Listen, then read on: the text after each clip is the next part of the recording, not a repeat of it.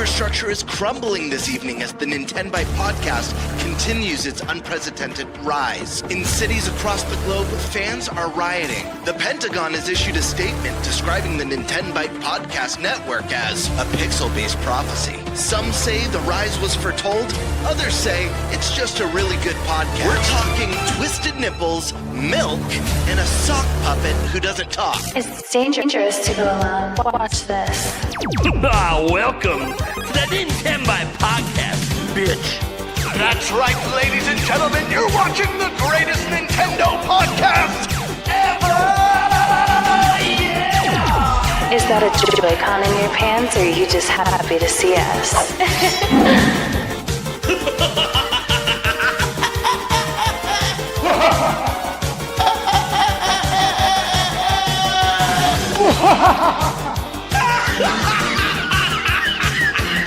Shut up! Now feel the power. Everyone, do you feel that? Oh my god, I feel it! I feel it too, Gamer. What is it? It's the power of our podcast. I feel it! This is rad, NintenByte. So rad. Power.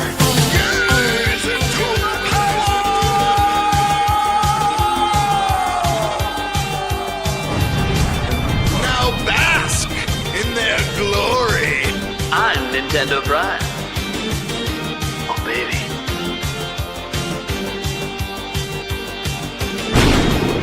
I'm Thunderstash.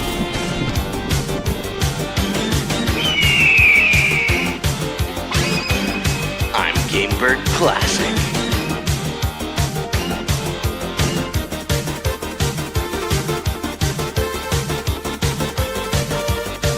NintenByte rules. Let's rock. Hey everybody, welcome to the NintenByte Podcast Season 3, Episode 41. Kind of a special episode today, not just because of our three lovely guests, but it's basically almost, not quite, but almost entirely a Zelda episode. Zelda's 40th. We have three different things we're going to be going over for us. So it's going to feel like three topics in one, but it's going to be a lot to talk about. Talking about how what the Zelda series means to each of us on an individual level in our lives, whatever. Maybe for some of us, our careers, at least for me, Zelda's done some shit for my career. Kind of crazy. But then we could also be going over our top 10 Zelda games today using the IGN list that a lot of people don't like to just kick off the conversation. And then we'll get to all of our individual lists. And I think I threw something else in there too. I can't even remember what it was. Oh, yeah. Maybe some predictions for anything we might think actually might happen this year for the 40th anniversary. Whether you think for some reason Nintendo's going to squeeze it in the next 48 hours, or maybe they're going to do what they usually do and wait till the summer, which is typically when they announce their Zelda anniversary stuff. But anyways, we can talk about what we want or expect to happen for that. And then, yeah, our other thing we're going to talk about today, just kind of another Switch 2 check-in, a little 8-month check-in. Just give our thoughts on Switch 2 so far to date. How happy are we with it? Are we happy with the power and the performance we're seeing from the games, the game releases in general, from third party, first party, any concerns we have, what we think the future might hold? Lots of stuff to talk about there, of course. But that's pretty much it. We don't really have anything else unless for some reason there are some dealer's choices out there. Maybe the other co-hosts have something cooking. We'll see. That being said, let's go around the room and introduce everyone. First off, let's start off with someone who hasn't been on a hell of a long time, the Geek Apprentice. Yes, hello. Thank you for having me on. I can be hard to get sometimes. But yeah, I'm the Geek Apprentice. I make videos on YouTube about Zelda and Animal Crossing and the Hunger Games. And I'm usually very inconsistent because I have a toddler. So I'm glad to be on again, though. Totally understandable. As a father of three. Yeah. I don't know. I kind of want to go back to the toddler days. I don't mean to scare you about the teenage years. I'm just the toddler days. Oh, no, I'm soaking in every second right now because he's only a year and a half. So enjoy. He's not even in the terrible twos or terrible threes yet. That is such a fun age. Enjoy that. Very fun. I love the earrings. Thank you. I know. My fiance saw them in the video someone else had. So she's like, they have Triforce earrings. Why don't I have those? I'm like, all right, well, remember that one down for her birthday. Okay, this is the thing. When you're the significant other, you gotta pay attention and mark things down when they say stuff like that. She's gonna forget about it in like 5 months, and I'll be like, hey, happy birthday! Remember? I listen. They were a cheap Target find from like 10 years ago, but still. I'm sure I can find some online somewhere. Amazon has everything. Yeah. Or if they don't, Etsy probably has some homemade ones. We got the lovely moderator of the channel and co-host of the NinTopics podcast, Joyce J. Yes. Good evening, everyone. I don't do anything. I just annoy Nate and talk about Zelda. That's what I do. Yeah. Well, pretty much. Yeah. Yeah, pretty much. And I think you've annoyed every person who's ever been banned on my channel. Hopefully. I'm That's hoping a good so. thing, yeah. I mean, there might be some intent behind that. I'm just hopefully they all have negative thoughts about you. Of course, to be fair, I I've really banned hope a they number of do. people that I know have negative thoughts about me. So then we got Tiger Time. What is up, guys? Great to be back, as always. Yeah, here I am. Dude, I felt so guilty. You were coming on today, and I was like adding the channel links down below, and I'm like, why am I not subscribed to his channel? You're good. I noticed that's I felt so bad. I was like, what the heck am I doing? I have you on the show multiple times. I clearly like your personality. I never subscribed. I saw that notification. Yeah, that was. Yeah, thanks for subbing. I didn't know you weren't before this, so you kind of outed yourself there. But hey, Yeah, it is what it is. appreciate it. Look, though.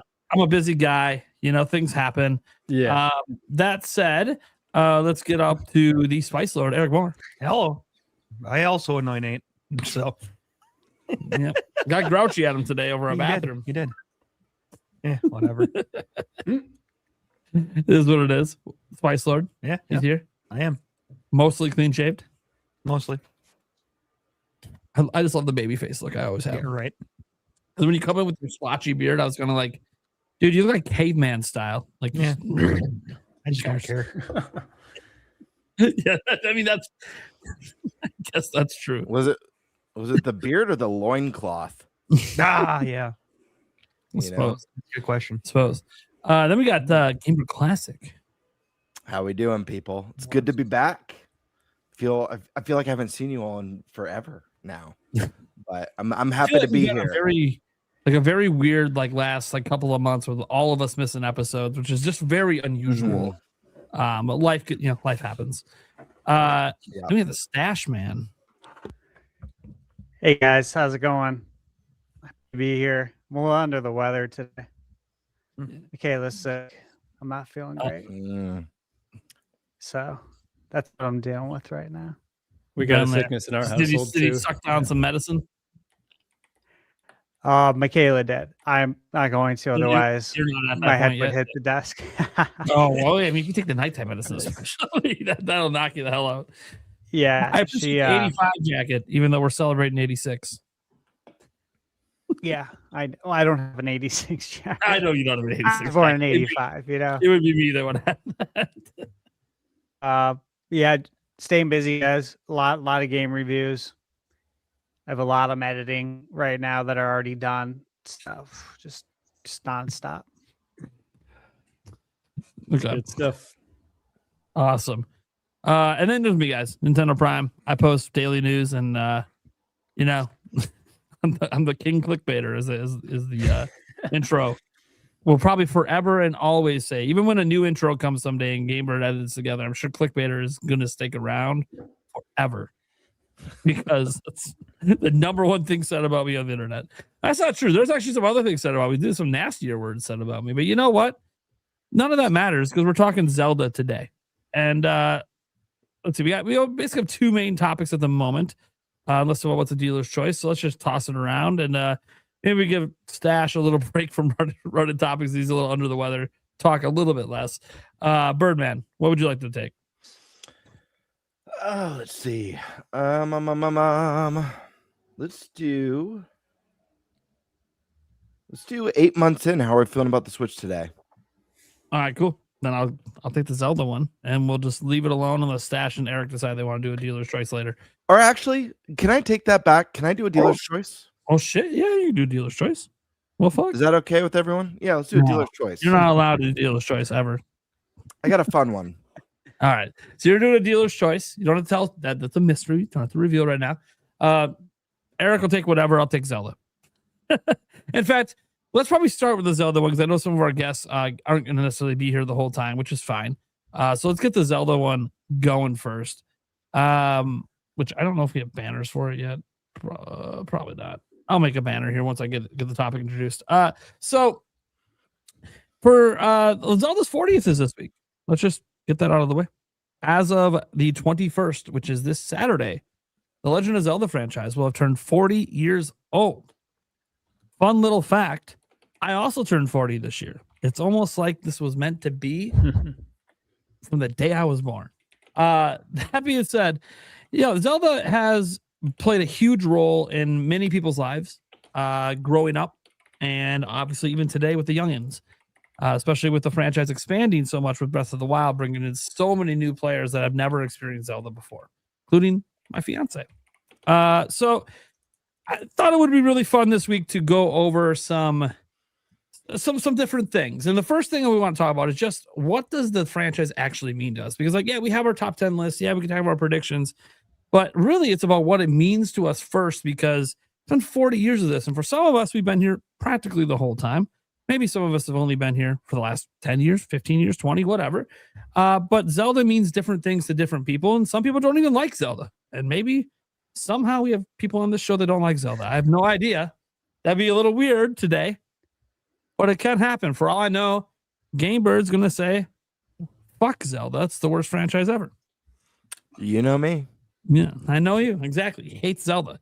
See that Majora's Mask back there? That's just, he hates that game so much. There for dart target practice. Just like Gino for you. Yeah. So I don't have. So do you see a Gino behind me?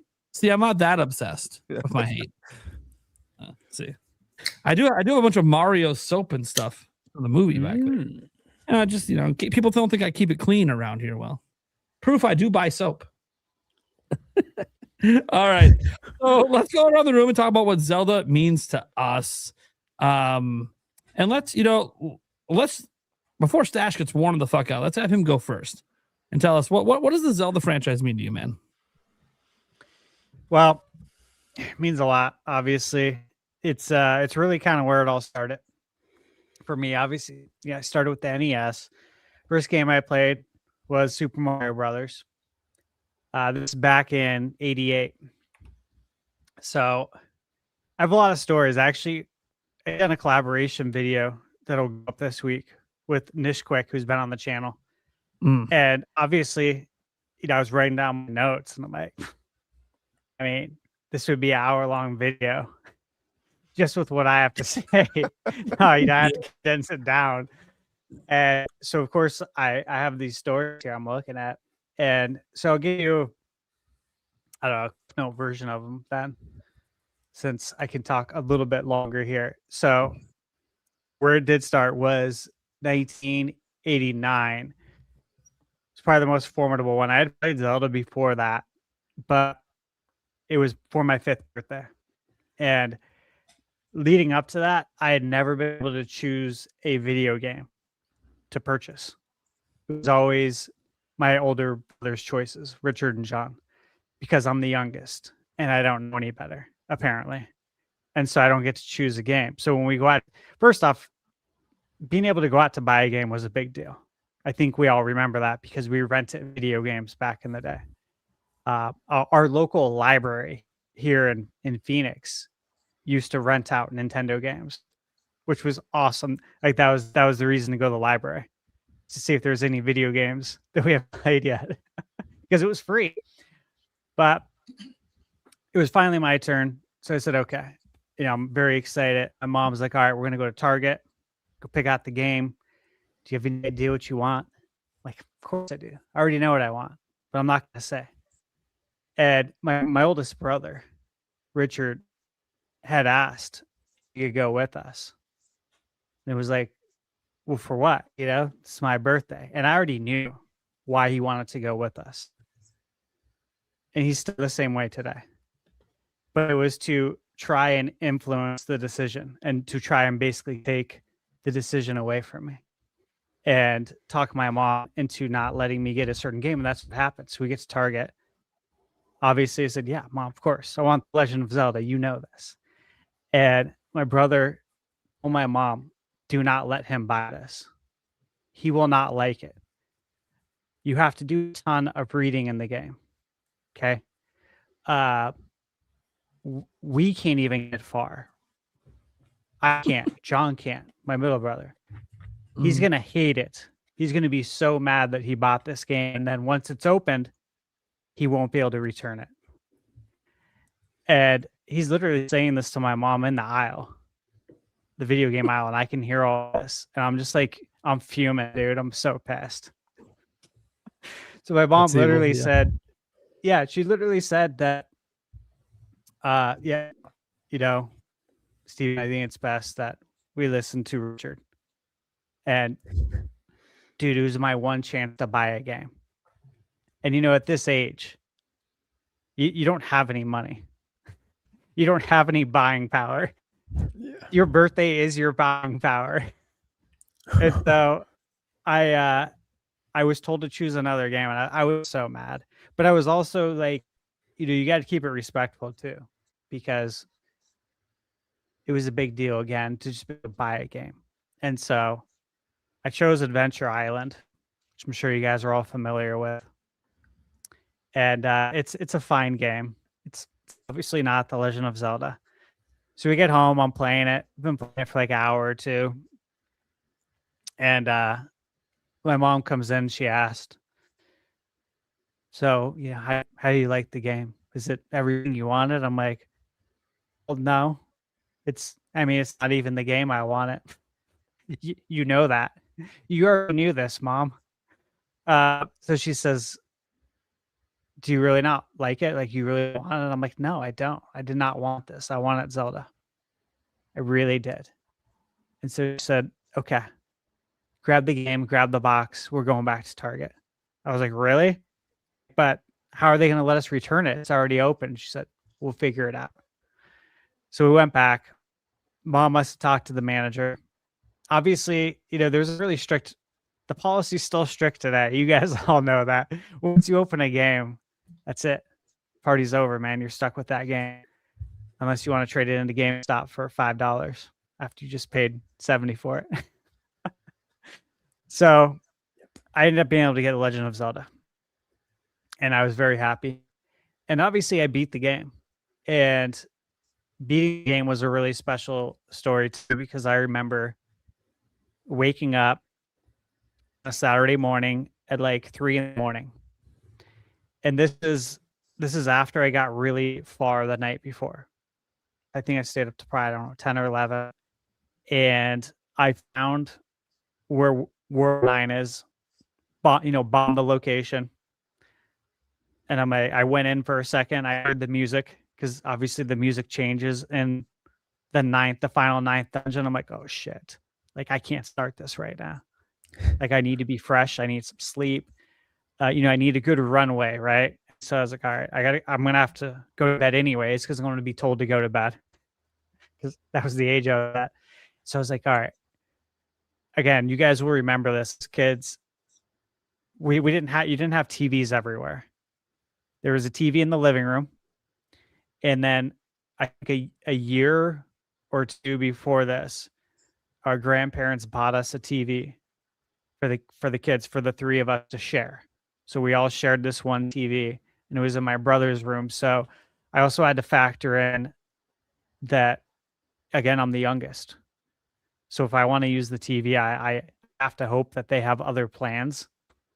Otherwise, I'm not going to be able to use it, right? And so I was like, okay, well, what if I just wake up before them?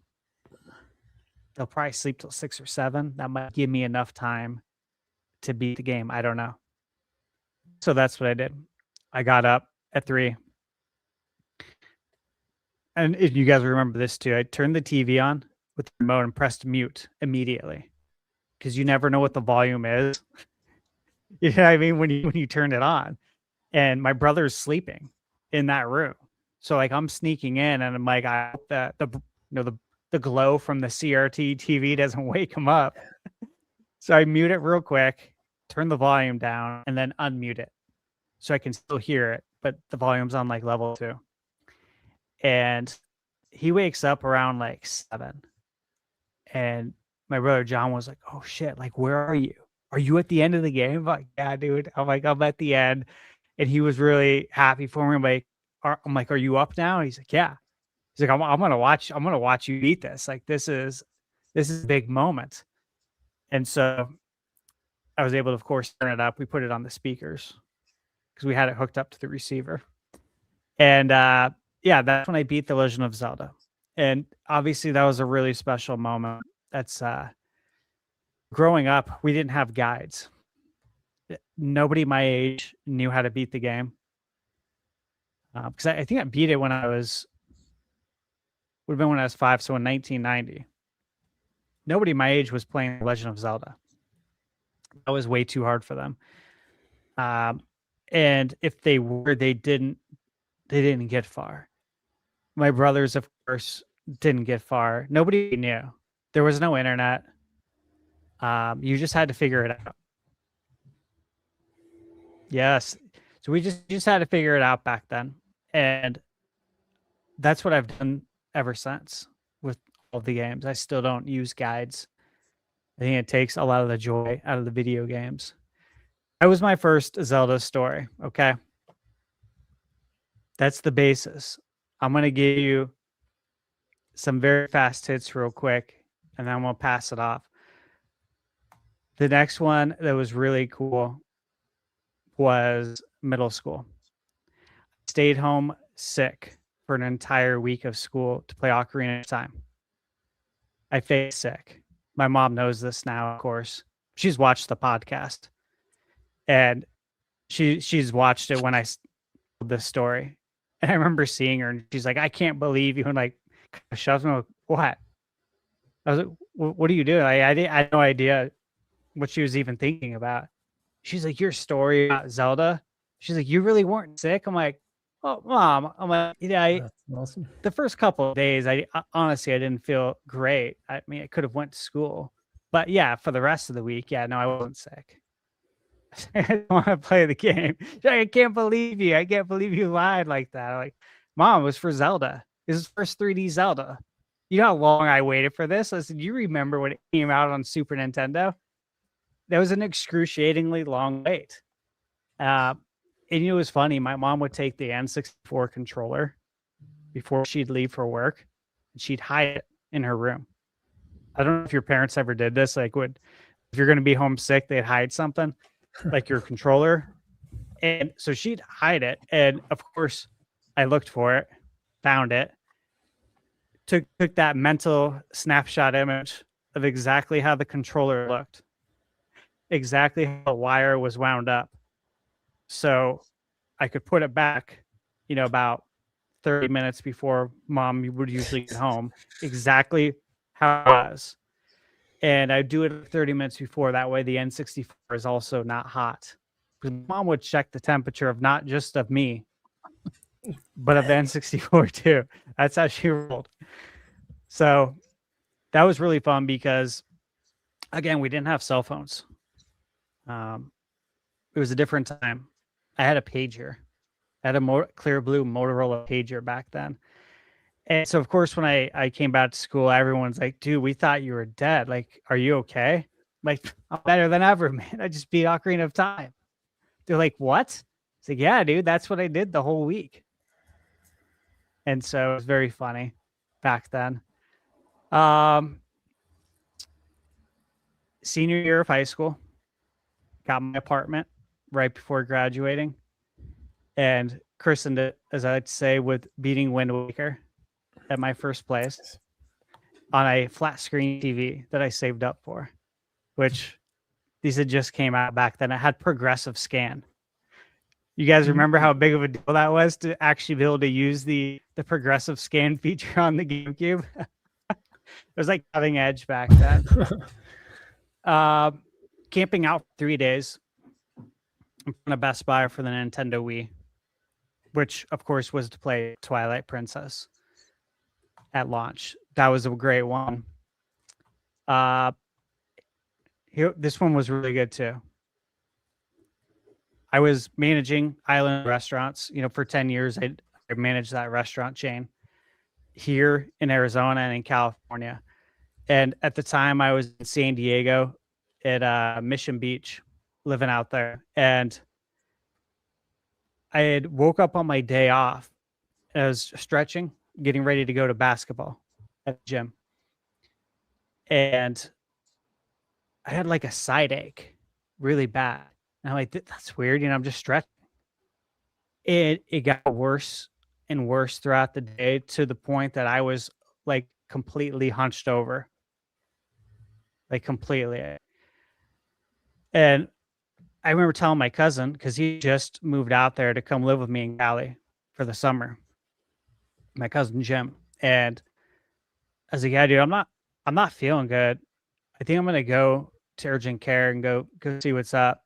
I'm like, this something's not right. So I drove myself to urgent care. And mind you, I'd only lived in San Diego for a handful of months. And doctor got me on the table. He's using his little hammer. And he's like hammering my stomach, right? And he was like, your appendix is about to burst. Like immediately, I'm going to call the emergency room. I'm going to tell them you're on your way right now. You need to go directly there. Like who drove you here? It's like, I drove. What do you mean you drove? I'm like, I don't know, dude. I didn't think you're going to tell me I need to go to the emergency room immediately. He's like, oh my God. He's like, do you want an ambulance? I'm like, no, I don't want to pay for that. I'll drive myself. I drove myself here. He's like, I understand. He's like, that's fine. I get it. He's like, just go straight there. And so, of course, working in the restaurant business, there's a lot of heavy lifting involved.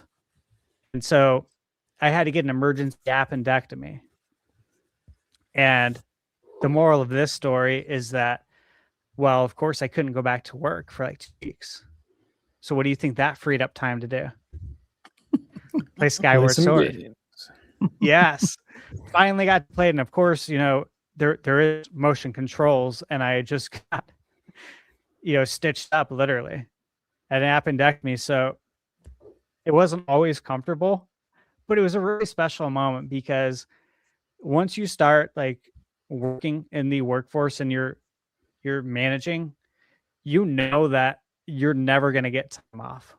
There's never going to be a perfect window ever to play a game and have, once again, a nice runway to actually just relax and play this straight through. Unless, of course, you have to have an emergency appendectomy and then you can't go to work. And I had my runway. And so I know exactly what I'm going to do. It's time to play Skyward Sword and beat it, play it from beginning to end. And so that was a really special moment. And then my last one, which I think is very funny because, just at the age I'm at, I don't know if anyone else has done this, but I was at Loan Depot. And again, I was with Loan Depot Mortgage for 10 years. And I was interviewing for the director of operations position. And they were asking how I got so good at troubleshooting all of our systems. They're like, you fix stuff that IT has no clue how to do. Like, how do you do it, but also do all the other jobs that you do? And like actually your main job, because that's not my main job to fix things, obviously. And I said, you know what? I was like, I don't know if you guys will understand this. You might think I'm being funny, but I'm not. I said, I think it goes back to childhood, like to being a kid with The Legend of Zelda. I said, honestly, the way I'm able to solve problems and troubleshoot is because, honestly, playing The Legend of Zelda, learning all the trial and error and doing it my whole life. So you got to understand, I started playing this when I was 4. That was when we had first rented it. And it's never stopped. And of course, it's that I play other video games too that are similar with problem solving, but I don't use guides. I don't do any of that. Like, I am the guide. I figure it out for myself. And so when I'm doing stuff like this at work, it's like second nature. And Stash, of course, I could got totally the job. Stash. I could totally, if this still existed. Obviously, it doesn't today. But if you remember the Nintendo hotline where people would call in when they're stuck on a game, I could totally picture you doing that job. Dude, I would have Like, loved oh to yeah, do dude, it. I got your back. Push the blocks to the No, right. I'm glad you brought then that forward up. and light the 2 torches, and you're good. I want to mention this. I'm glad you brought that up, just because this is interesting for all of us. My cousin Jim messaged me like a month ago, and he said, "Hey, you know, a lot of the family like watches the podcast, right?" I'm like, "No, I had no idea." Like, honestly, I had no idea. And he said, "We have a family member that worked at Nintendo." I'm like, "What? What are you talking about?" Yeah. And Was it an uncle? he said his cousin, his cousin Jamie, I think his cousin Jamie or Natalie, her husband worked at Nintendo Power at the Nintendo Power hotline. He worked it's on the doing tip that line. job. That's I'm like, cool. no way. That's Yeah. Want to And, talk to him? he's- I need some help in the games back in the day. Well, he was saying, he's like, you should have him on the podcast as a guest, and you guys could talk to him. Like, that's a really good idea. That'd be And he so said he'd be cool. down to do it. So yeah, just heads up. That would be really fun. I think that would be an interesting guest to have on. He doesn't do podcast or anything, but he would obviously do that. But at any rate, those are my stories. Did end up getting the job, and my director at the time, Caroline, really cool, big gamer as well. She was maybe a year or two older than me. I'm 40 now, so she's probably like 42. And she grew up on Nintendo. In fact, she was there like camp out for the Nintendo Switch and the NES Mini and the Super Nintendo Mini. And we made sure like everyone in the office that wanted one got one. So we'd send people. Home Depot and Best Buy were across the street from each other. So we could just send people in line to go make sure we all got it. So I knew she would understand the reference. Like, there was obviously a panel of people, but she got it. She obviously, I think that helped me get the job because she understood what Zelda is. So those are some of the stories. Thank you guys for listening. Yeah.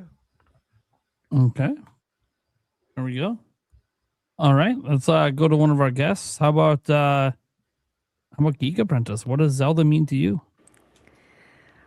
Oh gosh. So what's funny is I've answered this type of question like 3 other times for like other collaborations in my own video and like in the past 2 weeks, and I'm like, it's almost like it's an anniversary or something, and this keeps coming up. So at its core, it's childhood family memories. My family, I'm the youngest of 3. I have 2 older brothers, so naturally I learned about gaming through them. I was exposed to Ocarina of Time at the ripe age of 3. I can tell you it's not rated E for everyone. But I loved watching my brothers play it. That's typically my extent of gaming as a young child, was watching them. They would play the games. And funny thing, and I talk about this a lot whenever I stream, is my mom played the games with us. My dad couldn't care less, but my mom was the one that was like, she was helping solve the puzzles for my brothers on the Sega Genesis when I was like 2 years old because they couldn't figure it out. But she would play with us, and she had no idea what was happening. But for her, she was like, this is something all 3 of my kids like, so I'm going to join them so that we can have family time together. And like till this day, she'll know. She knew about the Animal Crossing trailer or whatever for the Switch 2 edition before I did. She texted me and was like, hey, did you know there's new stuff for Animal Crossing? I was like, excuse you, how do you know this before me? So that's my mom. But like, as far as Zelda is concerned, I have vivid memories of being a child and watching my brothers play, again, specifically Ocarina of Time.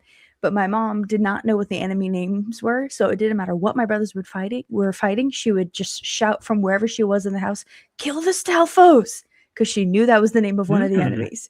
So she would shout that, and she messes up the names a lot. So she doesn't have a channel, but I think it'd be funny if she streamed herself doing games, but she refuses.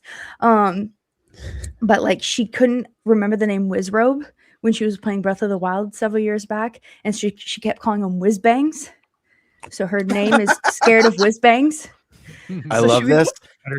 I have a similar thing that I'll mention when it gets around to me. I love that though. That makes me so happy. Oh yeah, my mom's hilarious. And the third thing she misnamed is she couldn't say Kakariko Village, so she would call it Karaoke Village. It was just great. Awesome. So at its core, Zelda is like childhood memories, but somewhere around Wind Waker is when we kind of fell off the wagon, if you will. Because my eldest brother definitely fell into the camp of, oh, Wind Waker's too childish looking, so he stopped playing. My other brother was like, Zelda, what do I care? I love it. And my mom and I, once again, my mom would annoy the crap out of my other brother with the Tingle Tuner and Wind Waker to the point where like he's throwing fits, and I don't blame him. When every 2 seconds you're doing the button that makes him go, hey, yeah, that would drive me insane too. But my brothers both just got interested in other kinds of games, and I didn't have friends that played video games, so I kind of didn't keep up with it either, except Animal Crossing was like the only game I kind of kept up with. But then I went to college, and I moved like 13 hours away, so I had to get all new set of friends, and I found friends who played video games, particularly Zelda. One thing led to another, and this would have been during like Zelda Tube in its infancy, and I was lost down the rabbit hole because I was like, oh, in my mind, there was Ocarina of Time, Majora's Mask, Wind Waker, and Link's Awakening, and maybe some other game that I realized later was Twilight Princess. I didn't know about any of this other stuff. So I went to look up, my brother suggested, hey, why don't you look up a Let's Play for Twilight Princess? That's the last one that we started to play and we never finished. And I was like, oh, okay. I think we started it on my Wii. And I looked up the Let's Play, and that just massive rabbit hole. I was like, there's a timeline. Is there? There's all this lore, and I didn't know. And I went insane, which led me to finding Game Over Jesse's channel, which I was majoring in theater. I got my degree in theater, and I did dabble in some voice acting. So then I learned what Discord was. I joined Game Over Jesse's Discord. They had a little, it was him and Capt Bergerson. They had a little audition for like, hey, we're going to let viewers send in a little audio clip of themselves, and they can do some voiceovers and videos if we like how they sound. Within 10 minutes of me sending mine, Jesse messaged me and said, oh my gosh, we want your voice. And I was like, why? But okay. I was excited. And that led to me voicing one video, then 2, then 3, then 4, then 5. And then it was, hey, do you want to just be in our podcast? And I was like, okay. Again, I had just started doing the YouTube thing. I didn't know what I was going to do with it. To be fair, I'm not sure I still know what I'm doing with it all these years later, because I started in 2018 when I graduated. And then, yeah, everything kind of just blossomed from there, and it led to being able to find an online community, which I would have never been able to conceive of at the time. So it's childhood memories, but it's also just, I don't know, all this, I still call it a hobby now, with the streaming and the videos. And it's super fun to finally have people I can talk about these games with, because my brothers aren't super interested anymore. And I didn't have in-person friends who cared about video games, which, not that everyone has to like video games, but it's nice to, you know, be like, oh my gosh, did you see that new trailer for Tears of the Kingdom? And have a bunch of people be like, I sure did. Let's talk about it. And it's, yeah, it's really cool. And I have bazillions of memories with that, but I'll leave it at that. Okay. Love hearing these stories, man. You know what? Let's go to someone who maybe doesn't have as deep of a history, but maybe we'll be surprised. How about Eric? What does Zelda mean to you? Oh, man. The games, I haven't played a ton of them. But obviously, throughout yours and mine friendship. I've watched you play pretty much all of them. Still, I feel like I've played all of them. Well, okay, hold on. I guess I have played parts of all of them because anytime you went to the bathroom, you're like, here, play. Dude, that was a huge thing back in the day. I don't know. Yeah. Is that still a thing with kids today? Like just watching their friends play games? We used to do that all the time. Yeah. I know they watch like live streamers and like people like Queso and stuff now, but I'm like, how about actually watching your friend play the game like in person? It happened a lot. Yeah, Anyways, go that on. was the thing. Yeah. But so there's that. The games, like I said, I haven't played a ton of them, but Zelda in itself, the franchise has opened up a bunch of different things. Honestly, without Zelda, we probably wouldn't be sitting here. The podcast, things like that. I know I never would have went to E3, at least the first time, without Zelda. So it has opened a ton of doors and things that I never thought I'd be able to do. So yeah, the new games are freaking fantastic, and I'm looking forward to see what they bring out next. But yeah, no, it's been wonderful because it's opened a lot of doors for me. So, all right, let's hop on over to guest Tiger Time. What's this other franchise mean to you, man? Yeah, it actually means a ton. I think during my first podcast appearance, I mentioned how I don't even know if it's my memory, if it's one of those like you see a picture as a kid and you might believe it, but you're not really sure if it was real. There's this photo of me in my mom's lap and Zelda's on in the background, NES Zelda. And she's like got me down in her lap and then a controller in her hand. So I'm kind of like between her and the controller. And I feel like I look at that picture and kind of see where I'm at now with games. And I'm kind of like, all right, that's where the seed was planted, Mm-hmm. And then growing up, I had an NES, SNES, N64, and the first game I played was either NES Zelda or Excite Bike. I don't really remember which one, but both awesome in different ways. But yeah, I remember playing that NES Zelda, and my mom would, she'd watch me play, and she still doesn't really understand what's going on in games that she plays, but she has a good time, which honestly, it's all you can ask for.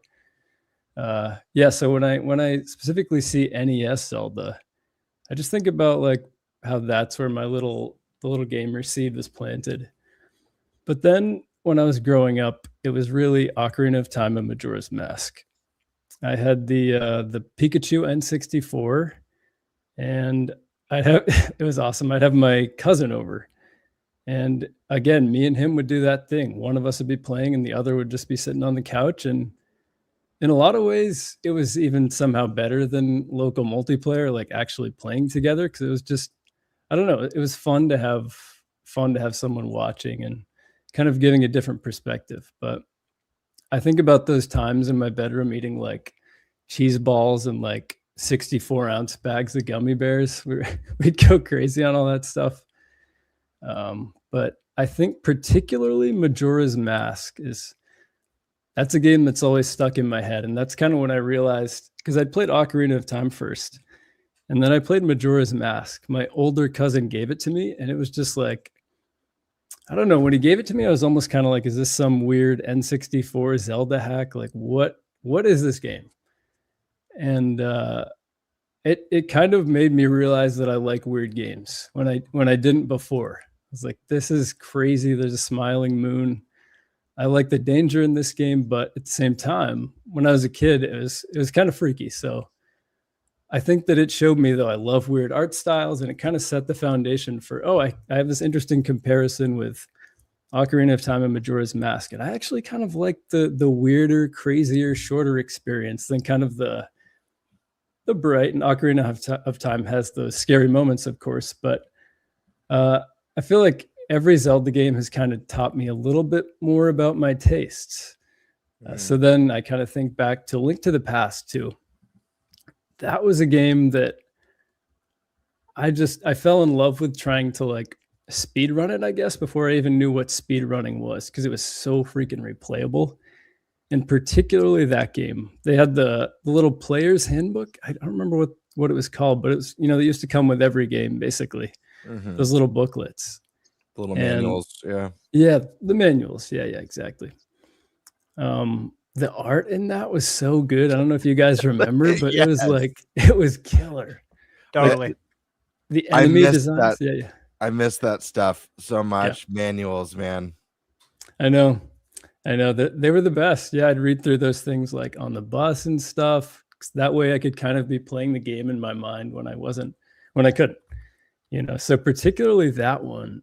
I remember the enemies were so cool looking, and you could kind of read the little lore about them.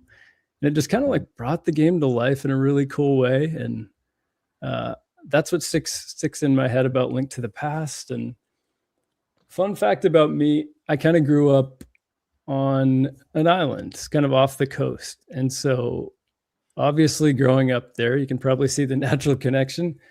Wind Waker was like the coolest game I'd ever played. It was like, I could connect to it in such a crazy way, especially with the young Link. So I was I think I was like 8 when I played it. So it was like Toon Link and I were hitting it off. So I was like, okay, this guy's also a small dude trying to find his way off this island. And it was like the coolest thing. And I thought it was like the most beautiful game I'd ever seen. And it also had kind of a weird mystery of the sea aspect. Like I always felt like I could find something cool out there. And again, just kind of that relating it to my hometown with the Wind Waker was always a really special touch that the Wind Waker will always have for me, for sure. But then interestingly, after that, of course, Twilight Princess. And again, I probably played that, it came out 4 years later. I probably played it when I was like 10 or 11 or 12. And so it was just like a cool progression, because Link's obviously older in that, and he's kind of a young man. So it was like Link and I were aging together. It was this fun little journey. But again, it was cool because Twilight Princess to me was like, oh, Zelda's going weird again. Like Majora's Mask kind of showed me that I liked. And I don't know. I remember specifically again with that game, my cousin and I, we kind of started hanging out again, and that game kind of brought us together again. So Minish Cap, all the Game Boy DS games, they all bring me back to like, I don't know, mostly bus trips. Like I'd try to sneak in as many minutes as I could on the bus trips. We'd go to the YMCA. That was an awesome trip because I got a little extra time. I remember trying to play Link's Awakening, and like if there was any daylight at all, not being able to see and play the game, the struggles there with the Game Boy. There's just like some core memory that's unlocked when I play every game. Minish Cap, I remember my aunt took that away from us as kind of, again, a punishment, kind of like hiding the controller, except she went just full game. Like, nope, no chance of playing this. I'm going to hide it. So she put it on top of the fridge for some reason.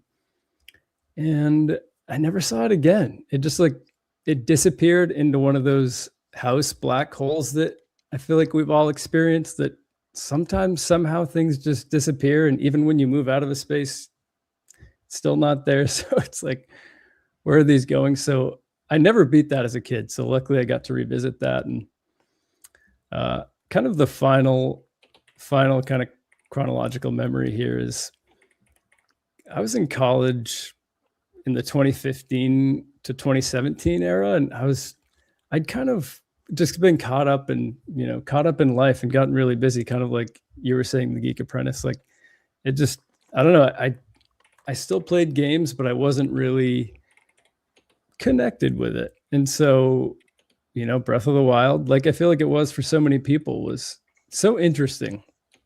Just like seeing it and trying to think open world Zelda and like, how's this going to work? And then obviously playing it, and you never forget that moment when you first walk out onto the Great Plateau. And I don't know, it just really, I feel like particularly the Great Plateau is like, oh, this weirdly somehow, I actually made a video about this. It kind of feels like home, even though I've never been here before. And that's a really special feeling that not every game can create, but particularly I was like, this is why games are awesome. Like, this is the best form of storytelling out there, in my opinion, because you can't necessarily immerse yourself and feel that way unless you're in a game. And again, it was like, oh yeah, what am I doing? What is this 2-year hiatus? I got to get on this backlog and start playing these games. And I remember Tears of the Kingdom. I almost lost my relationship because I was like, I got to play this 15 hours a day. Like, I couldn't stop. I'd take it off the dock. And she'd think we were going to watch TV together. And I just like still have it handheld, and we survived, luckily. But yeah, these games, the Zelda games are special. They just, Bless you. Oh, was that a sneeze? Yeah, bless you. Yeah. Thank you. But yeah, they just, I don't know. Anytime I play a Zelda game, it unlocks a memory for me. It creates a feeling even beyond just a memory. Like, I feel like not every memory can do that. Like, not every memory, when you have it, you feel how you felt in that moment. But with the Zelda games, it's like, I remember myself and my cousin playing, but I also like feel just that nostalgia. Like, it's there whenever I play. So they're good. They're good. All right. Thanks. By the way, I love hearing all these stories. Makes me so happy. Yeah, it's really cool to see. Yeah. Makes you very, It's a very little happy, emotional. I'm not gonna lie. Oh, yeah. I said I'm getting a little emotional. I'm not gonna lie to you. I'm I getting don't know a if little anyone saw. emotional. I went like this earlier. I had a little tear come to my eye at some of these stories. Zelda's one of the few video games I get actually emotional about. That said, it's not my turn. Let's hear Gamebird Classic. What's it mean to you, buddy? Boy, man, where do I even start with this? And like Thunderstash, Nishquick reached out to me to collab on his new video that's going to be coming soon about, sharing fondest memories. And it was so hard for me just thinking of like every game from the series, all the memories throughout my entire life, since a little boy. What memory meant the most to me. And so definitely check out his video when that drops to hear what I came up with. But like Thunderstash, I started with, I've got it over here. I've got my little show and tell. I started with this gold cartridge. Yeah, man. And this NES, it was a hand-me-down NES that was gifted to me, I think when I was 4 years old. And this, I didn't even have the Mario and Duck Hunt yet. I had NES in this. And this game changed my life. And it, like was kind of mentioned earlier, without this combination, I don't know if there'd be a Gamebird Classic today, because this is really what shaped me as a gamer. Zelda's been my favorite video game series since. Nothing's come close for me. And I learned so much from that game at a young age. I learned, as maybe as corny as it might sound to some people, but I learned perseverance. The game was way too hard for a 4-year-old to play, period. Good point.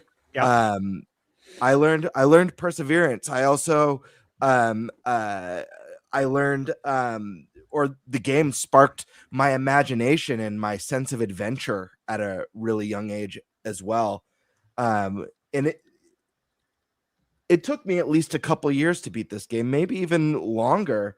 I don't recall exactly when, but I'll never forget burning every bush, bombing every wall, every rock to find all the secrets and everything that's to be discovered in this game. And I don't know, that like that starting moments where it's dangerous to go alone, take this, and you get a sword and you're off, and that theme song kicks in, just stuck with me.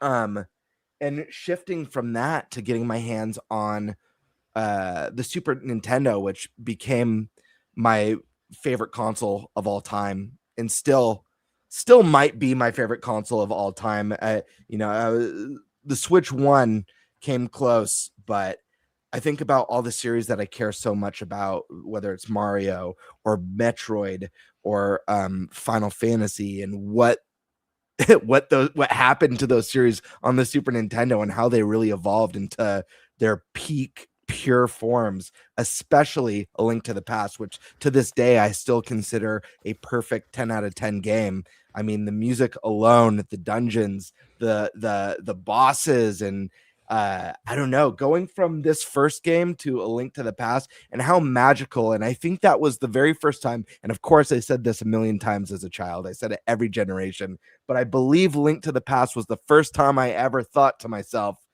it's never going to get better than this. Like this is going to be the best sounding, the best looking, the best gameplay. There's nowhere beyond here. Yeah, I don't know. Ocarina of Time, again, that another one that like made such a massive impact on my childhood, and taking an adventure that I grew up with, starting with The Legend of Zelda at 4 years old, and then entering the realm of 3D and that opening title sequence with the piano and just that, oh my God moment, that goosebumps, like, holy crap, I can't even believe I'm playing this right now moment. And all the deep memories. And, Stash mentioned about how there was no internet. There was no like looking up, what do I do? And the memories with Ocarina of Time, especially, and Majora's Mask as well. But Ocarina of Time, I remember so vividly of being on the schoolyard, and just talking to kids. And, secrets were such a big part of video games, and someone sharing a secret that they found out, and you'd be like, nah, bullshit, dude. Like, there's no way. But then you still go home and you put a bomb next to that one tree or that next wall just in case it was true. And so many memories like that. Majora's Mask, Tiger Time. This game was so weird and quirky and moody, and made such an impression on me. And this was the first and only game that I ever bought a walkthrough for. I bought the premium. Still have it. I think I showed it on the show one time. I still have it to this day because I had to have every item, I had to explore every nook and cranny of this fascinating world. In the game, the time system, the 3-day cycle, the kind of Groundhog's Day 3-day cycle where everything you do affects the next day, and certain people are only at certain places at certain times on certain days where you can move along the quest or get a mask, was so unbelievable to me and felt so far ahead of its time. I had never experienced anything like that on a console game before.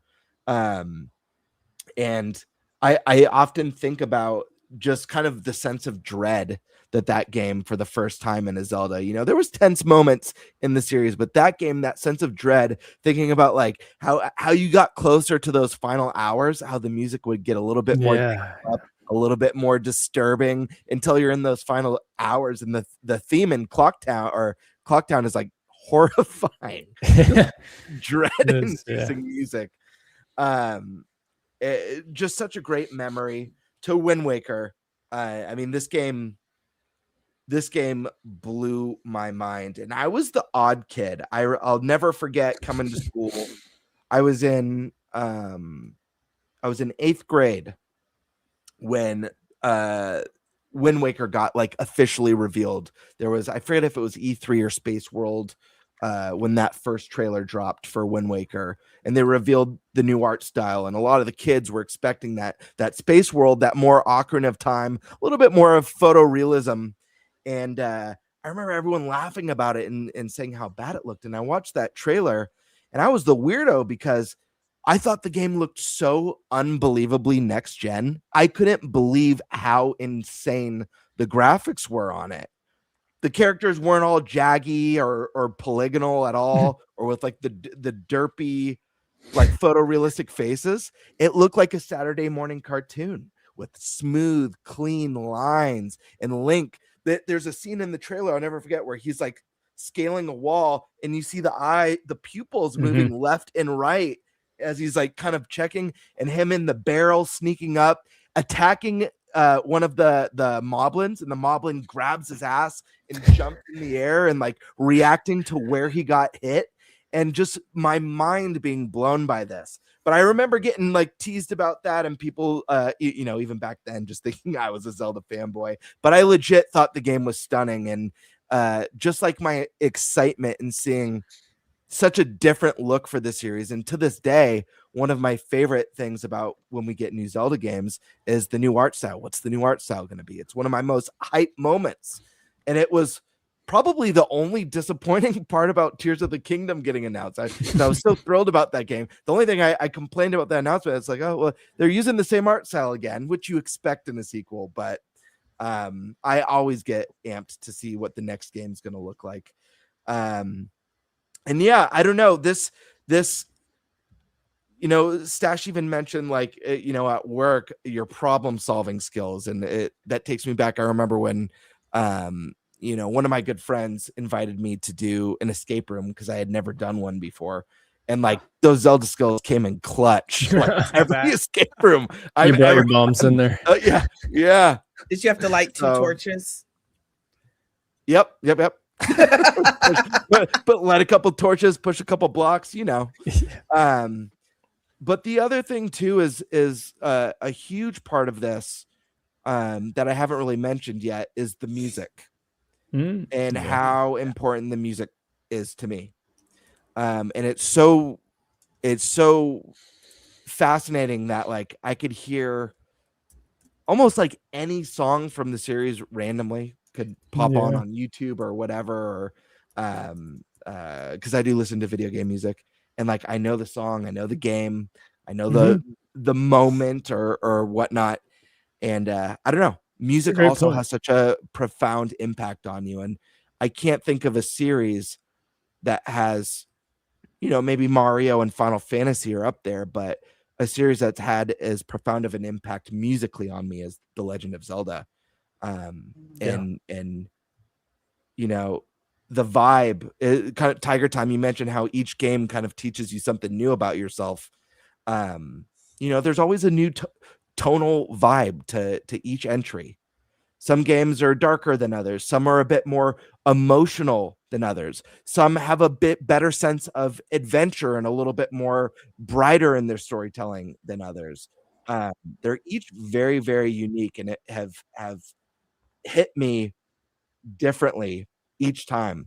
But for me, it's always a huge event. To me, it's the biggest event of every generation. And not only do I prepare for it with either vacation time or, in the past when I didn't have a job that had vacation, so I'd always do the nose plug. It was my signature move. I'll never forget. In fact, I'll never forget my best friend who got to come on the show, my buddy Colin, who manages our fantasy critic game league right now.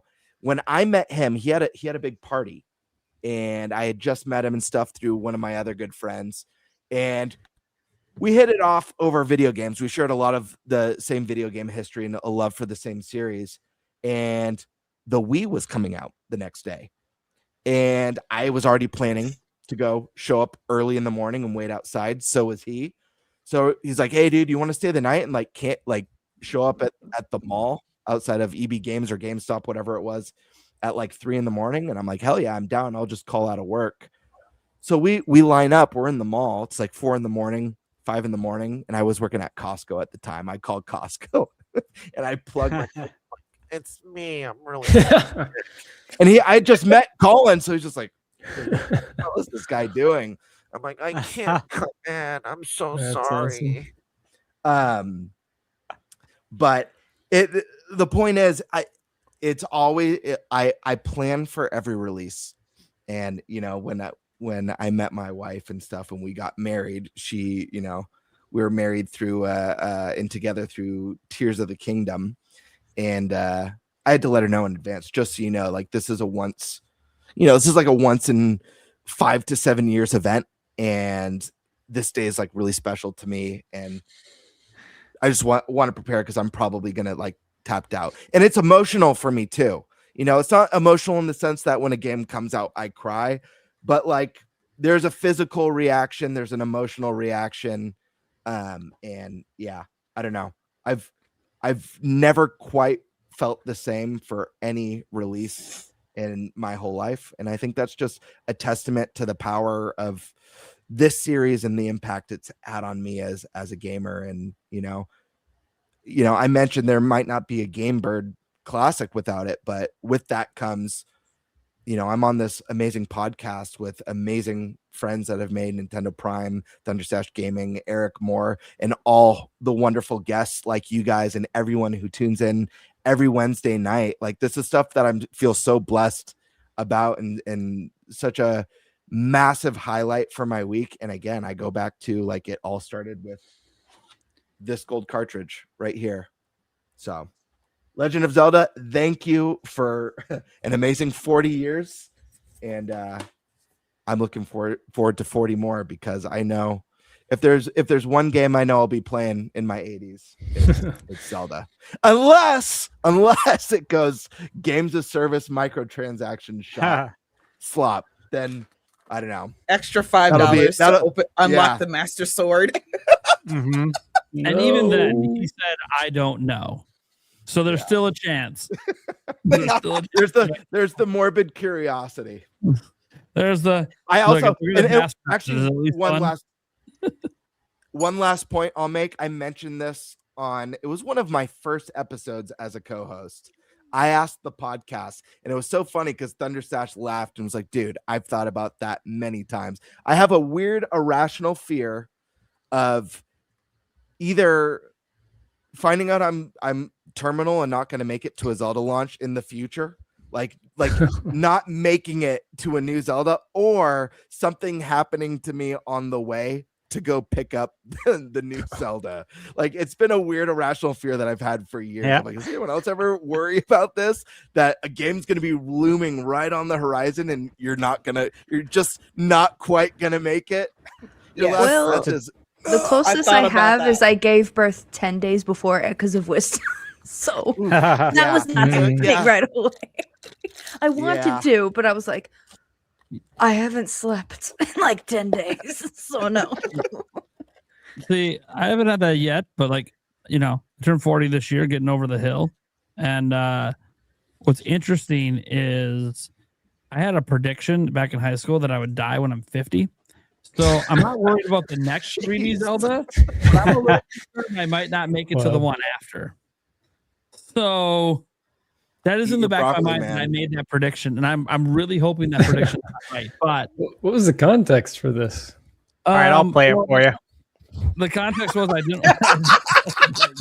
Thanks, Dad. The context was back then I thought 50 was ancient, and so I would see like lots of old people. Like my mom. Okay, let me put the context here. My mom was a social worker, and she dealt with a lot of different types of clients. And some of them were obviously people that were extremely elderly. And I would see how much pain they're in and how much suffering they're in, like every single day, just to even like sometimes breathe. And I was like, shit, I should be dead at 50 then. Okay. Now I know in hindsight that was just me being a naive child, not understanding that those people were much older than 50. But so I'm hoping that prediction is completely incorrect, and I actually have a letter. Do you guys remember at school they make you write a letter to your future self? Yeah, the time capsule. A letter to my future self that you will die at 50. So that's insane. So that's kind of the story there. That's funny. That is well. There's only one person that still has to go. No, I'm just kidding. Joycey. Huh? What does Zelda mean to you? Oh, that's right. I'm part of the podcast. I thought I was just watching for a while. Okay. I'm so into everybody's story. I'm like, wow, really? So a lot of you, or not a lot of you, but some of you have seen me on the NinTopics podcast. So if you've heard this story before, I apologize. And also if you're also used to me being on Mike's podcast, and I'm always hot, and this light has me melting. So, okay. Woo, child. All right. It was a dark and stormy night. No, seriously. when I was a child, young child back in the 80s. So I am actually older than Zelda. I'm over the hill, Nate. Come on over. It's fine. You don't die. Your bones don't suddenly get brittle and fall off. Like nothing bad happens. I swear. That's at 50. That's in the Yeah. It's at 50. No, my mom's almost 80 and she's still hot. She still gets hit on. So I'm not really worried. But anyway, so my dad was back in the 80s. He was like a computer and software engineer, which was like huge back then. And my mom is just very, very studious. She's always very office job, straightforward kind of person. So they unfortunately divorced when I was around 2. So my dad had the video games, and my mom was like, video games? What are you talking about? We don't play video games. What's wrong with you? Go read a book. No problem. I like to read too. So it wasn't really a punishment, and I didn't think it was odd, right? But my dad was like, well, your brother had the Nintendo. So now that brother is too old or older, your turn, you could play with it, whatever. And of course, I played Mario. My brother and I beat Contra together, which was an amazing moment. Yeah. And then there was this little gold cartridge, and I was like, what's a Zelda? I don't know a Zelda. Pop that sucker in. And the strange old man said, it's dangerous to go alone. Take this. And he gives me this little wooden sword.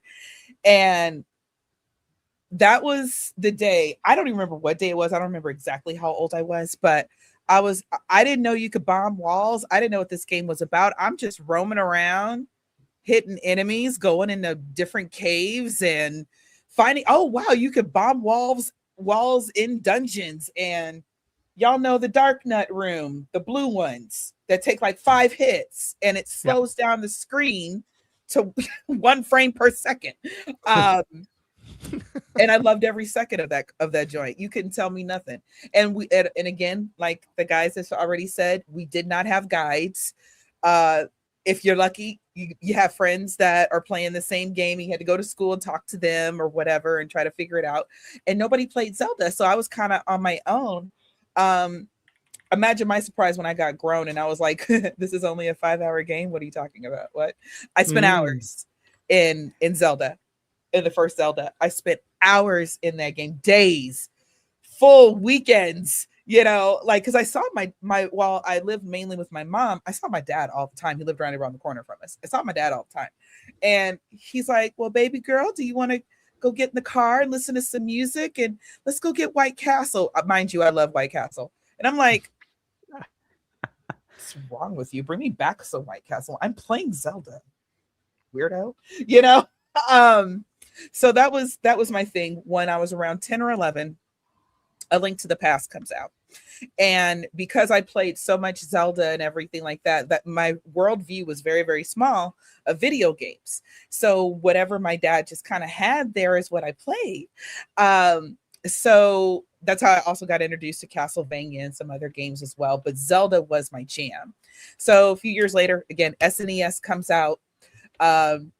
Due to people, my dad got remarried and other family things, I kind of end up kind of being like the forgotten one. And it was okay. I understood, new family, we got to make room. I get it.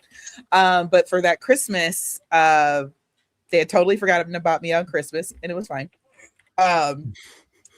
But late at night, we come home from a big family Christmas to do, and my dad and my stepmom, they were like, oh, Santa still has gifts for you. I never believed in Santa, so I was like, y'all want to just give it to me in the morning? I'm going to bed, and they're like, no, Santa has a gift for you. Go sit by the tree. And I'm like, okay. I'm falling asleep at the tree, okay? And I hear them coming down the stairs, and by the way, I could hear all the tissue paper and wrapping and cutting upstairs. I mean, come on. So they come downstairs, and Santa left this for you. And I'm like, thanks, Daddy. I mean, Santa, open up the bag. It was an SNES, and it was all for me. It was mine. Brother wasn't there to take over. This is mine right here. This is mine. And it came, of course, with Mario. It's my favorite Mario, and I never can remember the exact name. Super Mario World. I Super think, right? Mario World. Yeah. Thank you. My favorite. That's And- my favorite too. Yes, and that's why I like Wonder so much, because it gives me that vibe of that game. Mhm. Anyway, so I had that one, and then of course A Link to the Past was in there. So we got to get to Mario, but Link comes first, in my life. And talk about mind blown. Going from 8-bit and the game slowing down to 1 frame per second, jumping into A Link to the Past. It's like, gaming's never going to get better than this. Nothing is ever going to blow my mind like this. Whatever. And I'll talk more about that when we get into our favorites and everything. So some time goes on. I get older. My mom and I, in our side of the family, we had to move to Texas. Her job moved here. So my dad was back in Missouri, and my mom didn't let me play video games. So, kind of fell out of touch with that, years go on, late teens, early. Oh, you're too old for video games. Who wants to play? Nobody plays video games anymore. What are we, 12? There was that attitude around me. So years go by, and I just don't think about gaming. I would hear different things, but never really paid attention to it. And one day I was at home, and I'm like very late 20s, about to turn 30 or something like that. And just so happened, there was a commercial on the television, and it was for Twilight Princess. That's how long it had been. And Joycey, you're saying after A Link to the Past, it had been till Twilight Princess? Okay. I just want to make sure I didn't miss a game. Yeah, I went for a very, very long time. Like, I Wow. played like other little Zelda games, like with my cousins and stuff like that. But I never. Sure. But my mom was like, "You're not sitting down in front of a TV. Go outside." I got plenty of outside time. I read books all the time, so Right. whatever. So all this time had passed, and I'm too old to play video games. But let me tell you something about Link. Link and I had a special thing going on, okay? And I just left him. No Dear John letter, no goodbye, no nothing. I literally left him at my dad's house, and I'm pretty sure my dad gave that SNES away. But I was watching a commercial, and it was Twilight Princess. And I remember I used to love Zelda. I said, when did Link start looking like this? And like, what? We're riding horseback now. Oh my God, Ganon. That's Ganon. I swear I remember Ganon, but I can't remember what trailer it was. And it was for the Wii. And I was like, but you're a little cartoon, and they still make Zelda games. What? Is Sheik Zelda in this one? What? I heard something about that. Who is Sheik? I went out that weekend because I finally had grown-up people money, and I'm like, I live alone. My mama don't pay a damn bill in this house. I went with my adult money, and I got myself a Wii, and of course I got Twilight Princess. And then I got online, and I'm seeing all these games I've missed. Mm-hmm. And it was kind of heartbreaking in a way, because I said there's a whole part of myself that I just let go because I was supposed to, and I felt a way about that, but it wasn't necessarily anybody's fault. It's just the kind of the way things are. And, my mom genuinely thought that video games were going to rot my brain. Right. Yeah. Because back then, all of the boomers. That's what they all thought. Yeah, that's what they all thought. They thought Pokemon was the devil. Mortal Kombat was going to take us all to hell. Everything was just blood, gore, video games bad. This was a very different time, because the boomers actually had a good argument back then. Now I don't know anybody who's trying to make that argument stick, because we were the hardcore gamers as kids, so we shouldn't have that argument. But anyway, not to interrupt, Joycey, but I feel very blessed that my mom was the opposite. She loved that I would stay home and play video games, and she'd always be like, I'm so glad my son's a gamer and isn't out there doing drugs. My mom would always say that. Yeah. She would always, my whole childhood, it was like, I'm so happy my son's a gamer and he's not out there selling drugs or doing drugs. Yeah, I got a lot of that too. Yeah. The thing is that, we just, I think my mom and my dad, they, in a way, they tried to put me in this bubble. Like, bad things don't happen as long as you listen to what I say. And I had those kind of parents, you know, listen to what I say or I'm gonna knock you out. So 80s, we were 80s kids, y'all. So that's the way the boomers handled it. No gentle parenting for us. But anyway, I looked online and I saw these games that I missed. And I was like, should I even play this now? Don't I have to play them in order? Things like that. And I just sat down and I was playing Twilight Princess. Funny story, and I told this on the NintenByte podcast, but I'll tell you guys. So we get to the Temple of Time, and I'm like, all right, I'm going through this game. I'm going pretty smooth. Like, me and Link didn't miss a beat. Like, we just got back together and everything. It's beautiful, honey. And then I saw what the boss was for the Temple of Time in Twilight Princess. And I said, I gotta look up, don't I? Oh Lord, I gotta look up. And judging by all the crawly things I've seen in this temple, child, I looked up and I was suddenly in Australia. Didn't save or nothing. I said, no. I have acute arachnophobia. So, which is wild because I live in Texas, and in Texas, like, yes, the bugs are 10 times bigger than, we're basically like the little Amazon down here. So I was freaked out, didn't come back to the game for about 4 months. And I said, look, we're going to have to play this. Because the thing is, it's not that we haven't seen this particular enemy before, but this one was really, really realistic. I'm pretty sure Australia has a 8-legged spider with a big eye on the back. Just saying.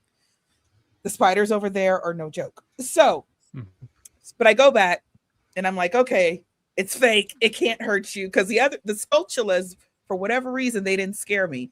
But Argoma scared the shit out of me. I'm a grown woman, by the way, at this time. Just saying. And I finally went back and I got over it. And then it was the final scene of that is absolutely hilarious after you defeat that boss. So I was like, it was worth going back. And I had actually restarted the whole game knowing that part was coming. But then I got through it and it was fine. And then I went back and I played all the old games I could get my hands on. I bought myself 3DS. I found all the old the 3DS games. I somehow I forgot who gave it to me. I think one of my coworkers did. From way back when. They're 2DS, so I could play, I think it was Phantom Hourglass and Spirit Tracks. So basically, all this time, me and Link were separated by forces not out of our own, and I don't usually take men back. But Link's different. I basically just went through a divorce, the equivalent of a divorce last year. So I was like, I don't take you back if you act a fool. But Link acted right. So he's like, come on, girl. We used to go on adventures together. What are you doing? Just sitting there being an adult, paying bills and shit? Yeah, I designed a video game. And it's because of Zelda, though. To bring it back a little bit more serious, it is because of The Legend of Zelda, though. I got to catch up. And then also being older, it's like, okay, let's spread out a little bit. So I was able to get on the hype train for the OG Switch, right? And when Breath of the Wild was coming down the pipeline, and I think I had finished, I forgot which game it was, but I finished one of the other Zelda games like a few years before the Switch came out. So that's when it was Zelda Wii U. We called it Zelda Wii U. And then we got Breath of the Wild, and then we found out it was coming out on the Switch and everything. And I remember that time period, just, and I had just gotten back into playing games, and I found so many gamers online on YouTube. And I was like, people play games online? Should have started a channel then, but I didn't think. And so I was back in the gaming community. It was fun. And all this energy and excitement for Zelda. It's like, I have found my people. I said, this is my village. I should live here because these are the same people who are the same age as me, who are just as psyched as I am. So this is obviously not just a hobby for kids. So, and like Tiger Time was saying, I I did everything I could possibly do when I first got Breath of the Wild. And you're in the little cave and and Zelda's telling you to wake up. I did everything I could possibly do in that cave because I said, once I go out there, I said, I know it's going to be a big deal. And I had noticed, I was like, we don't have a title screen anymore. That's interesting. Go out into the Great Plateau, and that's when the cutscene hits. So good. Tears. Okay. Tears. I said, I'm finally getting my moment. It felt like, in a way, I'm getting my moment. Y'all got to party together when Ocarina of Time came out. And I said, I'm witnessing the next gen's Ocarina of Time moment. And I'm still glad that I'm here, a part of this. And all I could think was, started from the bottom. Now we here, started from 8 bits. And now we're here at Breath of the Wild, So we'll talk more as the show keeps going, but that's my gaming story. But like I said, I Twilight Princess is what brought me back. Twilight Princess on the Wii is what brought me back. I love that it was both Zelda that brought you in and Zelda that brought you back. I think that's really cool. Yeah, thank you. Link's my boy Blue. Oh, sorry. I keep forgetting this isn't a regular live stream where I just shout random shit in the chat and Nate just laughs. Or he cries. It depends on what I'm saying. It's your first time on the podcast. Everybody shouts random shit on this podcast. So, Jesus. Dum dum diddy. Y'all don't know what that one's from. Anyway. Oh, and speaking of which, I am wearing my Zelda. Hey, Minish Cap. Yep. Nice. Yeah. All right. Yeah. I love the shirt. All right. Thank you. I guess it means it is my turn. Sorry, I was gone for a moment, guys. Those not watching the video version. All right, so we can all take a break then, since Nate's back. I was trying to get ice water, and it was just a bigger struggle than it needed to be. Let me tell you. All right, so what does Zelda mean to me? Look, guys, I could literally talk everyone's ears off for hours on this. I've done it before on live streams and on former podcasts, like the Nintendo Prime podcast. Talked about it many a time. So I'm going to try to condense a lot of it. For starters, I wouldn't be here if it wasn't for Zelda. I don't mean like alive, but I wouldn't. The Nintendo Prime YouTube channel wouldn't exist, because this Nintendo Prime YouTube channel used to be the Zelda Informer YouTube channel, which is a website I was editor-in-chief of for a decade. That website I would have never been editor-in-chief of if I didn't run other fan websites, including my own, such as Zelda Domain, made on geocities.com back in 1998. Inspired to do that after playing Ocarina of Time. So I literally, this whole career, the reason you even know who I am is due to The Legend of Zelda. Now, that's interesting. That's neat. You guys know I love Zelda, and if you don't know, you just haven't been around long enough to see it, because we haven't really had, I didn't go like crazy with Echoes of Wisdom back in 2024. So like the last time I went crazy about Zelda was in 2023. And because there was no DLC or anything with Tears of the Kingdom, that kind of came and went. But by the time we got past the summer, haven't really talked a ton of Zelda since then, beyond just like predicting things about future of the franchise. And then there was Age of Imprisonment, which I did call my game of the year last year because of how much I love Zelda. Now, Zelda's importance to me isn't really about what I do here on YouTube or any of that. I started playing Zelda. Ironically, I was about 7 years old. I was born in 86. And I've heard of Zelda. My dad was kind of the gamer in the house. He had the NES and everything, but he would pretty much never let me play it. And he didn't have The Legend of Zelda in his collection. He had a lot of other really good games, but he didn't have Zelda because the NES was kind of from his childhood. My parents had me very young, so they were like 18. So like a lot of his stuff that he got was from his parents.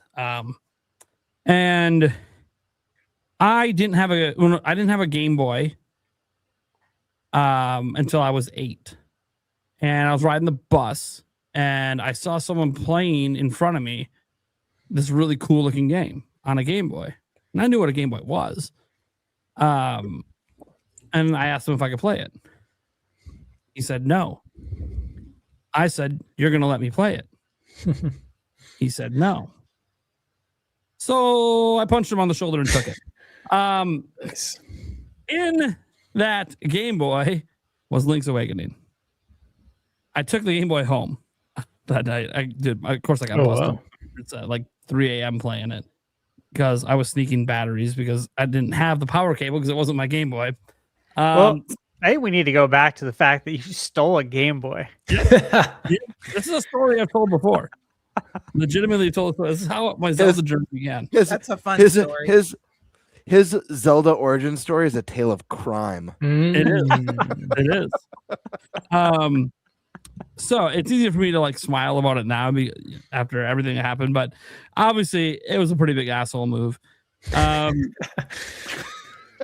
got in so much trouble. Oh my god, I didn't get to play video games for like 6 months. It was bad.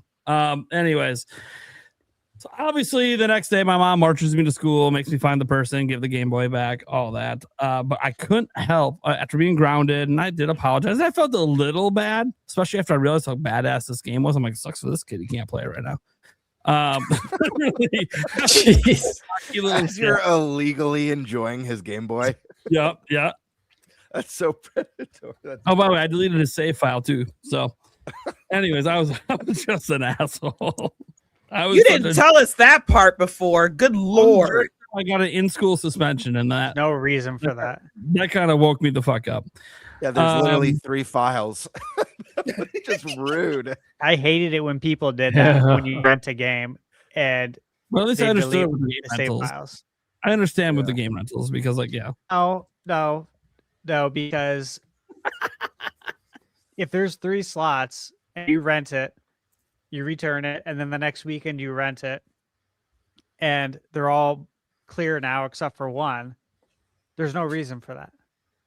We both of our files could have coexisted, and another one could have, but you just wanted to delete all of them because you're an asshole. Not you, but this is what people do when you rent games. I'm an asshole.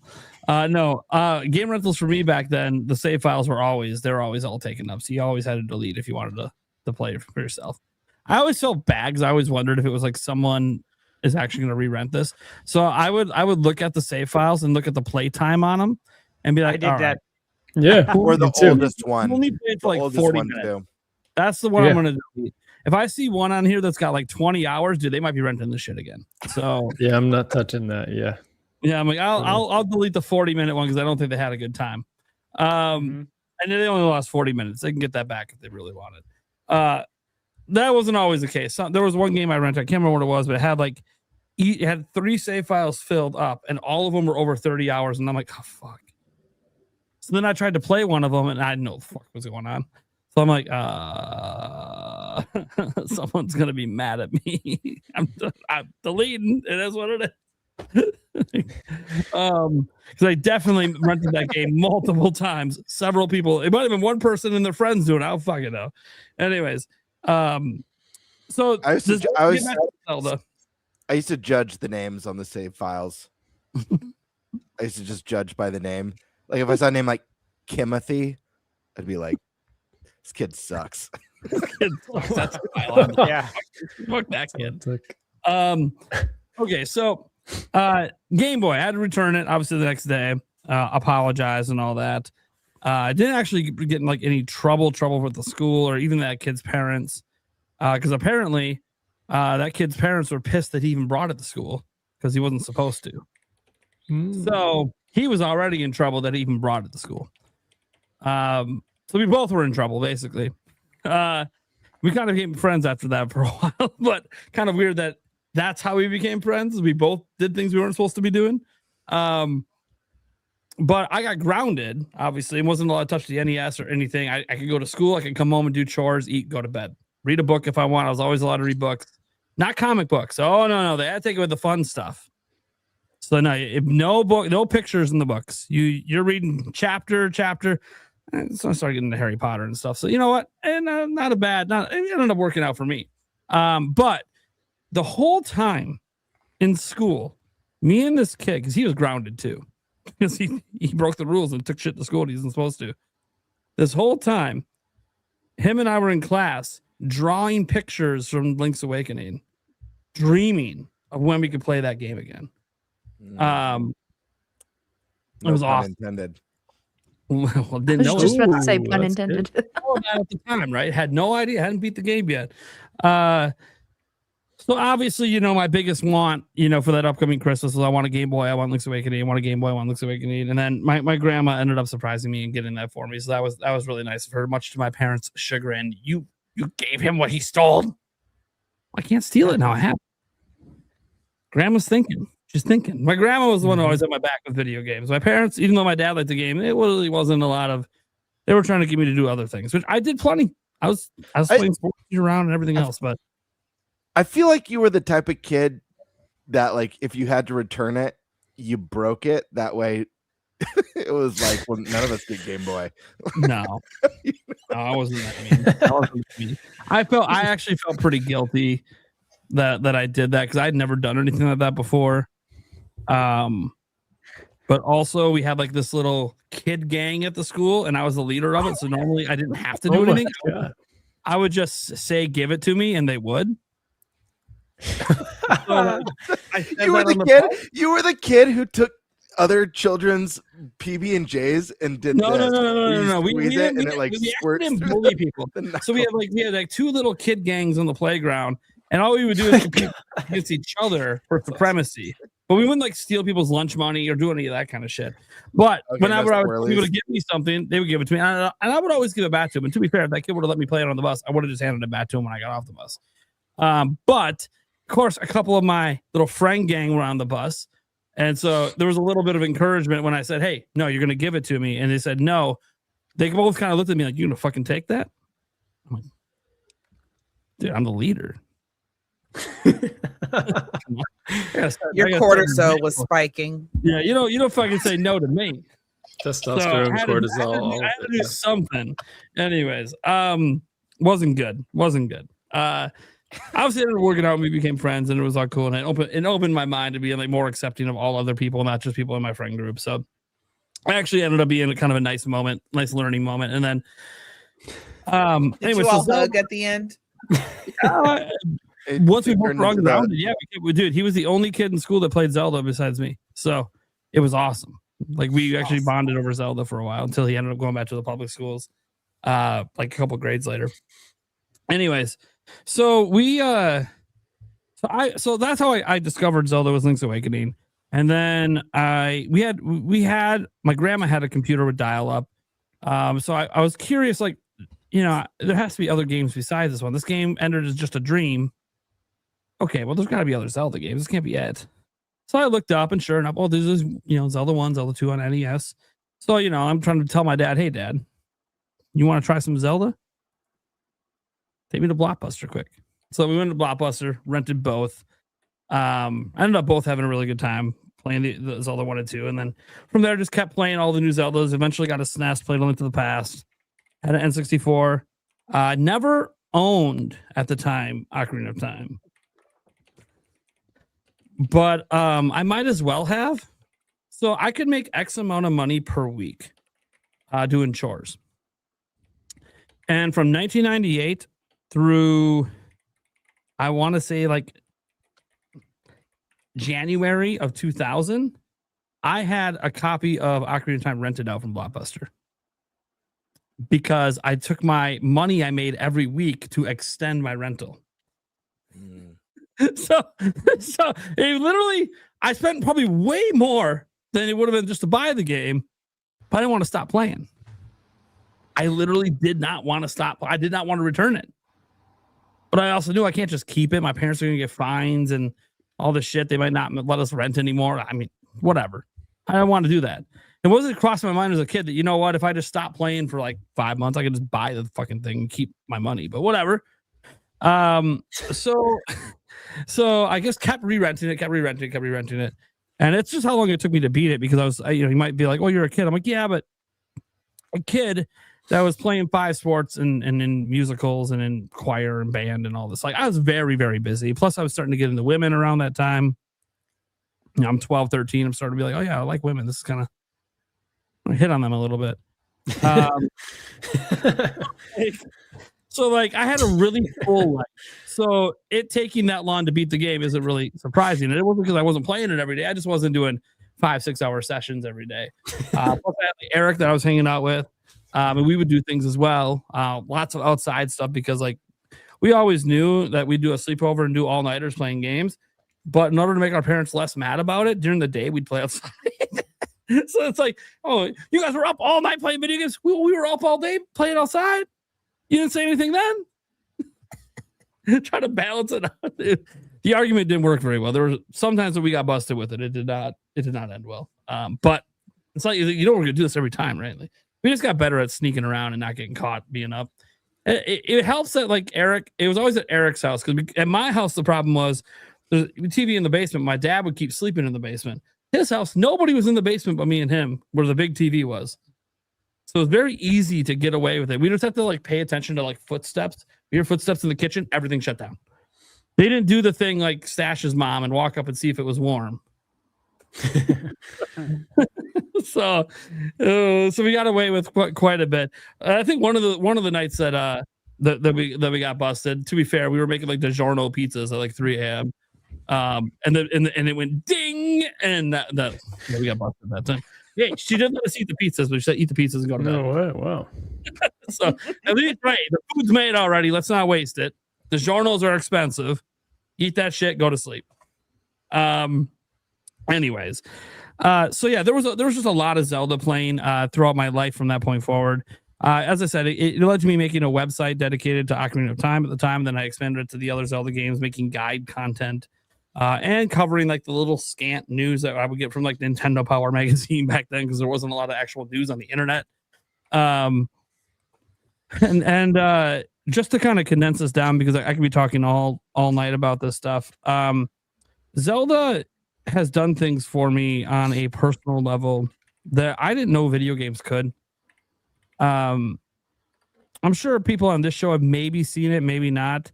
There's that fan-made mini movie called Escape.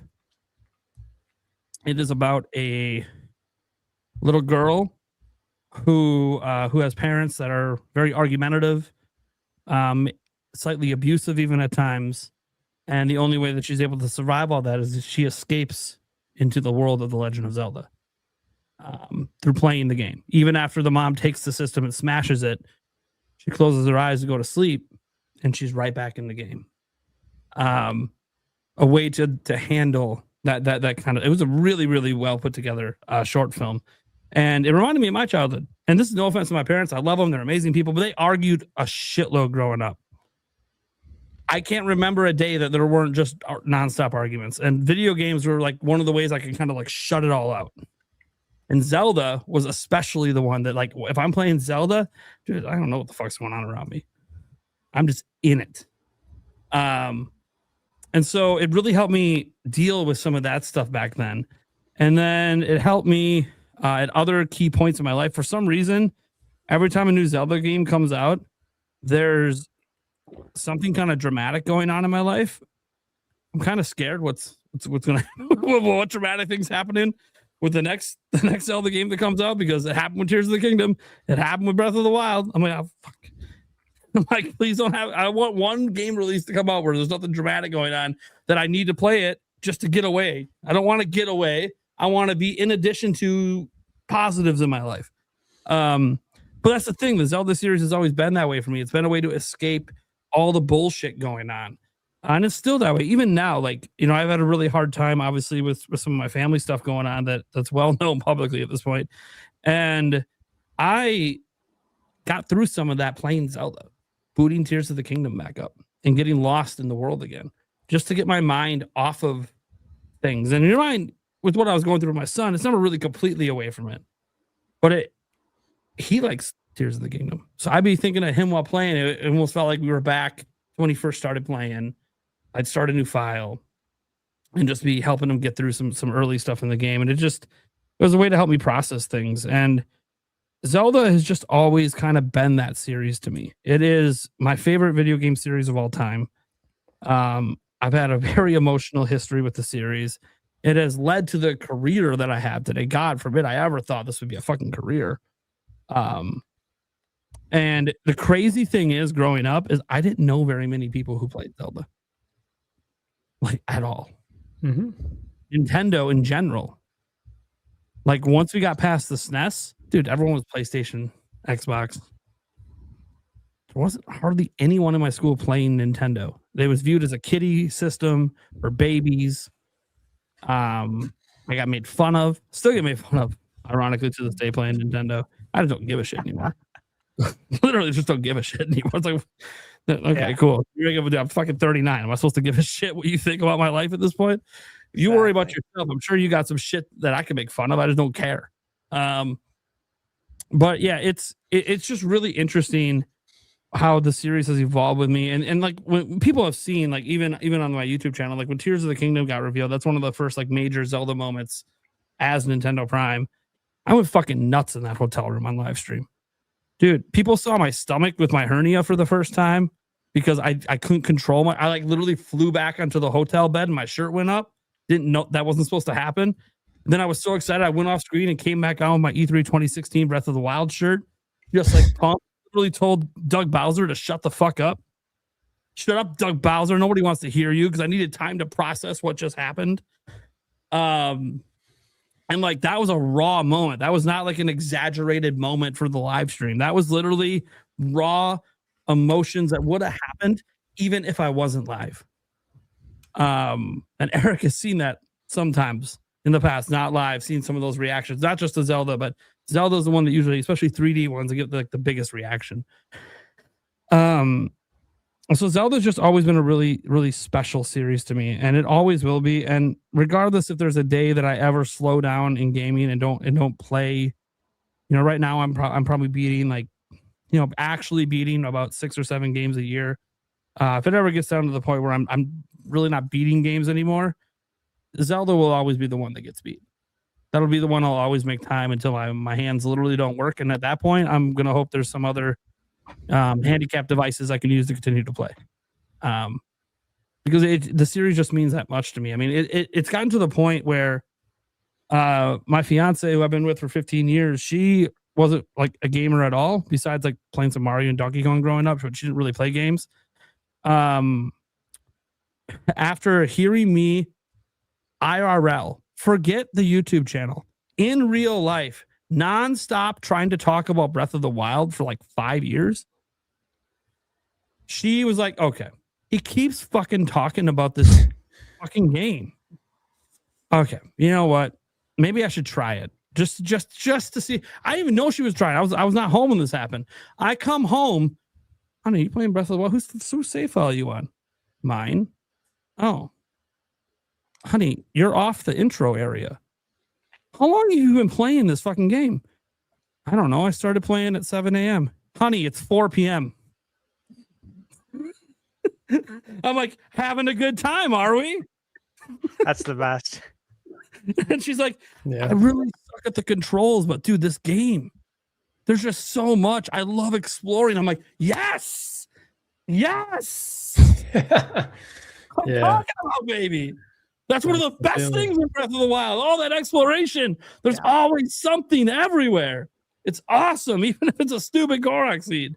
And she just fell in love with Breath of the Wild, to the point now that like she's got Zelda shirts now, Breath of the Wild shirts. She's got like Zelda swimsuits and stuff now. She's not as into Zelda as me, but all she keeps asking me since she beat Tears of the Kingdom is, hey, when's the next one? I'm like, honey, it's like 6 to 7 year waits for games like this. So I wish you can go back and play some of the old ones. She tries them. I don't like these ones. I guess you don't like them as much. You're into the open world. I get that. Okay, yeah, the other more linear ones probably won't feel your kind of style, your kind of pace. It's not as explorative. I get it. And even Tears of the Kingdom, when she played it, she initially was like, I don't think I really like this, because like the intro area in Tears of the Kingdom was just not as good. It's just not. And she's like, I just told her, just keep playing. Give it a little while. You know, okay, just get out off the top island and get like another 10 hours in. And if you're not feeling it, it's fine. 10 hours later, she's like, honey, I might like this more than Breath of the Wild. I'm like, yes, that's my woman. Oh, awesome, dude. She was duplication glitching to get money in the game. What the fuck? She's never done a glitch in her whole life. And here she is, jumping, parasail, pause, grab the items, drop them all, unpause. Woo! Double everything. I'm like, what the fuck is going on? You can still do that, by the way, in the game, guys. You just got to delete all the data off your thing, put the physical cartridge back in, don't update the game. You can still duplication glitch. But it was insane. There's other ways of duplication glitch. It was way more complicated. When the game updated on its own, she was mad that the duplication glitch went away because one of the things that happens, like in the first half, I don't know what you had, the first half of me playing Tears of the Kingdom, you're broke as fuck. Yep. And almost all your money is going to like buying arrows. Yep. And she's like, fuck this. I could just like duplication glitch a bunch of fucking diamonds and sell them. Yes, you can. So she literally did like 6 straight hours of just farming diamonds like that just so she could max out her rupees. It was insane. Anyways, and then when they got fixed, like, this game isn't as good without the duplication. So I'm like, no, it's just as good. But honey, you got like 900,000 rupees. I think you're good. I don't think you need a duplication glitch anymore. I think you're fine. Well, I ran out of muddle buds. I'm like, yeah, you go down and farm some. I don't know what to tell you. There's a couple places you can buy some. It is what it is. Because that's a really fun ability, and Tears of the Kingdom to make all the enemies fight each other. But yeah, no, she ended up having a really good time. The fact that she was even doing a glitch at all, I'm like, dude, you're deep into Zelda now. And you're getting to the point of doing glitches. Shit, man, I wish I would have got you in back in the Ocarina of Time days, dude. You could have learned how to do the fucking side steps and glitch through the walls. Like, oh my god, dude. Like, you could end up doing a dungeon out of order. Like, man, I didn't know you back then. Couldn't get you into it back then, but like, that's just a special moment to me because I never thought in my wildest dreams that my fiance, who I've been with for 15 years, would ever be into Zelda like I was, and I didn't care that she wasn't. That's not why I'm with her. But then, as I'm already in love with her, this happens. Got my perfect woman, man. So, yeah, Zelda's amazing, and it's going to be amazing probably the rest of my life, even if they end up being that microtransaction trash Gamebird's trying to bring up. I can always go back and replay the oldies. They can do that part after we're dead. Zelda's one of the few franchises that I will occasionally replay here and there. And I know, like, this is one I have to bring this up. And Eric saw a lot of me playing Wind Waker back in the day. That was one because like, he had a sale forever. That was one of the ones that you just handed me the controller and went, here. Go this way. I just said, just make sure I'm still pointed this direction. Yep. I'll be back in like 20 minutes. Whole time I'm on the phone talking to my girlfriend. I'm like, look, this is kind of a boring part of the game. I've done this enough. I don't need to keep sailing for 20 minutes before I get to where I need to be. Thankfully, they did fix the Wii U version with the quick sale, but yeah, it was. Zelda is literally my favorite thing to do in video games. There's nothing that really tops it. I'm not saying all the Zelda games are like it's all you grab all 18, 19, 20 games and, oh, there's my top 20 games of all time. No, of course not. I enjoy a lot of other games. But the franchise itself, there's not a single game franchise in the world that I enjoy as consistently as Zelda. Everything. Even Echoes of Wisdom, which to me was just okay. That just okay is better to me than Mario Wonder. Wow. That's how much Zelda does it for me. That's how much Zelda does it for me. So, yeah. That's what I got. All right. Speaking of what people got, IGN had some balls this week. They had some balls this week. They wanted to put out their top 10 games of all time. So we're going to give our top 10. But first, we got to glance at IGN's as a baseline. I actually haven't seen their top 10. I've just seen people shit talking it all week, which happens because no one disagrees. Like, no one agrees. I also didn't see it. Yeah. I haven't seen it either. Was it Logan Plant again? It might have been. That could be the problem. That might be the issue. Maybe it's a Logan Plant article. We'll see. Yeah. So you see the top 10 Legend of Zelda games of all time. They posted that this week for the 40th anniversary. And it is by the IGN staff. So this would suggest they pulled the staff. He's in there somewhere, probably. Yeah. He's probably one of the ones they pulled. Yeah. But they probably pulled the whole staff and then combined them all together to try to come up with the list. I've done this before when I worked at Zelda Forum. We came up with the top 10, and literally everyone submitted their own top 10. And then there was a point system based on where you put games. And then, there's no perfect way to really put it all together, but you try to make it work.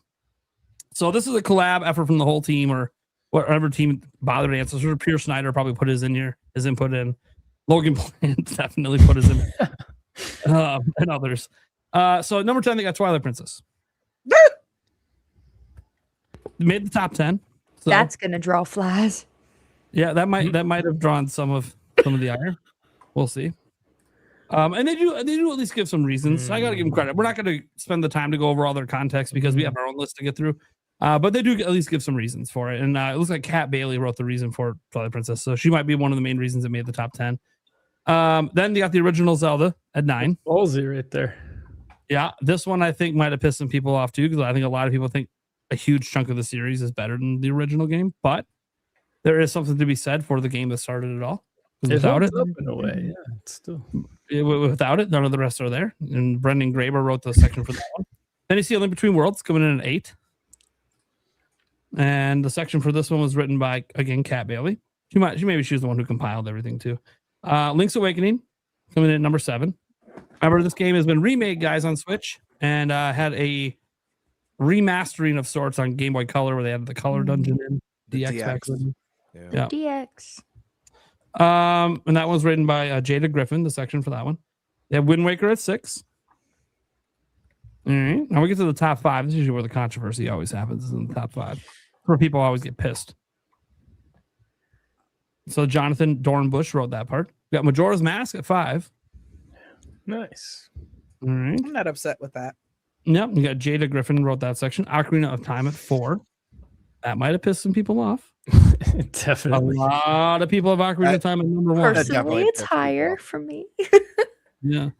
And seeing it not in the top 3 might hurt some people. So you don't want to see my list later. That one's written by Pierre Snyder, of course. No surprise there. Good old Pierre, of course, is going to write the Ocarina of Time section. Yeah. Anyone who enjoyed IGN back in the day, you know how much he loves this game. So, of course. I love Pierre. He wanted to write that. I have a lot of respect for Pierre. Yeah. All right, Link to the Past. This is a travesty. At number 3. I'm insulted. It's good. So written by Brendan Graber. You got that instruction manual art right there. Beautiful. Yeah. True. They were talking about earlier. Yeah. Yeah, I love wish it. they did this stuff though. At least really an instruction manual. Just have it be art. Just put like 4 pages of art. Hey, not only that, really but cool smelling it. Right. really cool to see the crossover with Batman as well, getting Clayface. Right. And Zelda was really Classic. Of course. And I like that recommended article to me is Crimson Desert, because I am really excited for that game. Moving on. And by the way, a lot of people are starting to get excited for this game because they're starting to realize that like they're doing all the things that people claim they want video games to do. Yeah. I see that too. I've seen a lot of people talk about, what do you mean they're not doing this? They're not doing that. Wait, what? They're just making an old school video game? Yeah. Yeah. And so many people have questioned the reality of this game. Yeah, they have. Yeah. Like if it's even real. I'm like, yeah, I played it. What are you I talking literally about? played it. Yeah. Yeah. I'm like, if they wouldn't have cut us off, we could have kept going. That world's fucking massive. Yes. It is huge. Yes. It is a game that's going to take thousands of hours for anyone who gets into it. It is a gonna be nuts. massive game. I don't know if you just want to power through the story, if it takes a while. That I have no idea, because we didn't get to do a lot of the quests, so I'm not really sure how that's structured outside of the few that we got to do in the demo. But all right, Breath of the Wild at 2. Okay. All right, and that was with my Tom Marks. And you see Tears of the Kingdom at 1. Again, that one was, I guess, written by everyone. There's no author on that section. So, wait, no, maybe it comes on here. No, there's nothing else. So that was their list. And look, personally, I don't actually think it's that bad of a list. I just, it's their opinion. It's a cumulative list of a bunch of people. Yeah. So I don't really get too angry usually about people's top 10s because it's all personal. And who am I to tell them what to enjoy over others? Exactly. Absolutely. That's fair. Yeah. Yeah. I care less. I highly disagree. A Link to the Past should be everybody's number 1. If it's not, I understand, but you're wrong.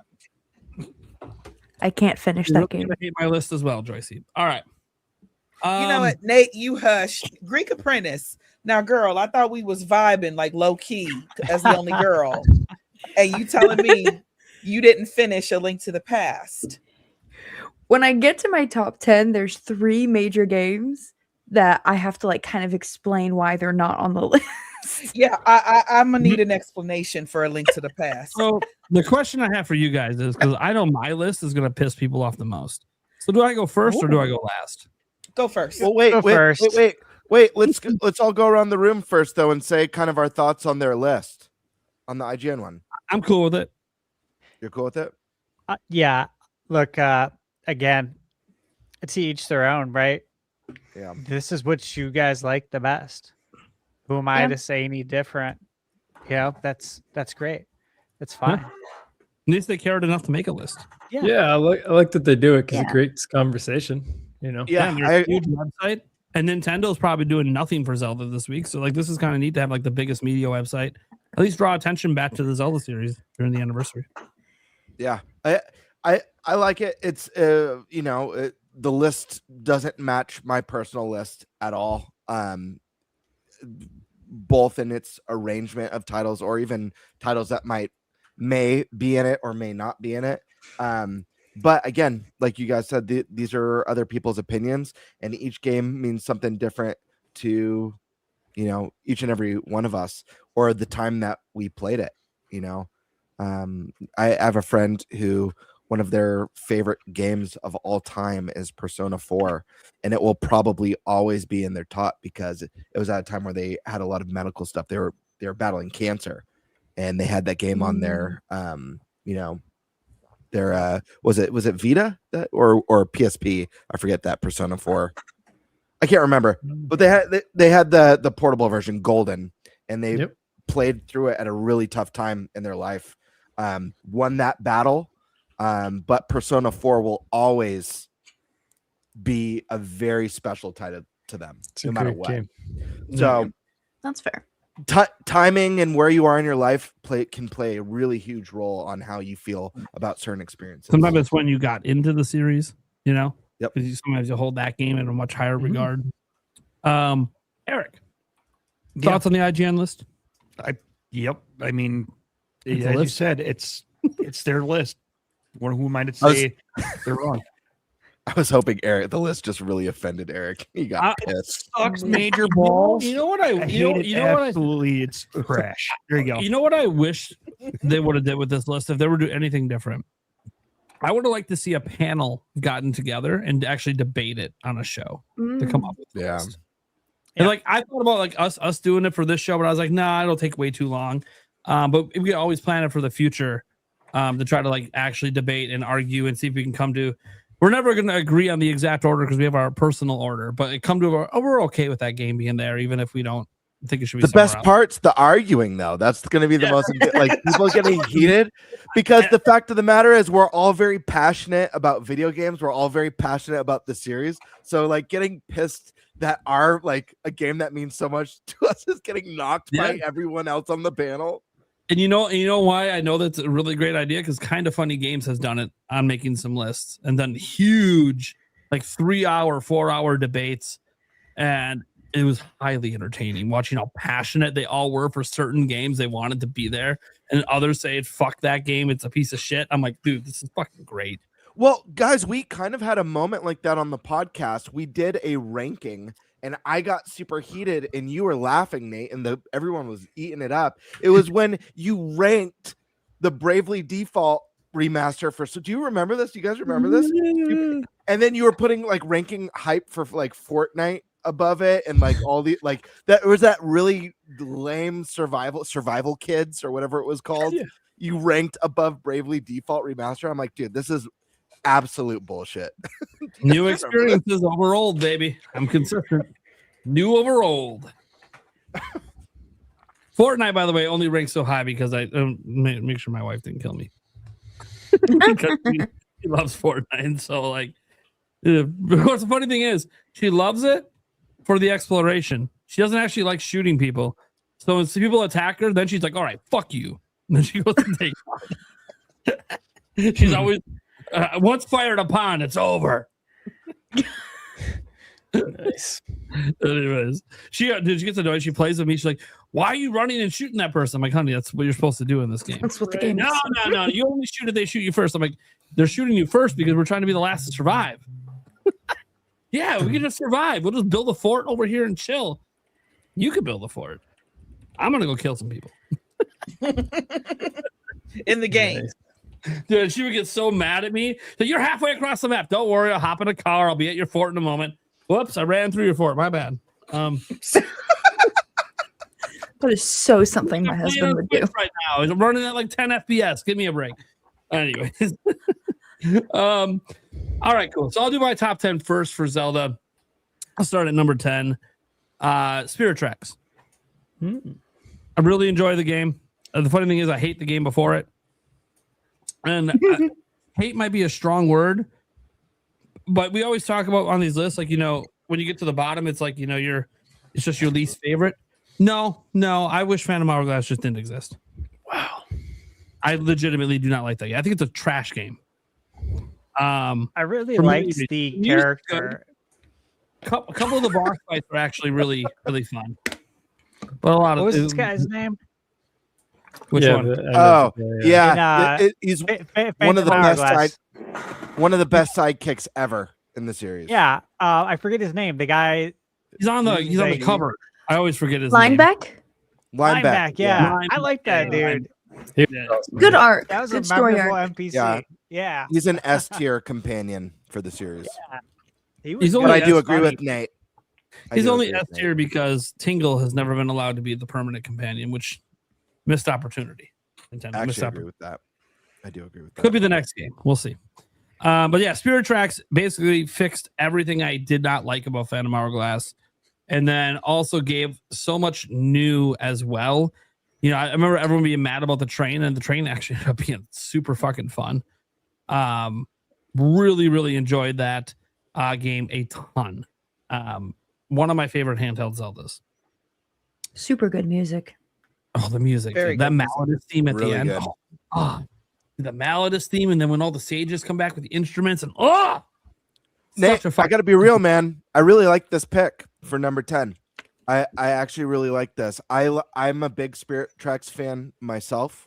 I think people don't talk about it enough. I think I've always loved trains. I think the train setting is just a really cool setting in general. I love like JRPGs where there's like a train heist or like a murder mystery. Anytime there's even Nate, you're a WoW player. There's a raid that takes place on a train. Like that sort of thing is super cool to me. And I also like I've enjoyed every entry in the Zelda series, but if I had to pick my least favorite, it's probably Phantom Hourglass. So I don't hate the game, but I think it's my one of my least favorites, if not my least favorite. What about crossbow training? I actually like crossbow training more. But I do like crossbow training better. Yeah. There's one reason. There's one reason alone. It's wild. I'll say why, and I don't know if this is it for you, Nate, but for me, this just really killed it, and they fixed it in Spirit Tracks. Temple of the Ocean. In Phantom Hourglass, you check off something in the story, you go back to the main dungeon, and you complete the first floor, and you're timed. And then when you complete that first floor, you leave, you go do the next story bit, you come back. Well, you have to redo the first floor that you already beat and do the second floor in a time limit. And then you leave, and then you come back. Oh, you got to start the first floor again. You got to redo all those puzzles, all those fights, and you got to redo all the second floor again. And you do the third floor for the first time. Then you leave. Oh, you're back at the first. I just like that level of repetition to me felt like, people complain about padding and Wind Waker or Twilight Princess with like the tier collecting. To me, that really felt like padding, like forcing me to do the same floors of a dungeon a dozen times with the time limit. To me, I personally didn't care for. I love the dual screen, like the boss fights I thought were fantastic. The music is great, but that one thing just really moved that game down. Horrible for me. Absolutely horrible. But I still like it. I don't dislike it. It's just I dislike Temple Hourglass. Literally, Temple of the Ocean King alone makes me never want to touch that game again. And then like it's funny because people are like, really, it's your worst? What about Triforce Heroes? Yeah, I actually like Triforce Heroes. Four Swords Adventures. Yeah, Four Swords Adventures. I like that game. Oh, Link's Cross Country. Yeah, I like Link's Cross. Oh, Cadence of Hyrule. Yeah. CDI games. Okay. Well, CDI games are below. We don't talk about the CDI games. Wouldn't it be funny Even the creators don't acknowledge them. Yeah. Wouldn't it be funny if I had one on my list? Speaking of number 9, Zelda's Adventure. No, I don't have one. So no, number 9. This is where the next 2 picks are where people sometimes get a little upset, and my list has changed a lot over the years. My Spirit Tracks used to be in my top 5, but like as time goes on and you reflect on things, you start to realize, okay, you know, maybe I didn't enjoy it as much as I once did. Like it didn't hold up as well over time. So Spirit Tracks kind of started dropping down the list. And ironically, the same thing happened for me with a former top 5 Zelda game for me, and that is Wind Waker at number 9. And I'm not even counting like the HD one where they fixed some stuff, because they got rid of the Tingle Quest, and that alone is an insult of all insults. That Tingle Tuner quest is one of the best quests in Zelda. And I know not everyone got to experience it because it required the GBA thing and all that, but it's really fucking good. And Tingle gets a bad rap because most people just haven't actually played anything that involves story with him. He's got a very fascinating story, not just in Wind Waker, but even in the Tingle games. People would actually probably sympathize with him a lot. He actually would connect, I think, with our real life situations if people actually played these things. But they don't. They just view him as this goofy, quirky 30-something wearing tights, making maps. But there's a reason he's that way. Go play the Tingle games to find out. That said, Wind Waker, it's just beautiful game. Obviously, one of the biggest games to hold up from a visual perspective, even the original release on GameCube. Love so much about it. The combat, and how like whimsical and just floaty it kind of is. Which is, they ended up bringing that over to Smash Bros. When they brought Toon Link in. Love the story. The Puppet Ganon stuff was really cool towards the end. But, you know, when you have things like the Triforce Quest, that was literally padding because they cut out content, as we found out in interviews and stuff like that. Like there was just literally content they cut out for time reasons. And they replaced it with that shitty thing, which they made a little better in the HD version, but still, it's still there. It's still part of the game. It's such an important game to my childhood. I don't think being in the top 10, even at number 9, any Zelda game that makes my top 10 is special, because this series is special to me. And we're up to like, what? How many games are we up to? Like 19, 20? You call them spinoffs, we're like at 30. 21. Yeah. You call them spinoffs, we're even higher.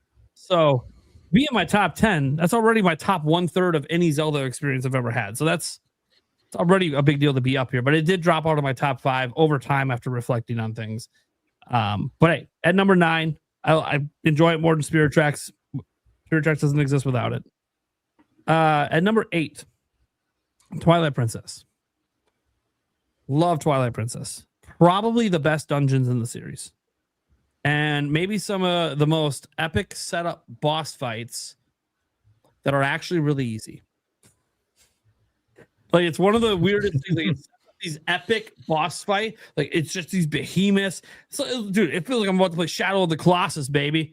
And then it's like the fucking easiest boss I've ever done. Yeah. That's the thing that like kind of knocks it down, is like, dude, the dungeons are so great. And even like the mini boss fights are like, dude, these are actually really cool. Then you get to the main boss fight, I'm like, dude, the mini boss was harder. What the fuck? So epic. And then you're so easy. Why? You're supposed to be the hardest thing in the dungeon.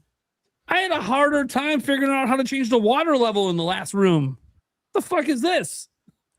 Like, so that's the thing, is like, best dungeons in it. Love Ilia. Love the story of the Twilight Realm and Midna and all that. It is, you know, I still get little tear jerks during the Midna's Lament section when she basically was almost dead.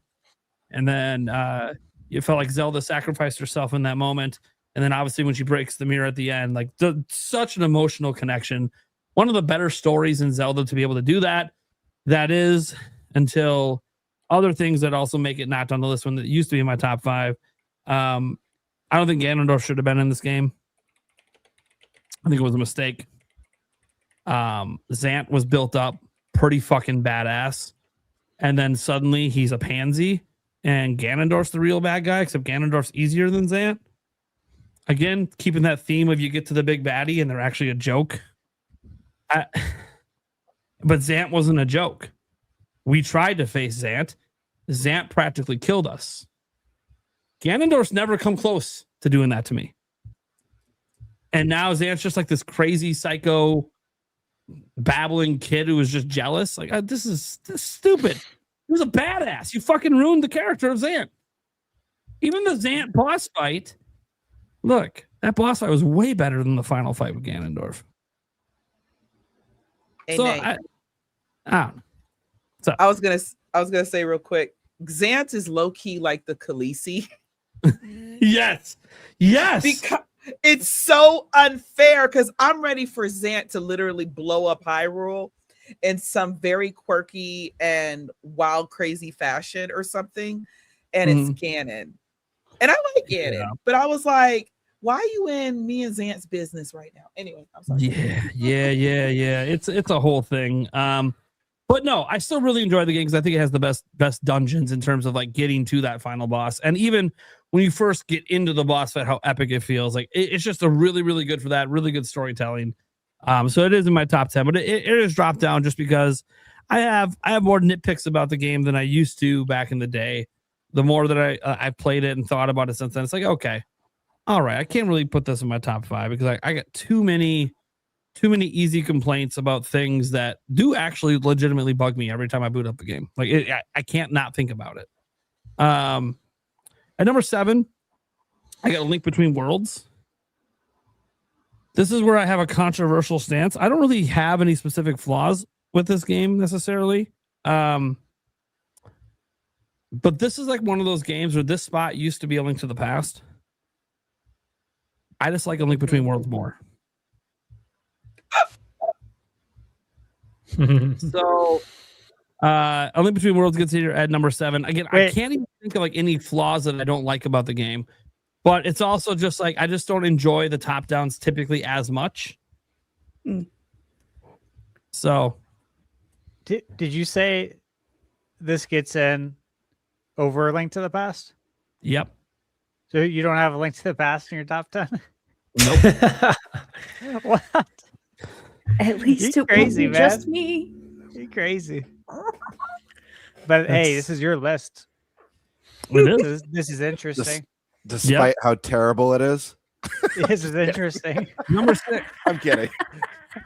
Number I'm 6. kidding, Nate. I love you. This is why Vinny still has your Zelda card. No, it's because I forgot the ending. You can't get my That's Zelda it. card because you can't take someone's Zelda card for liking other Zelda games over other Zelda games. That's just bias at that point. Skyward Sword. That's not true, though. It is true. We're all allowed to like No, games it's for different not. reasons.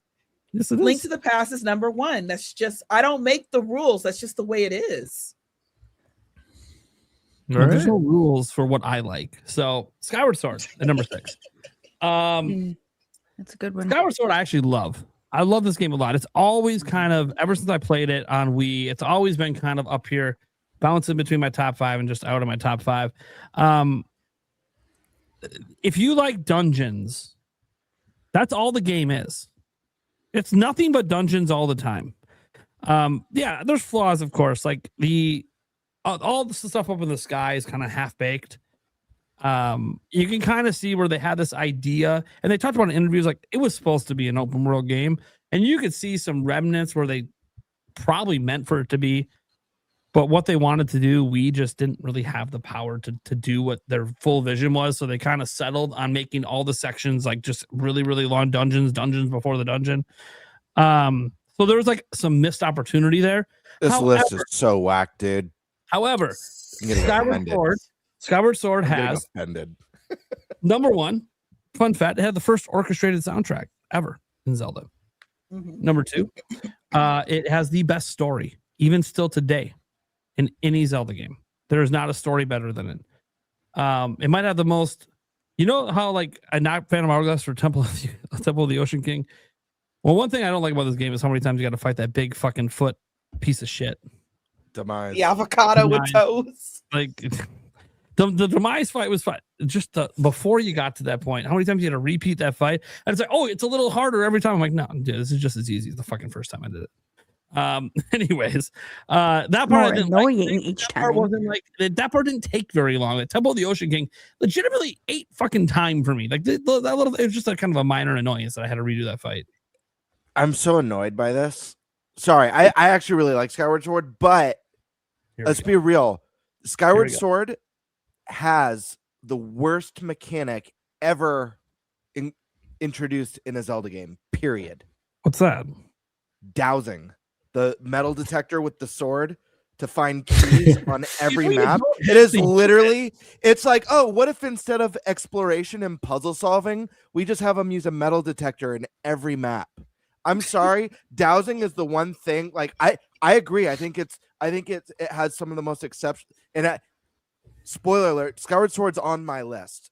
I just like, you have to mention that flaw because it's literally the worst mechanic ever. It's added not to a flaw because it's optional. It's a tool you don't have to use. You can literally beat the game outside of when you first get it. When you first get it, they force you to use it. Then you don't have to use it after that. You know, dowsing just points you in the direction. You can still figure shit out without it. I don't need it to tell me where to go. It's like having a thing telling you where to burn the tree in The Legend of Zelda. You can still burn the tree without it telling me where that tree is. You don't I didn't need use it dowsing. either. I didn't Yeah, use dowsing it. is entirely optional. Yeah. I know the game makes you feel like it's not, but it actually is. You can literally just not use it. I forgot So- about it right after, and I just didn't. Yeah. And Yeah. probably because I was on pain meds think from I my bought- appendectomy, Yeah. I forgot about it. I think Didn't use I it. busted it out like one time after they gave it to me originally because like they make you kind of use it at first because they're teaching you how it works, and then after that you don't have to. I think I used it one time because I was getting annoyed. So I had a feeling that like I get through this certain part of the game, like God, there should have been like a heart piece or something at this point. This is weird. It's a long part of the game for me to not find a heart piece. This is fucked up. And then I used dowsing. I'm like, oh, now I feel like nope. This is like using a guide. I'm good. I don't have to. I don't need this. If I don't get 100% the first time through, it's fine. I'm good. Anyways, All right, well, setting- fair enough. I don't remember it being optional, but Yeah. You guys both didn't use it, so yeah. I didn't know though. Like it wasn't on purpose. I'll say that. I think I just He kind of blasted how well he forgot it was a tool that he had in his arsenal. That happens sometimes. Like how many times do you forget you could use certain items you already got? Like you just fucking forget because you're so locked in. I got my and sword. If I can get past it, if I got I'm, my if hook I'm shot. not gated. Like there's times I forgot I had a boomerang until I came up to something. I'm like, oh, I can't do this without that thing. That's right. I forgot I had that thing. The same with like the beetle in Skyward Sword. Now and then I'm like, oh yeah, that's right. I have this thing that I can like fly around and solve puzzles with. I totally forgot about after that first dungeon.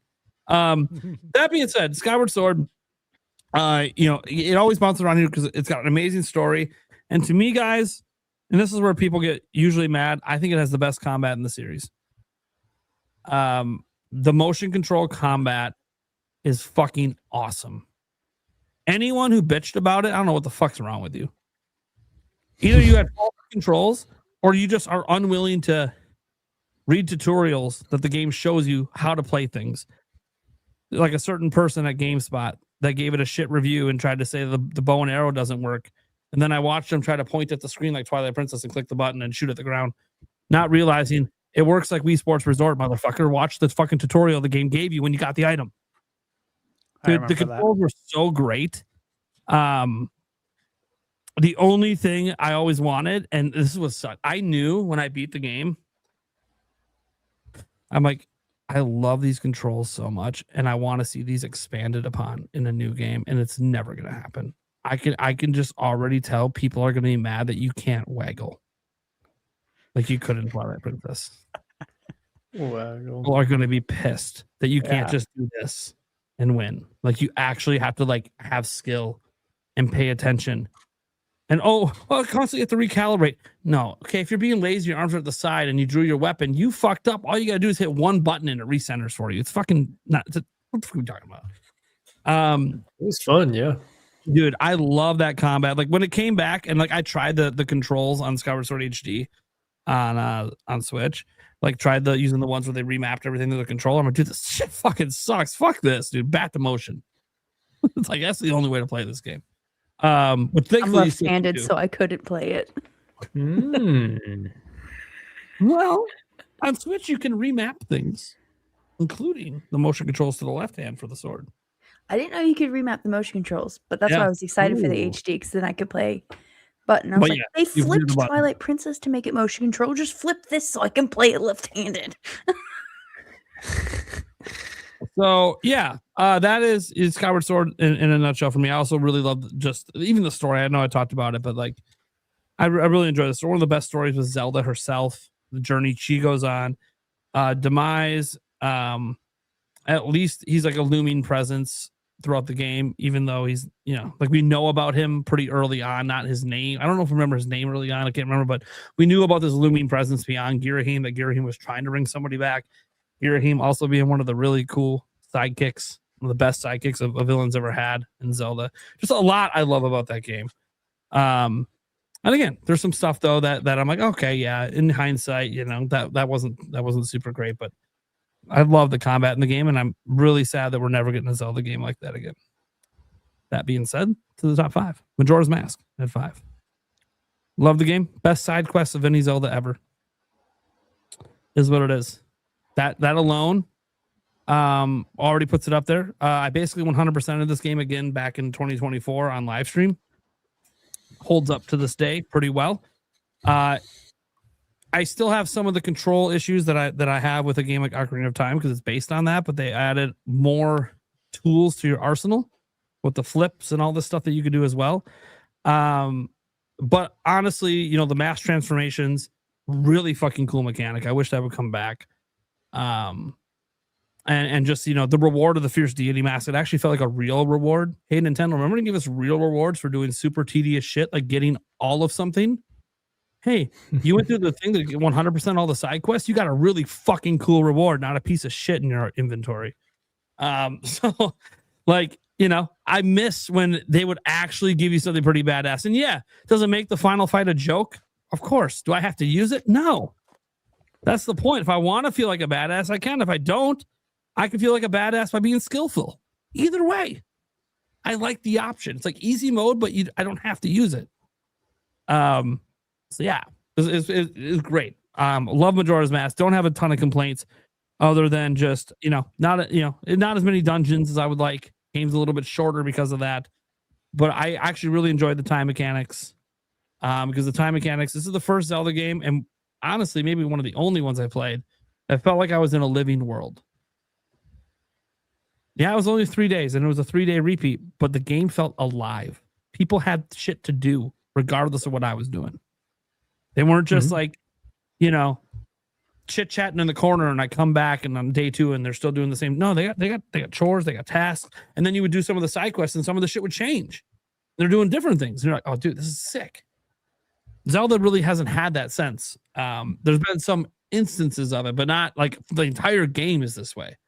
So I absolutely love that part. All right, get to number 4. Admittedly, this is a nostalgia pick. Link's Awakening. It was my first Zelda game. And when I replayed it on Switch, beat it. I think I even beat it on live stream right here on Nintendo Prime. Holds up. Even the remake does. Really enjoy it a lot. Obviously, tons of Mario references. Really, it's just such a good game. I have so much nostalgia for it. It's so hard for me to even pick out flaws.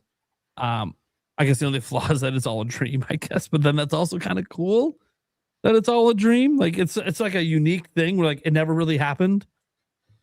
But yeah, and this is the game that caused a lot of debate with timeline theories back in the day as well. It was a huge point of controversy because like, well, he's still in the ocean at the end. So what game does that lead to? Yeah, there's a huge debate over that. All right. Now we get to the pick that used to be the most controversial of all time because it was number 1 before 2017. That's number 3, The Adventure of Link. Extremely underrated game. Probably the game that requires the most skill. Like this is your get good game. Like if you're frustrated playing this game, you just got to get good. This is your From Software style Zelda. This is First appearance of Dark Link. Yeah, first appearance of Dark Link, and it's pretty badass. And yeah, we all cheesed in the corner. We know. But how many people went and tried to beat him legit without cheesing? Did you? Yeah. I beat him without cheesing. I've only done it once. Because it's so easy to just, you get frustrated. It's so easy to go to the corner and just default win. Kind of sucks that that's a thing. Stash, I can't. You think you're muted? Or your mic died or something happened? Sorry. Yeah, I turned it off. I didn't even know you could do that. Yeah, you go to the right corner, you crouch down, and then you just swing your sword. You can never get hit, and you'll hit him. How would I have known that as a kid? You know what I mean? I found it out by accident. I was crouching, like he knocked me down. I fell into the corner. I crouched. I started swinging, and then I noticed something. He just swung and couldn't hit me. Wait a second. Skip to shit. He can't hit me. So the first time I beat him was that, and then after that, I was like, okay, there's no way they intended that to be. How you win this fight. That does not feel like it. So I went back and then did it again. And then I beat him one time ever. Legit. Very hard fight. It is a very hard fight. One of the hardest end fights in all of Zelda. Maybe the hardest. But it's a very unique game, obviously, because like it combined at that time, I was already into a little bit of top-down RPGs. I played like Mystic Quest. It's like top-down Final Fantasy stuff. The American Final Fantasy. Yeah, the American Final Fantasy. I love Mystic Quest. So, in hindsight, it's not the greatest game out there, but for the time, it felt great. An intentionally easy Final Fantasy for the Americans. Yeah. It wasn't hard, and it wasn't very long. But you know what? In today's world, I don't mind that. Having some games that aren't a bad deal. Nice. But yeah, no, the top-down RPG kind of world where you're walking around and running the enemies and start fights, like that was really cool. But then the fights go into this like side-scrolling thing was awesome. It's legitimately the only Zelda game we could say is an RPG. It has a full-on leveling system, an experience system. It has a full-on magic system. It brought magic into the series, which we've never really seen magic fully explored since this game. We've had some magic, Ocarina of Time and all of that. We've had some magic abilities. Yeah. But like this was a fully fleshed out magic system. You heal yourself with it. You had to use it. You had to use it to beat the game. And yeah, sure, there was some grinding to it, like there isn't any RPG. And I was used to grinding in RPGs at the time I played this game. So I really, really love the Adventure of Link to this very day. Obviously, the story is very weak because it's all in the manual. And I like the manual, but you read it and the story's over. Okay, cool. So now I play the game. It's not really over. You finish it in the game, and you do get to kiss. At least they heavily imply you are kissing Princess Zelda at the end of the game. Technically, they don't show it, but every time you turn that game on, you knew what the task was because it reminded you right when you start the game. You got to wake her up. Yeah, it was like a driving force the whole time. Yep. And it does have some pretty unique aspects to the story if you read the manual.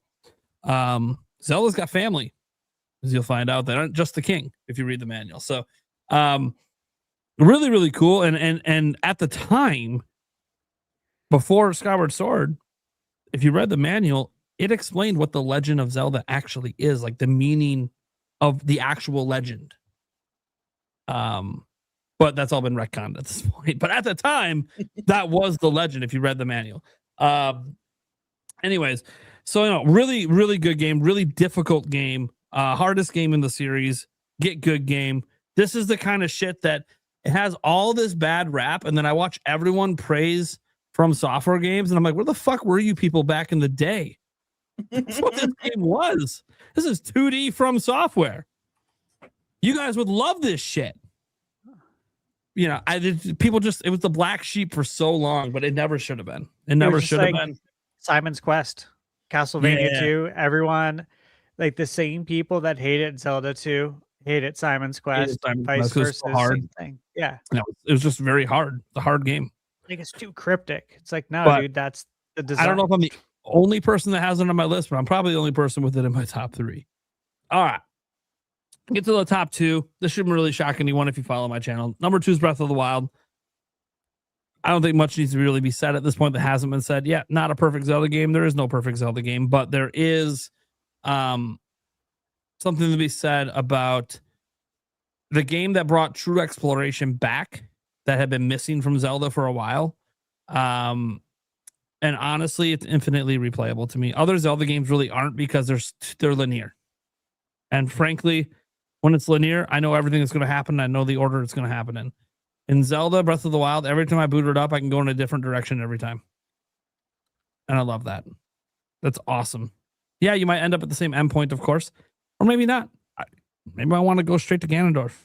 Make it as hard as possible. You can do that. It's fun. That doesn't change how easy the final form is, but it's the victory lap. The victory lap, as they say. I like the victory lap to have a bit more challenge. And that's why Tears of the Kingdom is number one. Because the victory lap did have more challenge and was more fun. Still wasn't hard, but it was more fun. It was a more fitting end because the beast Ganon in Breath of the Wild didn't really feel like a desperation move. That's just who Ganon is. He was a pig beast. That's who he's always been. That is his true form. The move in Tears of the Kingdom was desperation. It was a desperation move, and we all knew, because Zelda did it prior in the game, that you don't really know what's going to happen when you make that move. And that move he thought would make him a badass.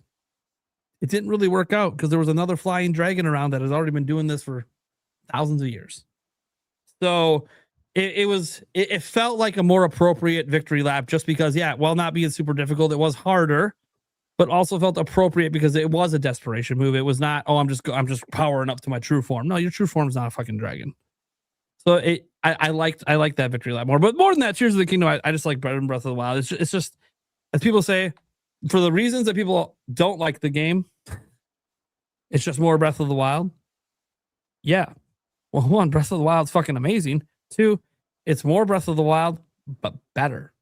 More to do, more stuff, more towns, more side quests, actual NPCs that interact with you and do shit throughout the game. The abilities are fucking amazing. The next open world Zelda game, it's got caves and stuff in it, which I assume it will. I don't know how I'm gonna play a game like that without the ability to just phase through the fucking floor to get out. That ability is so fucking awesome. Like, I understand that they just had it exist in the dev environment, and they're like, hey, this is actually kind of neat. We should probably just put this in the game. I'm like, yeah, it's a really fucking cool ability, but you can't bring it back because you literally said the abilities in this game are not coming back. They were for this game. And it's like, but that ability, that should become standard, like the jump button. It should just be a standard ability. Get the fuck out of some of these places because it's such a time saver to not have to have all that backtracking to get out of stuff. But it's whatever. A lot of games don't have that ability. You got to backtrack to get out. So it's not like it's be all end all. But some of those caves are quite long and complicated. It's nice to just fucking zoom the fuck out. You know what it was a replacement for? The rope.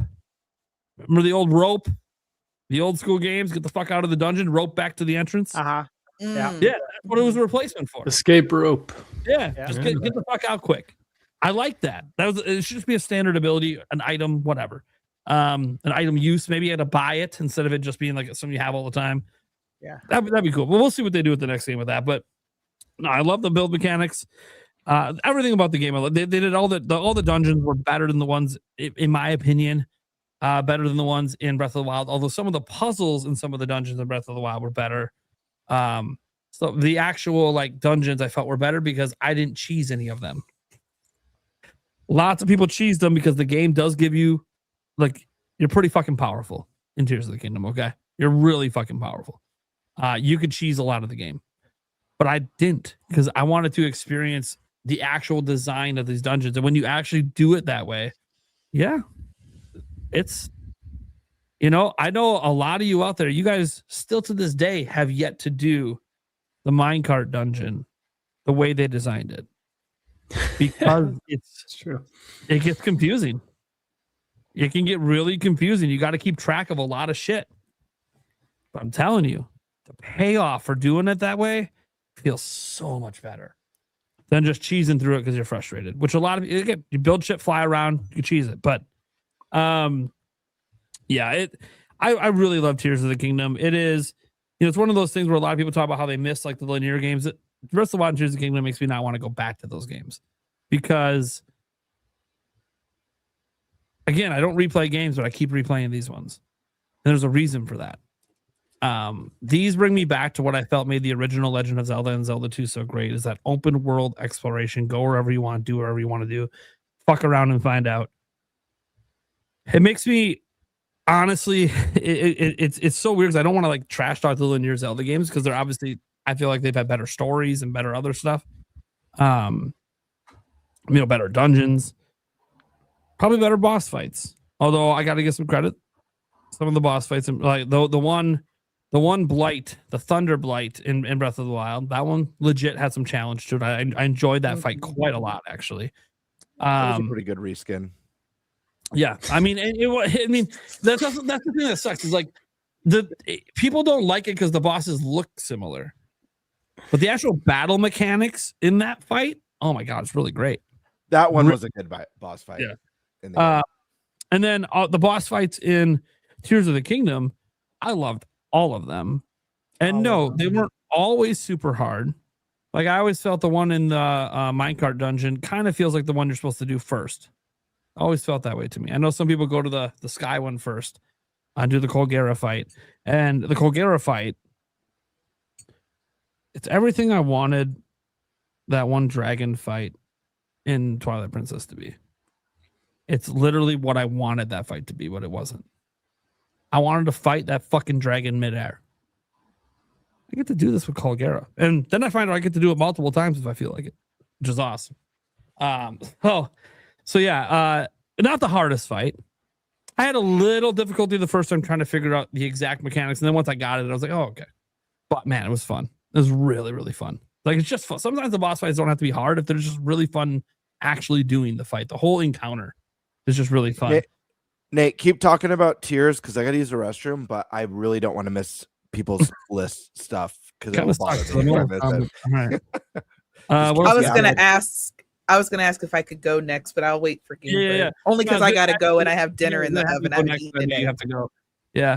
But yeah, no. For Tears, all I could, I mean, just everything about the game.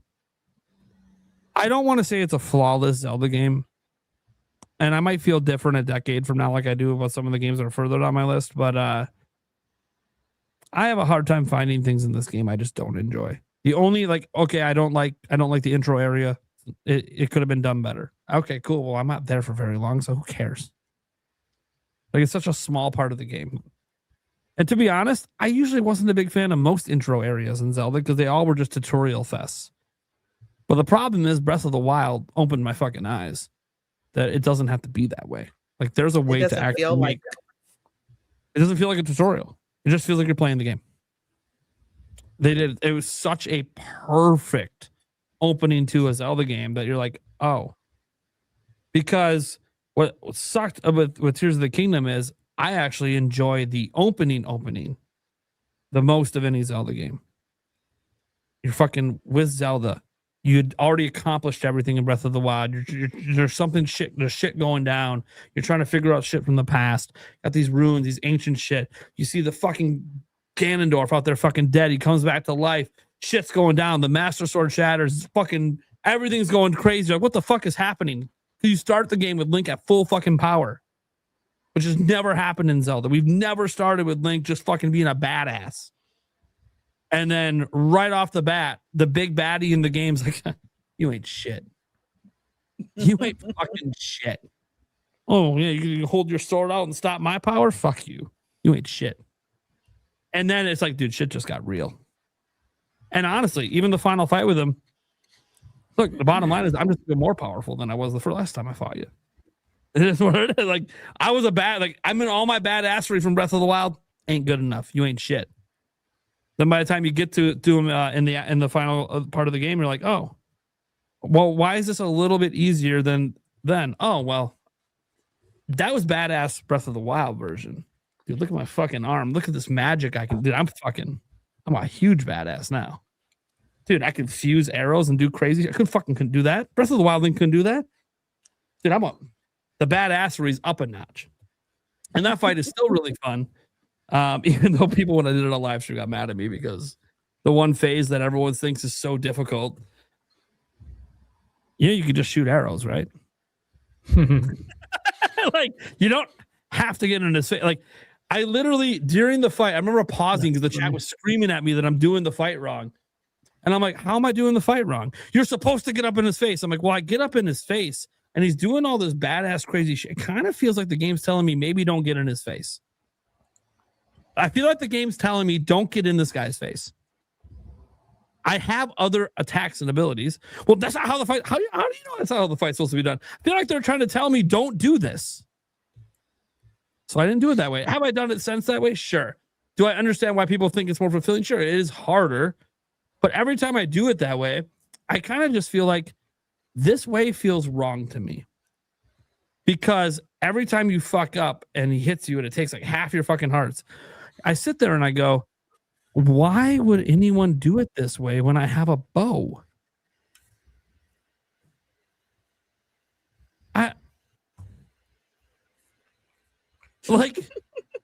It's like you're intentionally choosing.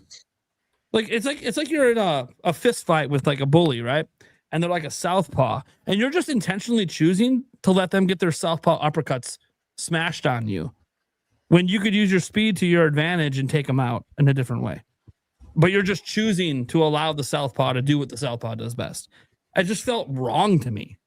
Like that just doesn't. The game is clearly encouraging me to back up, dodge some of his at distance attacks, and fucking pot shot his ass. I don't.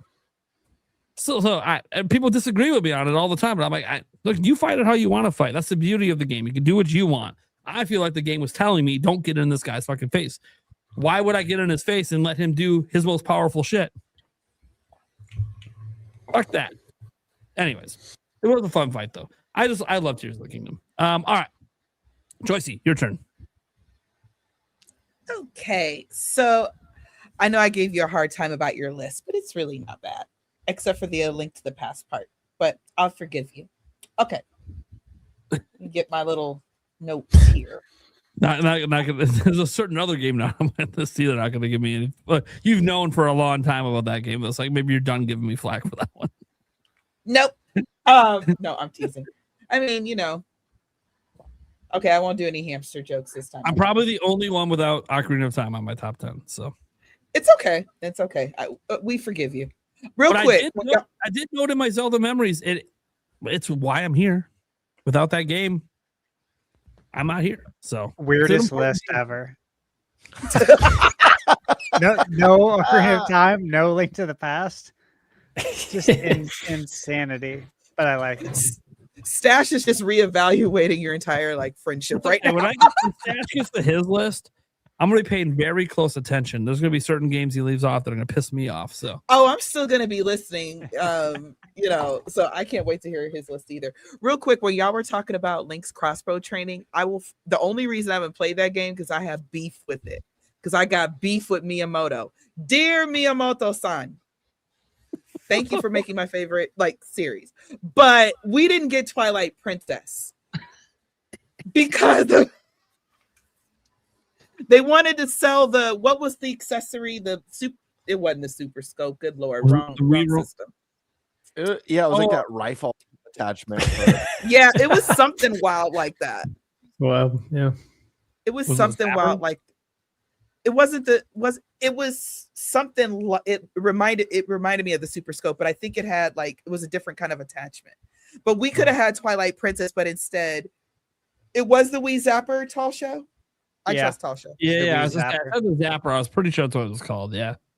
Yeah. See, we could have had Twilight Princess, which means we could have gotten more. We could have had more Hot Midna. That's all I'm saying. Light gun games back to the forefront with Zelda, baby. It's fucking sick. Anyways. But anyway, back to my list. So my list may or may not make people happy, but we'll see. So coming in at number 10 is Skyward Sword. I love Skyward Sword. I think it's the art style gives whimsical until you get to the story.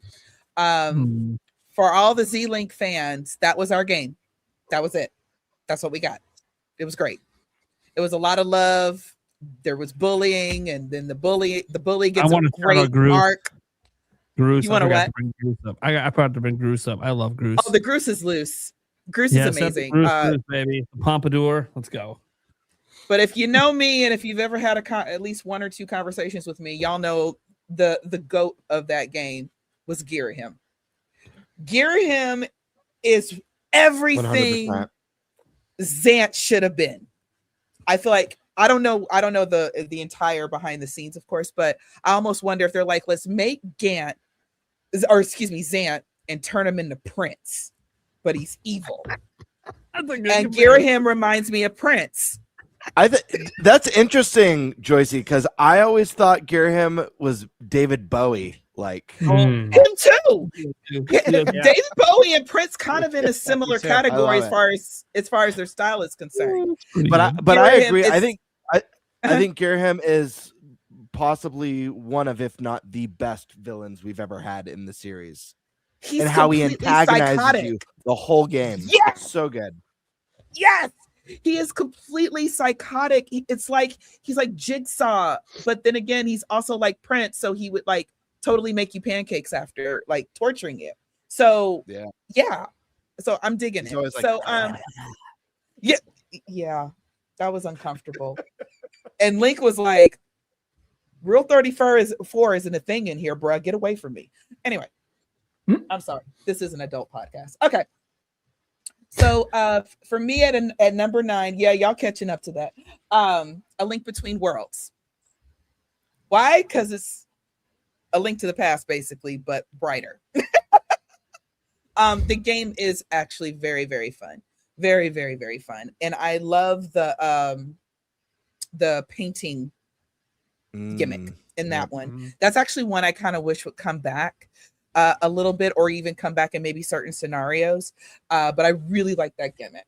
So what number am I on? 8. I apologize, y'all, in advance. Breath of the Wild is number 8. I know I'm a crazy woman. That's a good spot. But I love Breath of the Wild, and I talked to you guys earlier. The lead up to it, the hype train was great. The intro, playing that game for the first time, after so many years of, catching up and everything, was amazing. That same day, I remember I got off work early, of course, and I waited for the Amazon. This is when Amazon would actually before they got their own delivery, and they would just bring stuff and actually knock on your door. And I got my Switch, my controller, my Breath of the Wild, and everything. I took a nap, and then I woke up super late so I could stay up all night playing. So, so I felt like I was watching this new generation of Zelda fans like have their Ocarina of Time moment, and I was just happy to be a part of that, and I love that. So at number 7 is Echoes of Wisdom. I enjoyed the hell out of Echoes of Wisdom. It's not a perfect game, but I recognize it for its potential. I don't think they went as hard as they could have in Echoes of Wisdom, like they would a Link's Awakening. I felt the original, even though that's not one of my favorite Zelda games, just from a technical standpoint, I thought the original was good. The remake was amazing. And Echoes of Wisdom kind of put me in a way in that same space to love that art style. And I was like, but they just didn't go as hard as they could have on the dungeons. The dungeons were a little bit bland, I will admit. And it was a little, and I'm not talking about the art style, but I felt like the game itself was a little too fluffy for the type of lore that it drops on you. Because when you find out like who the baddie is and how he fits into this whole thing, I'm like, I'm horrified. And then of course, you have that whole horrifying scene when you realize who the baddie is. And then you have this beautiful, tearful goodbye with Tri. And it's like, I was just horrified and now I'm in tears. I don't know what to do here. But it's a really cute game. And also smoothies. I mean, come on, y'all. We all love smoothies. Yeah. At number 6, the OG Zelda. OG Zelda, in my opinion, I will say, the further and further we get from the 80s, it is starting to show the wear and tear, the years, all what we know now compared to what we knew then. So, but it's still enjoyable. It's still a tough game because you can't do all the things that we can do now.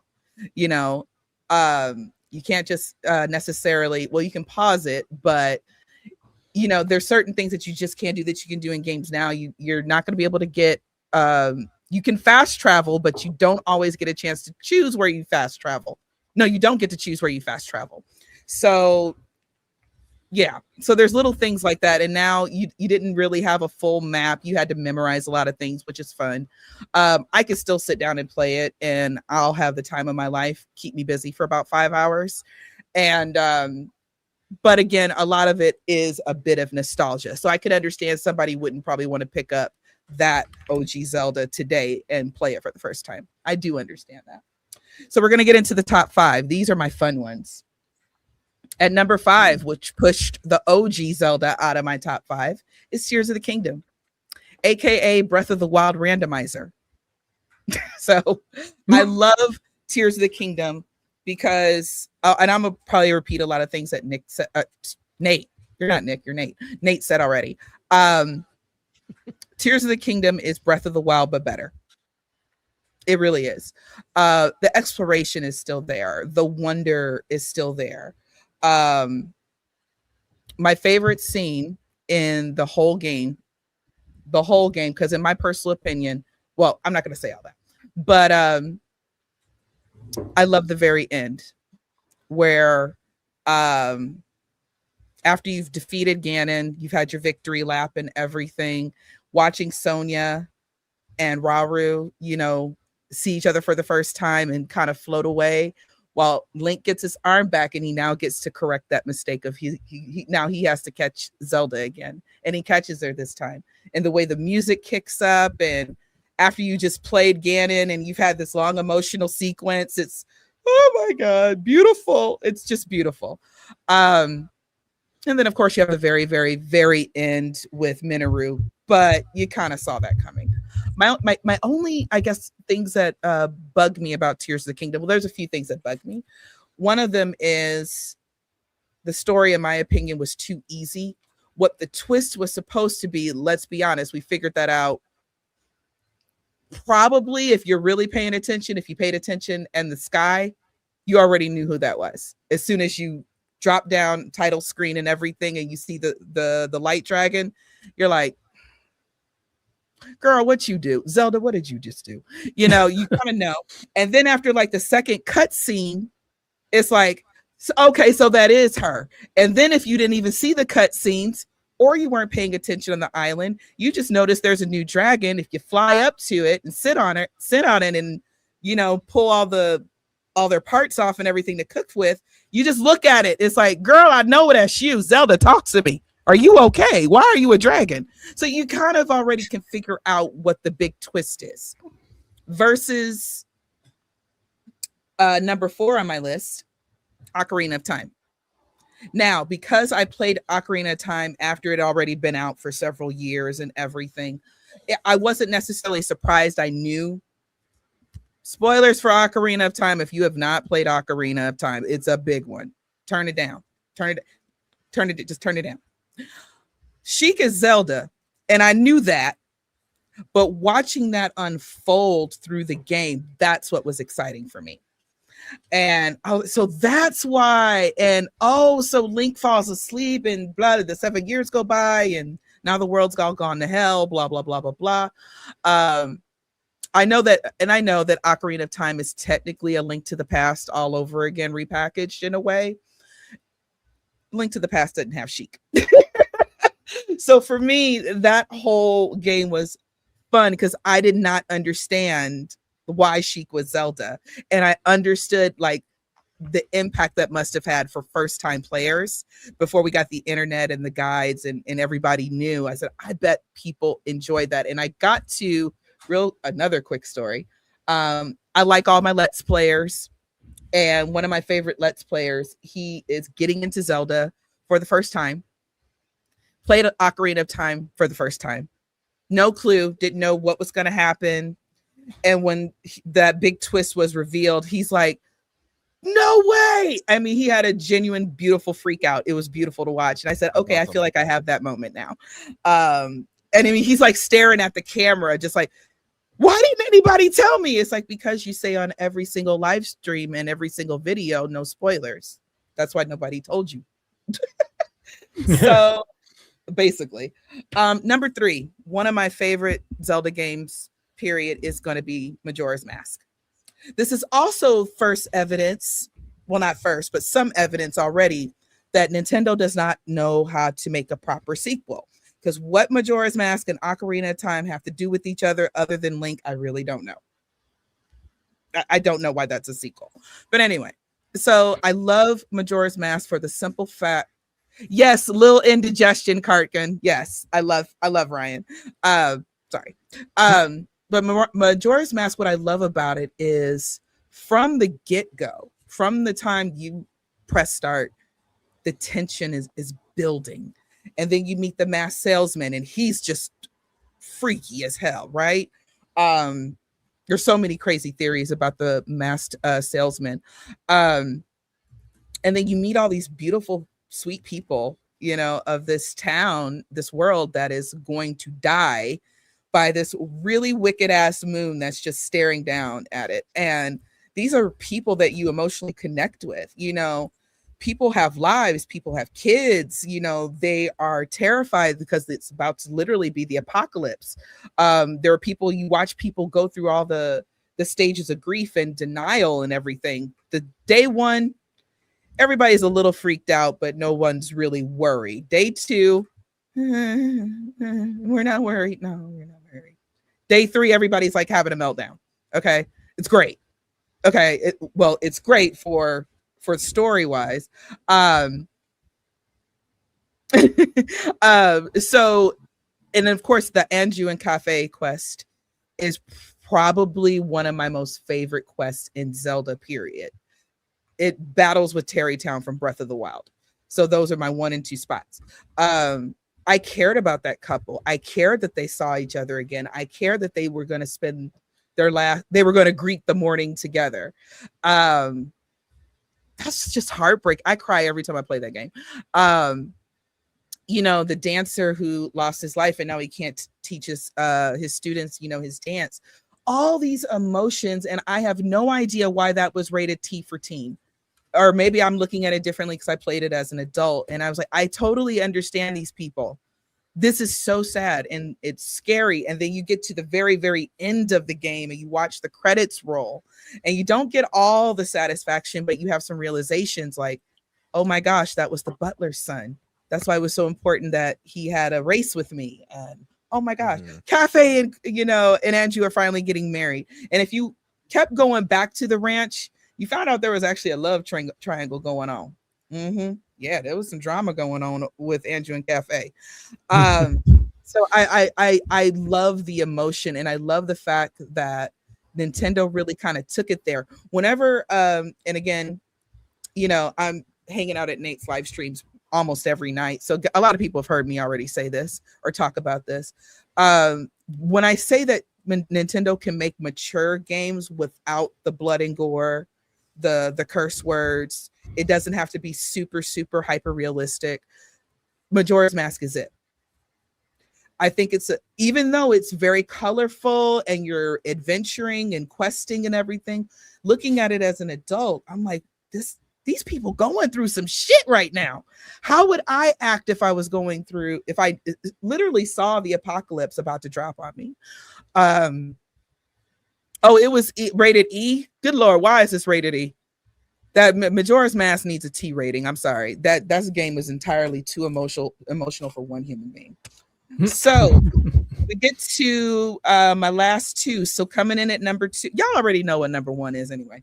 Coming in at number 2 was Twilight Princess. Twilight Princess, I played that game probably about 5 or 6 times. I never played the GameCube version, but I played the Wii version and I played the Wii U version in HD. In the Wii version, I don't remember this in the HD version. I think I checked, but I don't remember. But in the Wii version, Dark Link is in there.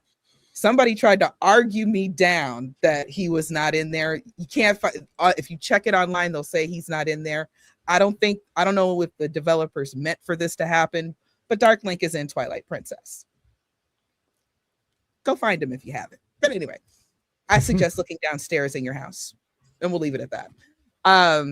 But there's so many things. Like, of course, that was the game that brought me back to Zelda, brought me back to gaming. All again, I loved seeing a bit of a older acting Link in a way, because he was such a bro. He was such a. I think he's roughly 17 in the game, but he was so 20 years old. I just got out on my own. I have my first studio apartment and I'm going clubbing. He kind of has that attitude, and he thinks he's a badass about everything. You know, kill a piranha plant, he's got to flash his sword before he sheaths it. I loved that about it. And for those who before Christmas and everything, that was Twilight Princess was what I based my Zelda script off of. I got it. I wrote the real sequel to Twilight Princess. Okay, I wrote the real sequel. I don't know what the hell Link's crossbow training is, but I wrote the real sequel. Anyway, I think it was what was the name of the boss in the desert, the skeleton boss. I can't remember his name now. Star Lord, favorite boss in the game, because the game gives you the best item, which is the spinner. And the spinner spin top. Spinner's great. You are my people, except for Nate. So that's right. Stay on mute. That's what I thought about the spinner. And well, you are right about the spinner. I'm kidding, Nate. But the spinner didn't get any more justice until the first Hyrule Warriors. But it was a great item. I thought it was fun, just underutilized. I love, of course, hook shots, claw shots. All of that is my jam. There are certain things in the game that I was like, I felt were either underutilized or weren't done as well. But what they did do was they kind of gave us some closure about the Hero of Time. If you haven't played that or haven't played the game, you should play it. And you'll find out what happened to the Hero of Time. The wolf thing I thought was just interesting, but it was really cool in the sense that I get it. A wolf is perceived as this dark beast and everything. But of course, if you read about wolves, they go in packs, they almost work as a regular, as a regular human family in a way. So in a way, the wolf was relatable. They mate for life. They take care of their old, their wolves are just like amazing creatures. But they're also very ferocious and they will fuck you up. So there's that. And that's what I liked about some of the things I liked about Twilight Princess. I also like Twilight Princess because one of my biggest gripes with Zelda, with a lot of Nintendo games, honestly, but Zelda especially, is where is Link's parents? Where is your mama? And why are you running around the woods with a sword and saving the world? Boy, get your ass home and do some homework. I mean, I have all these kind of questions. And in Twilight Princess, that was one of the first times Link had somebody. He at least had his village. He had really good friends. He was, respected in his community. The kids loved him. The older people loved him. Everybody loved him. So that's something else that I really liked about that game. And coming in at number 1, of course, is A Link to the Past. Because A Link to the Past is true greatness. It is just experiencing greatness of gaming. Okay. Around every single corner is a secret. There's always something to find. There's always a new dungeon. There's always a new enemy, a new item. There is no wasted space in that game. I don't feel like what I'm doing is busy work. Sometimes in certain games, certain quests make you just, like you guys were talking about padding. That's nothing in that game feels like padding. Everything feels completely intentional. Yes, the devs meant to put that bush right there.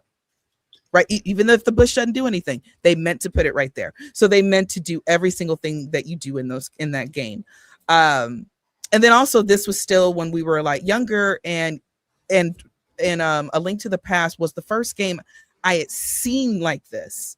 So imagine for some of y'all, if you went from N64 and then you went to like a Switch.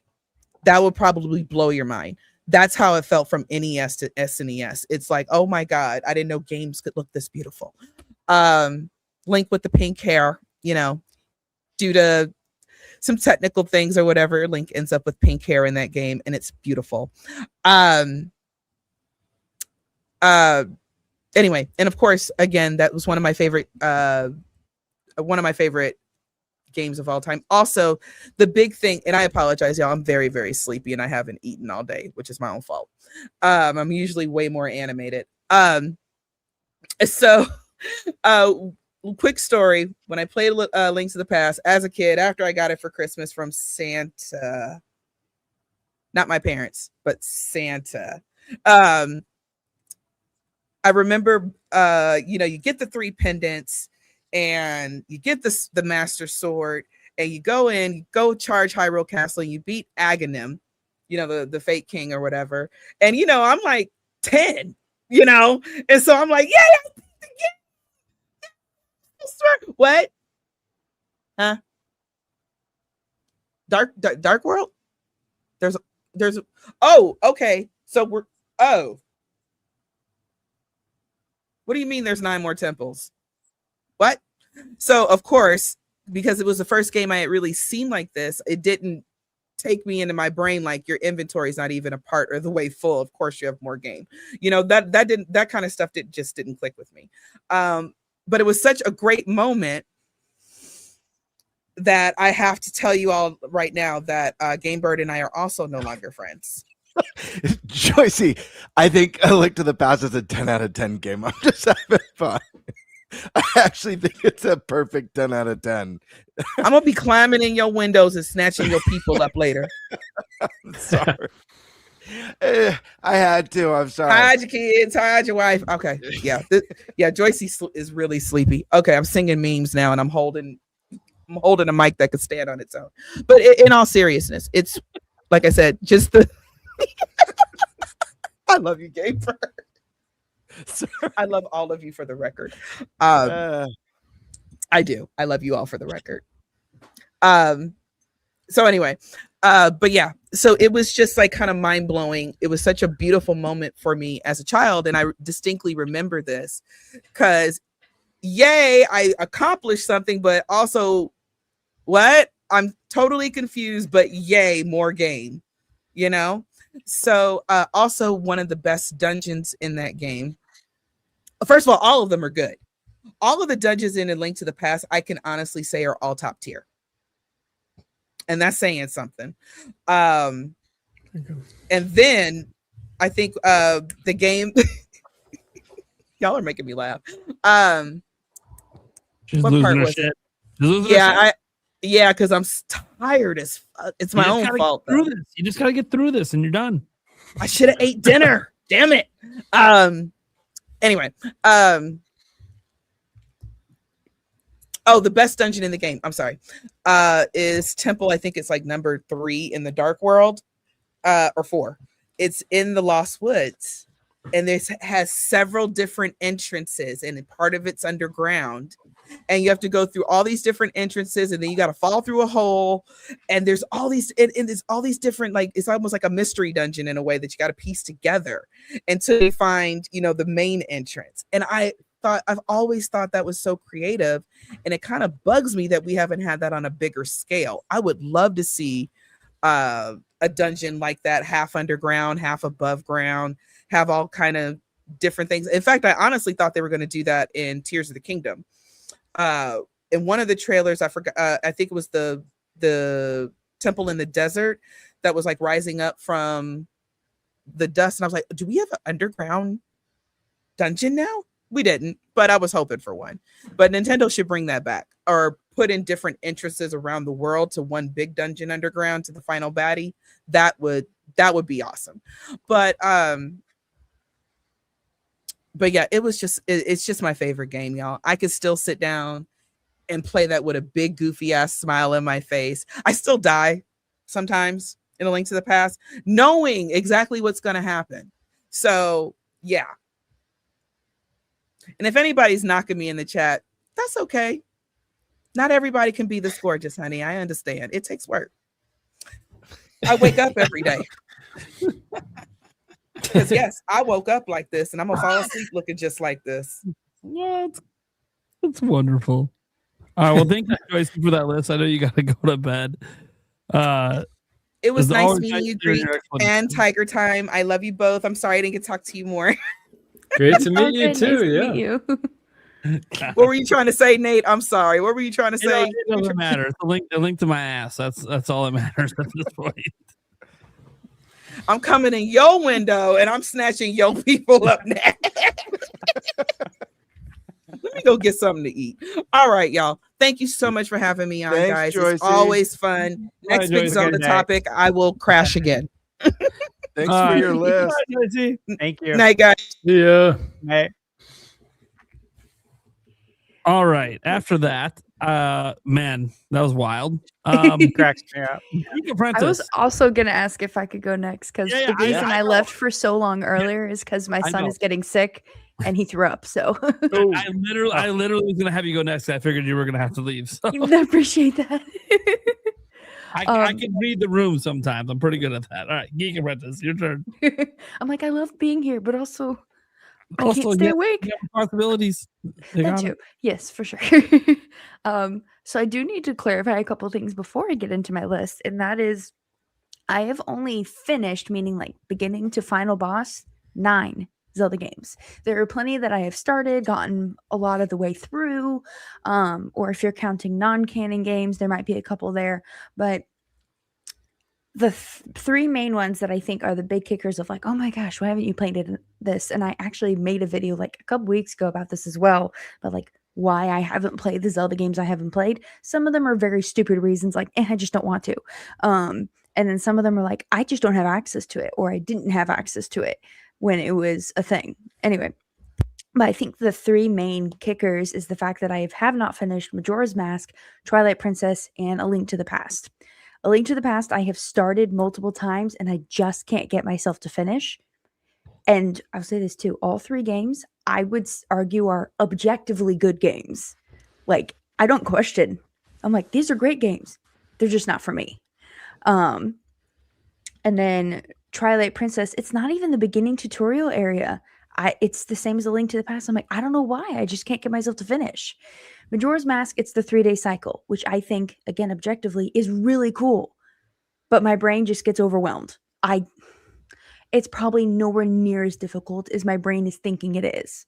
But that's what my brain is doing. But I did have to put at least one of those in number 10, and I decided to put Majora's Mask at number 10 because I have childhood memories attached to that. Because it came out so shortly after Ocarina of Time, I did watch one of my brothers play it. There's actually a fun memory. I'm forgetting his name, but the twin sisters that learned the dance, my brother and I would mimic that dance for fun. Like my mom would hold down the button and then we would just mimic I'm like 5 years old. He's like 9. It was hilarious. It's actually my favorite mask in the game is the one so that lets funny. you dance like that. It's so good. So funny. I should say I have defeated the final boss because I didn't play through the whole game. It was because my brother, I must have been like 6 or 7. My brother, the second one, he had, why am I blanking on the giant, not the Giant's Max. What's the name of the mask? Fierce Deity. Oh, Fierce Deity. And he was like, I bet you could do the final boss with this mask on. I was like 6 or 7 and 7, maybe 7, 8. I'm not doing that on purpose. I'm a teacher. I'm so sick of hearing it too. A dance teacher. And I've been cool with it since the South Park episode. Once that happened, I'm like, all right, I'm fine with this now. But he was like, try it. So I did defeat Majora by using the Fierce Deity's mask. So I think objectively it's a fantastic game. I just have not been able to get myself to sit and finish it. And any Zelda game I'm not willing to finish, I love watching other people play it. And because I was the youngest of 3, that was a lot of my gaming experience when I was younger. So I think it's very comforting for me to watch others play it too. And it's just as satisfying. Well, it's a different satisfying, but yeah. Number 9, I have Minish Cap, which I only completed a couple years ago.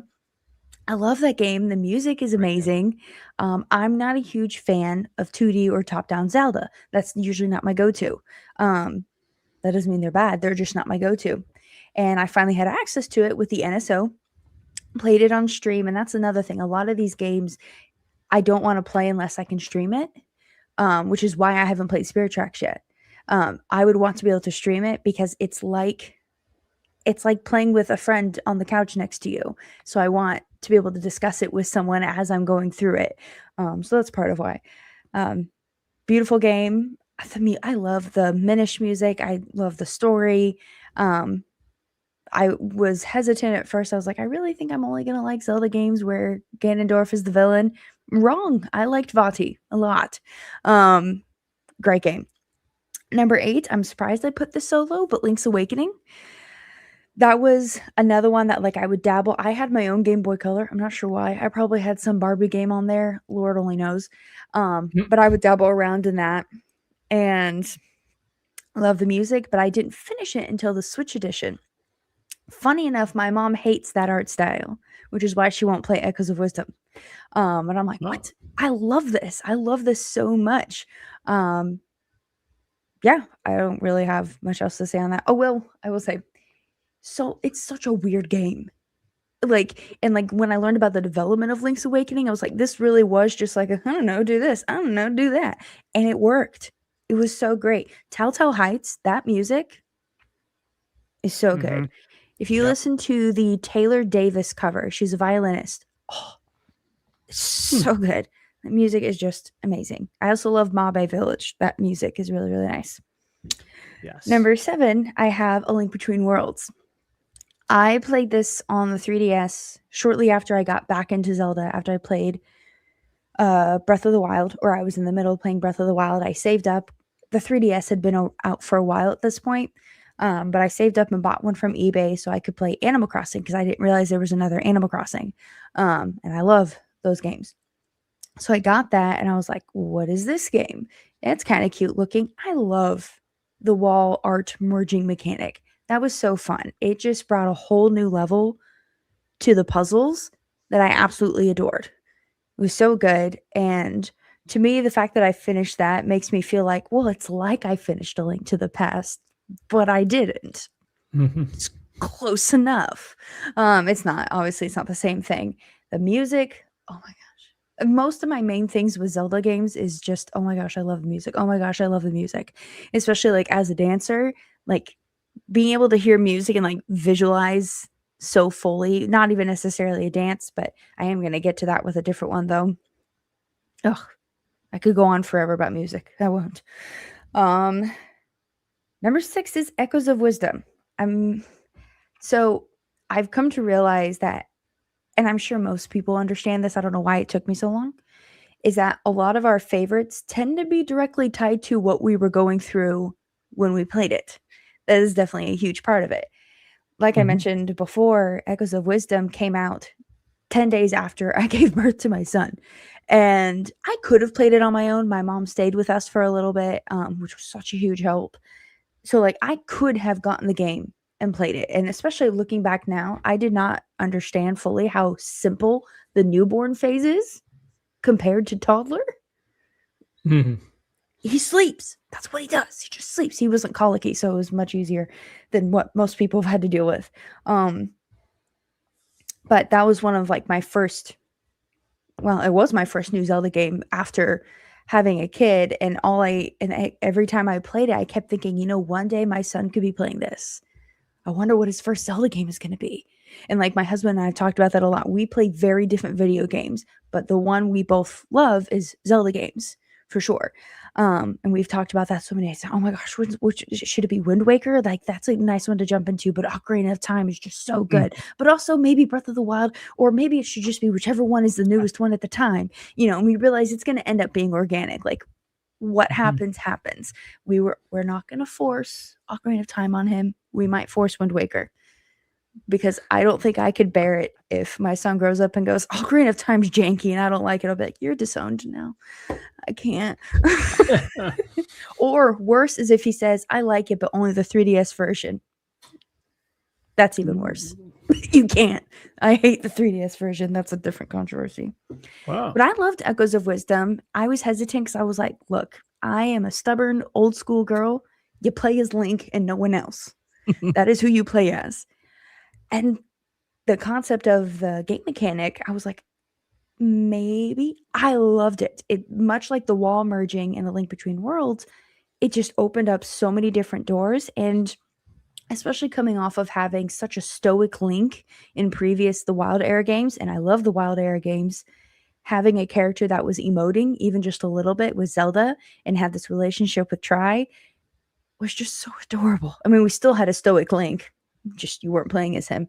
And I thought it was handled really well, and I'm trying so hard to get my mom to play it, because I think for someone who doesn't do combat very well, she would really, really like this game. And she's good at puzzles. She's incredibly smart. And she just won't do it because of the art style, which is sad. I don't think any of the dungeons stand out to me or the music, except for Elden Volcano, the Elden Temple. I'm blanking on the name. But the one with the Gorons, that one had great, great music. It all had great music. It's just none of it stood out enough, but I think I need to play it again. Top 5. This is hard because other than my number 1, 2 through 5 are constantly changing places. Sometimes it just depends on which one I've talked about most recently. Which one have I watched someone play most recently? Which one have I played most recently? And I'm like, oh wait, this game's fantastic. I forgot. It needs to be higher. So right now, as of this moment, it could change in 24 hours. Number 5 is Skyward Sword.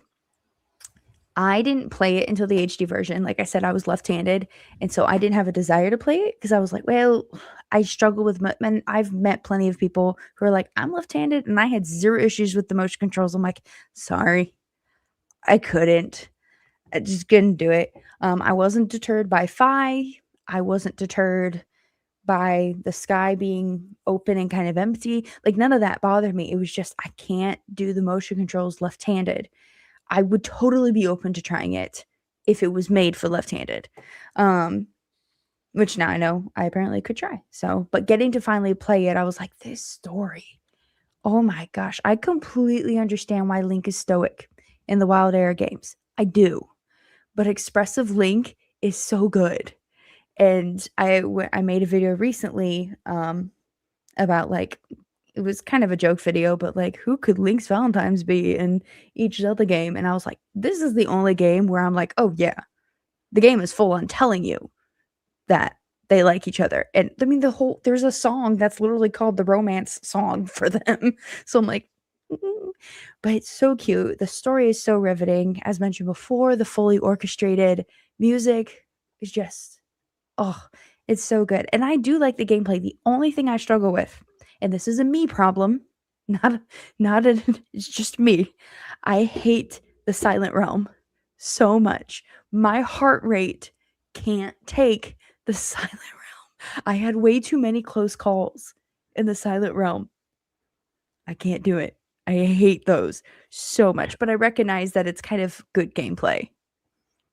I don't know. That's usually a main thing with me in games, is like, I recognize why this is good. I just can't do it. Number 4, oh gosh, this one gets flipped with number 2 all the time. Right now is Breath of the Wild. Breath of the Wild was Wii U, Zelda Wii U, when I first learned about it. I was not there for the entirety of the hype train. I was just getting back into it. But I distinctly remember it was Christmas of 2017. I had been talking to my mom about it, and I had been getting back into Zelda, and like, we would play like the odd N64 GameCube game as a family every now and again. We would play Mario Kart. We would play Mario Party 5 specifically. Randomly, we would have marathons of who could get furthest in Banjo-Kazooie in an hour. We would do all 3 save files, and whoever could get the furthest in an hour with Banjo-Kazooie was the winner. And when I was really young, my mom and I would team up on the 3rd file, and each of my brothers had the other one.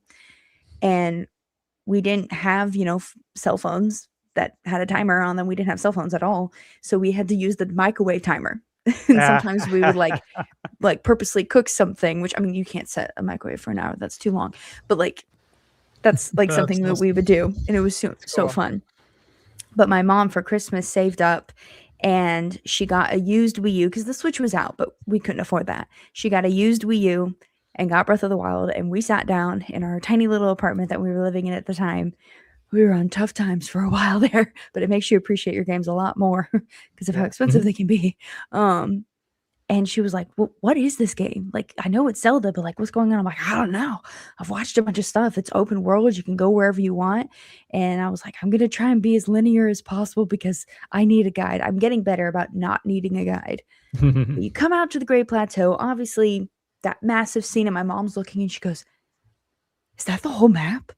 Do you get to explore all of that? I was like, yeah. And she was like, that's huge. That's going to take you forever. It's going to take you like 2 years to finish this game. And I was like, no, it'll take me 2 years to complete it, not finish it. There's a difference. I walked down to the side. I talked to the old man. And at that point, I think I was already spoiled and knew it was the king. And there are subtle ways that you could figure that out anyway. And I grab a stick and I'm like, oh, I can go beat up that bokoblin. Like, it's a red bokoblin. It looks like it's pretty easy, right? It one-shot killed me. And like, the game over screen for Breath of the Wild. And I'm just sitting there with my controller. And my mom and I are both just staring. She was like, isn't that an easy enemy? I'm like, yes. She was like, and it one-shot killed you. I'm like, yes, it did. And she was like, oh, this is that kind of game. And I was like, I'm going to die a lot. And I have an irrational fear of dying in video games. Not in real life. Don't care about that. I hate dying in video games, specifically. Don't know why that is. I think because of older games, like losing so much progress. Whereas like now, that's not as much of an issue. But adored this game, getting into it. It, like I mentioned before, opened up so many doors to what I do now. Like I never could have imagined I'd be on like other people's podcasts getting to talk about Zelda. Like what? That's insane. And yet here we are. So, like I said, it flips with the other Wild Era game. Just depends on the day. Wind Waker's number 3.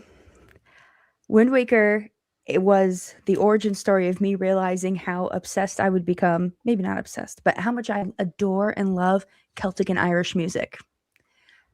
Oh my gosh. That title thing, that title screen, my husband and I both were like, oh, that is like the best. It's so good. And the art style is great. My eldest brother, he missed out. That's his problem. But like those graphics still hold up today. The whole tingle tuner, messing with my brother, he loved that. He did not love that. We love that. The story is great. And like, I know story is not always their focus. Like it's a secondary 3, 4th thought. And I get that. They make sure the gameplay is fun. And I appreciate that. But I do love a good story. And even something as simple as Link is trying to save his little sister. I'm the little sister. I love that. And I'm like, oh, that's so sweet. Of course, my brother's like, yeah, sure, whatever. And I'm like, you'd protect me. You would. I actually think, I think you make a really good point. I think there's something really sweet about that being Link's kind of purpose in that game. Yeah. But I feel like people sleep on the story on that game. I actually think it's one of the best. Obviously, it's not as dialogue heavy as Skyward Sword is. Sure. But I actually think it's one of the best stories of the entire series. When you dig into like the motivations of Ganondorf, there's so and much like there. Yeah. Just like the history and what happened to this world is one of the most fascinating and sad, almost like sad as well. Yes. So, coincidentally, also has an expressive Link. Yeah. He meows in this game. How fun.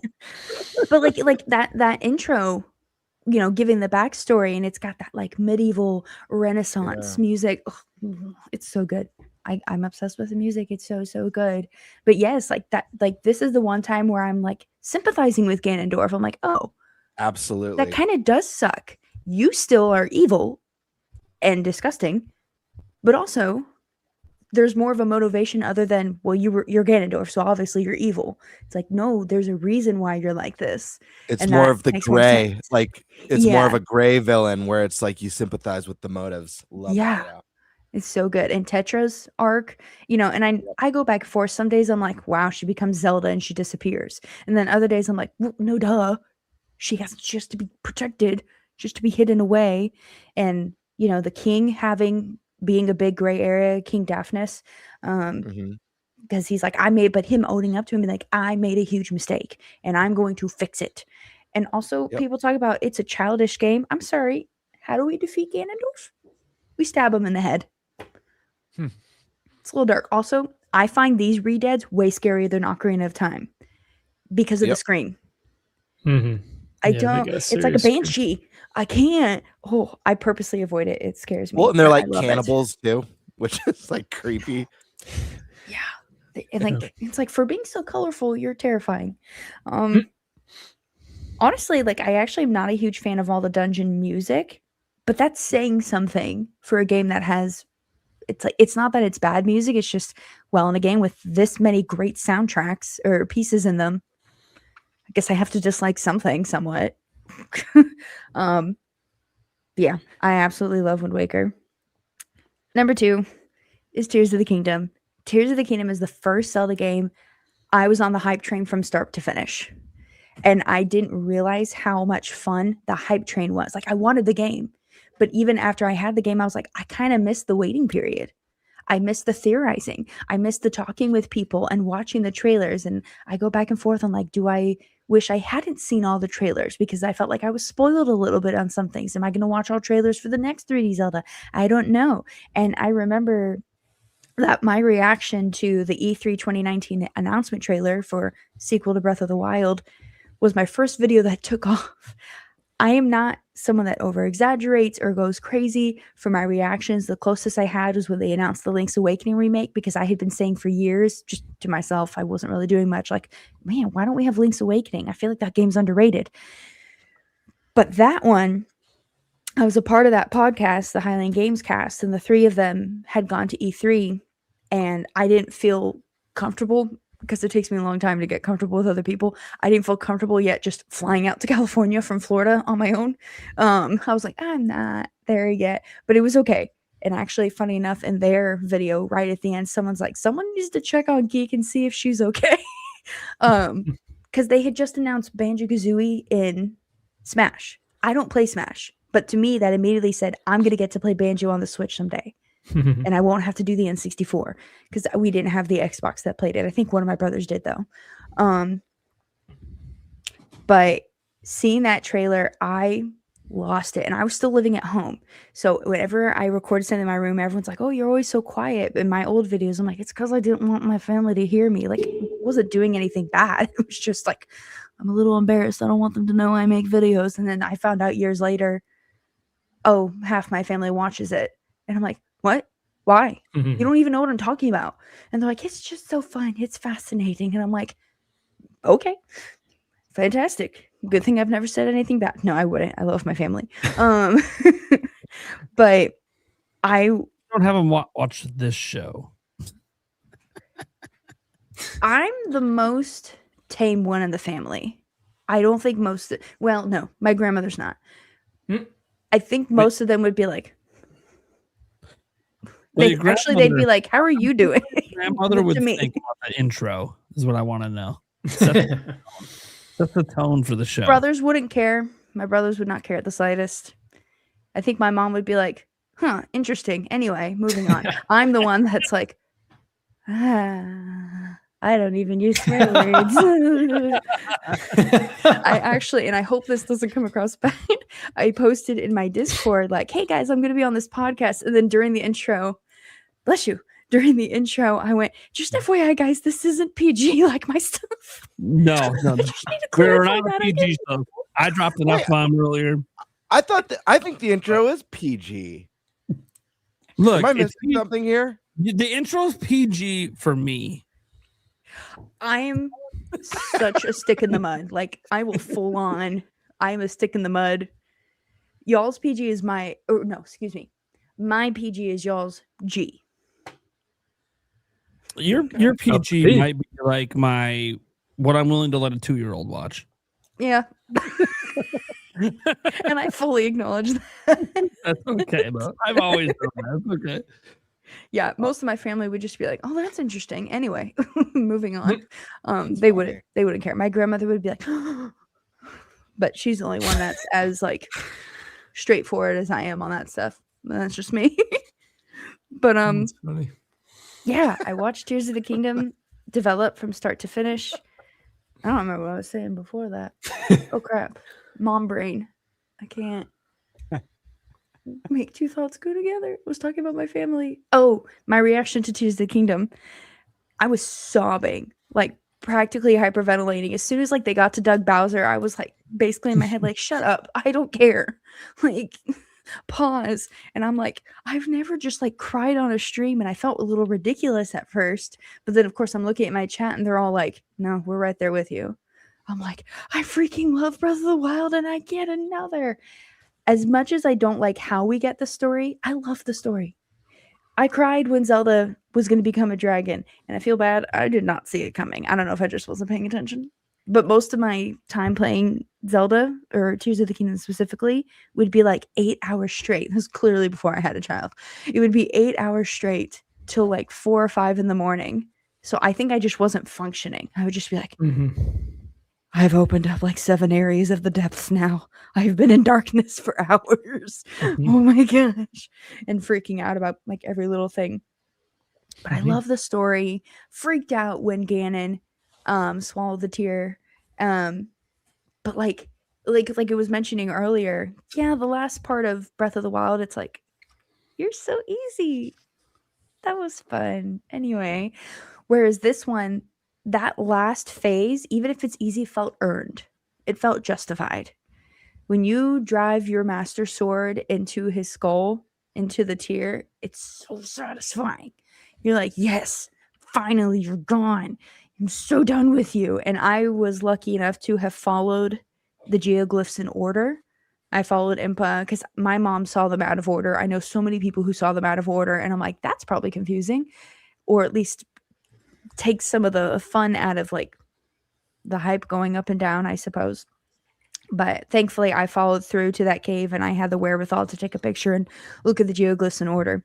So just overall, like, I have such fond memories of being able to watch Tears of the Kingdom develop from start to finish.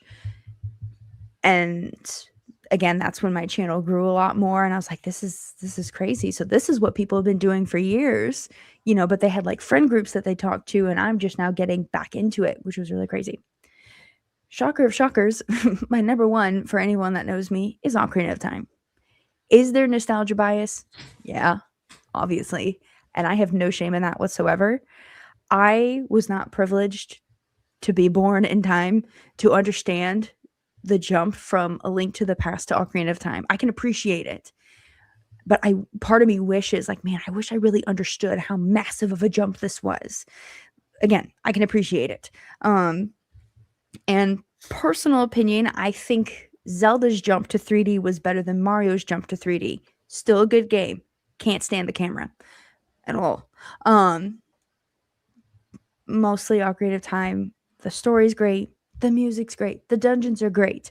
The progression is great. The nostalgia is great. Are there flaws? Yes. The only thing I will give the 3DS version is being able to equip the iron boots. That was very helpful. But I just have such fond memories of watching this game. Such fond memories of, like, this is so stupid, but I can laugh about it now. I think I was in early high school, and I was at my church's youth group, which honestly kind of sucked. It was pretty cliquey, so a bunch of us left and did our own thing. We were like, we're not even learning anything, and I hate this. It was like youth group. Yeah, pretty much. And they're like, why'd you leave? I was made fun of for actually knowing things, and I was really annoyed. Anyway, I was like, then why are we here? But whatever. But there was a guy there I had a major crush on. Major crush on. Super nice dude. And he and his best friend, and the best friend was nice to me too. They were like some of the only people. There was like maybe 5 or 6 people that I felt like I got along with. And I'm like, I get it. I'm weird. I'm different. That's fine. That's why I'm leaving. But they were talking about Zelda, and I don't know which Zelda game they were talking about because I had been out of it for so long. But I knew Ocarina of Time. And I was like, oh, which Zelda game? And they're talking. I was like, I don't know that one, but I love Wind Waker and Ocarina of Time. And the best friend, not in a mean way, was kind of like, no, you don't. And I'm like, yes, I do, actually. I love those games. And they're like, no, you don't. I'm like, I don't know why I would lie about this. And I was like, fine, test me.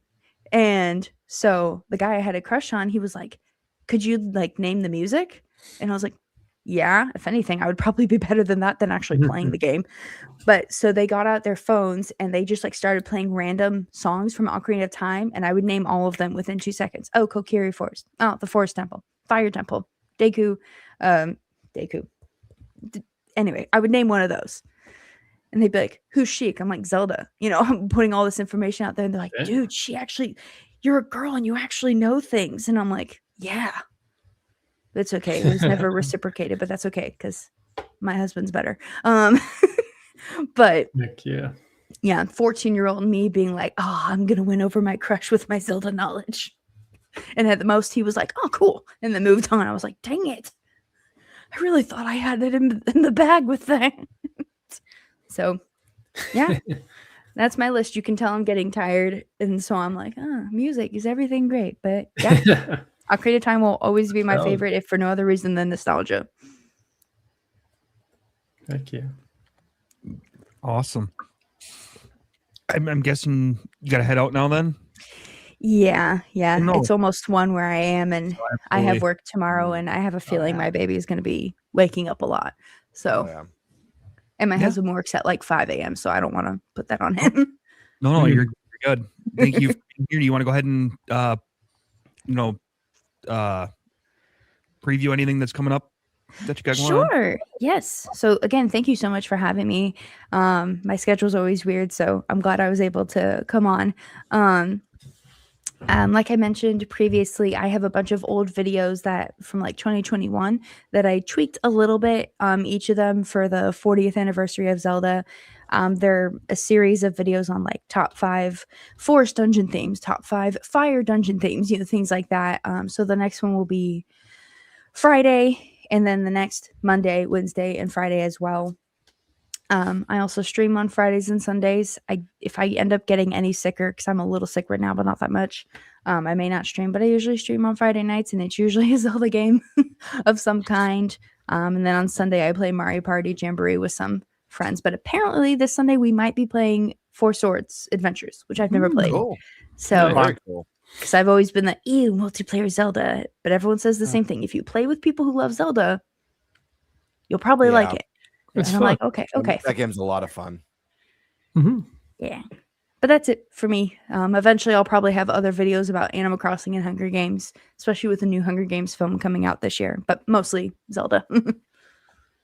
Very nice. All right. Well, have a good night then. And Yes, thank you Great so to have much. you on. Yeah. Nice to meet you. Yeah. Geek, thanks for coming on tonight, and thank you for an awesome Zelda list. I love how everyone's list has been way different from each other so far too. Yes. Very cool to see that. Very big testament to how amazing the series is. That it's not all the same, frankly. So thank you again for having me on. It was good talking with you guys. Thank you. Bye. See ya. Hey. Bye-bye.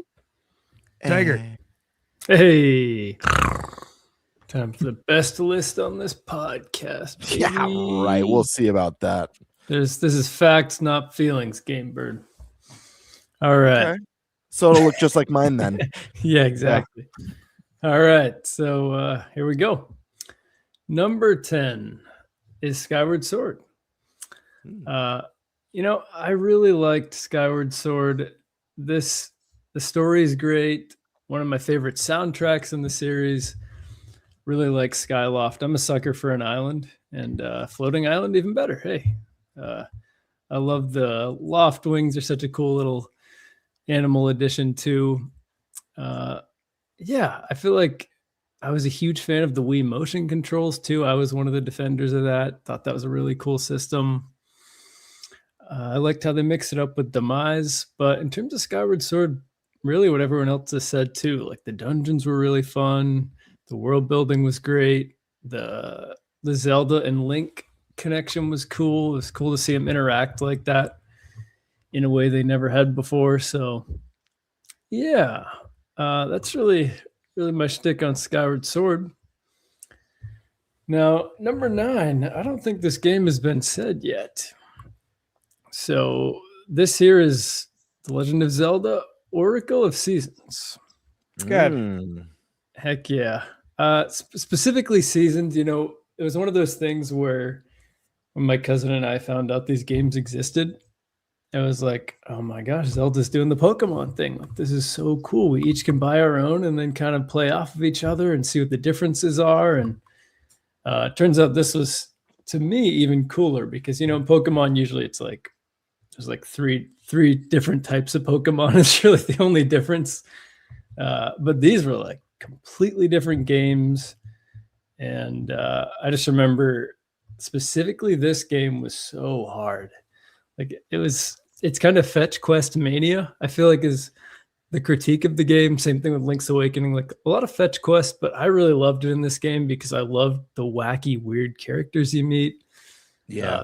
The time travel aspect. It just was so fun and weird. And like the final boss in Seasons was, I can't remember his name, but it was like a huge knight of some sort. And you end up going to a tower and fighting him. I can't remember the name. But yeah, it was just, honestly, there was somewhat of an interesting story too. Cause like the beginning of these games start out and everything's kind of peaceful. Like there's a little bit of a prologue. Like I think it was Seasons where you start out, everybody's dancing, there's music everywhere. And then it turns out Impa isn't really Impa. And it's a complete betrayal and it gets kind of crazy from there. So really cool games, fun dungeons in both Seasons and Ages. I do like in Ages how they take you to that island and take away everything. And you meet the crazy little blue guys. I can't remember what they're called. You kind of explore that civilization. That was cool. But for me, I was always the one with Seasons. So that's the one I'm going to pick here. But I want to shout those games out there. So good. Number 8 is Breath of the Wild. Joycey had hers at 8 as well, and kind of said, you know, don't attack me, but you know, I feel pretty good about Breath of the Wild being here. It's, I mean, it was higher before Tears of the Kingdom came out for sure, and I do want to separate them in terms of comparing them. Like when I'm evaluating them like this, they should exist on their own, but in terms of, for me, a lot of this list was like, if I were to play these games today, what would I get the most out of, and what would I connect with the most? And if we're talking like the first hour to 3 hours of the game, Breath of the Wild would probably be number 1 on my list. But I think that, you know, after the Great Plateau, again, it's number 8 on my list, so I really like it, but it just is a little empty for me in terms of what Tears of the Kingdom showed was a more vibrant, interactive world. And I agree. Yeah, at the end of the day, I can't forget that about Breath of the Wild. But again, such an amazing game.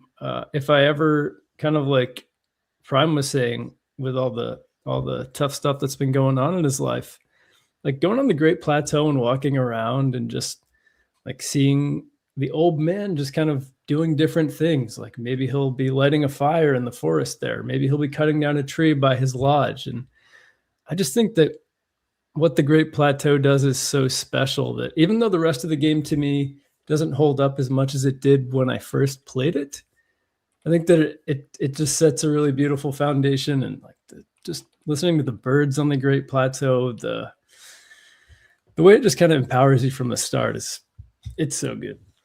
So that's number 8 for me. And then number 7, I had Link's Awakening. So like I said, I just remember like trying to play it on car trips or whatever, and like any single ray of sunlight coming in and totally making it so that I couldn't play the game. But I remember thinking it was so cool. And again, I'm a sucker for water. I'm a sucker for islands. Whenever Thunderstash talks about water graphics, I'm right there with you. And you know, Link's Awakening specifically here, it's not because of the water graphics.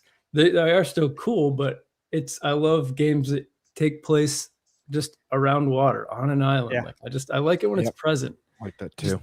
It just speaks to some kind of adventure. So Just the little shipwreck scene in the beginning. Just even that little bit did a lot for me at the time to be like, oh, this is crazy. This is so cool. Link stranded on an island, Castaway style. Even in Zelda 1, like when you get the raft, that was like such a cool moment. 'Cause now you can travel on water. Yeah. Yeah, exactly. There's something about just being able to, be around water. So this game was, just cool finding out how crazy the ending gets. And I thought the dungeons were really fun. And again, I enjoy the fetch quest aspect of these kind of older 2D Zelda games because it helped naturally introduce you to so many weird characters. And like whether it was the monkey on the beach or any of the other cool, weird, interesting characters in Link's Awakening, I just always enjoyed like trying to find out who I'm supposed to take what to next. It required a cool attention to detail that I just always valued. So on top of, like I said, I really like the weird stuff in like Majora's Mask. And so this was a funky game. It's like Chain Chomp. What's going on with that? What's up with these Mario things? Love this game. Love that they got weird and wacky. And also really love the remake too. I love that style. And was glad to see that. It gave me hope for the Oracle games, to be honest. So we'll see if that comes to fruition. So number 6 is Twilight Princess. So this was a list that, again, is ever evolving. I think this could easily be like number 3 on my list if you ask me like in a week. Because, again, different Zelda games, different emotions today for whatever reason. Twilight Princess, when I made this list, wasn't at number 3. But tonight's number 6. So really love the game, though. I loved the contrast from Wind Waker to Twilight Princess. And like you said, Game Bird, too, I always loved seeing the different art styles as they evolved, too. And this was such a cool jump from Toon Link to this more kind of mature coming-of-age Link who, I don't know, kind of, like Joycey was saying, too, I love how he kind of was a figurehead in the village and kind of made Link feel more real and more like a little like hometown hero that's leaving his village and setting off on this quest. And on top of the wolf stuff, really fun. I love the final boss fight. Snow Peak Ruins is one of my favorite Zelda dungeons ever. Again, everyone mentioned the spin top too. The wolf was awesome. The Twilight stuff was really weirdly dark and depressing with the dead Hyrulean soldiers and just kind of how they're floating around. I don't know. This game's a cool one. Midna was awesome. And that's what I got for that. And at number 5, this is Ocarina of Time. So, I actually recently replayed this game, and it was just as fun as I remembered playing it. I probably replayed it 3 or 4 times now. Probably the last time I did it was high school or college. And it was just as fun as any of those other times. The camera stuff is obviously, I just don't find any of that to be a big deal. And part of that, I think, is because I grew up with it. So it's like, I have that, I'm fine with it. That's just a part of the process. It's a part of the charm. But I don't know, everything about this game is just really special. And the second you hit Hyrule Field, and I'm forgetting the name of the owl right now, but once he talks to you and it's a special kind of adventurous feeling that kind of hits you as a player there. And not too many games have really replicated that for me quite in that way. And even though Hyrule Field, there's not a lot going on. It's just kind of flat and there's a couple trees and stuff, and at nighttime, obviously it gets crazy. It's Kapora Gabora. Love that name. Kapora Gabora, yeah. That's right. Yeah, that's a great one, yeah. Yeah. Hyrule Field, just walking around that, you can feel the amount of to me at the time, and I still think even now, the depth of options of where you can go. And even though you can't access all these places, you can just see it all though. And you can see the mountain in the background, Death Mountain. You can see that in the background. And there's little cool aspects of what they do to kind of make you feel like there's always another adventure just kind of waiting ahead of you. And I don't know. Ocarina of Time is obviously a special game. Although the first time I played it, I remember getting stuck on the final boss fight because I didn't have enough magic or something. I can't remember how I got stuck, but somehow I didn't actually beat it the first time I played it. I'm not holding that against it here, but yeah, great game. Also, this game had some fun little mask quests too, even though it wasn't Majora's Mask. Like it did have some fun little mask quests where again, you were meeting cool characters through the fetch quest system. So heck yeah. Number 4, not number 1. Sorry, Joycey. A Link to the Past. Still a great game. Obviously, number 4 is pretty darn good. And I love this game. Again, me and my cousin would do the little speed running challenges between him and I. Like we'd play it at the same time.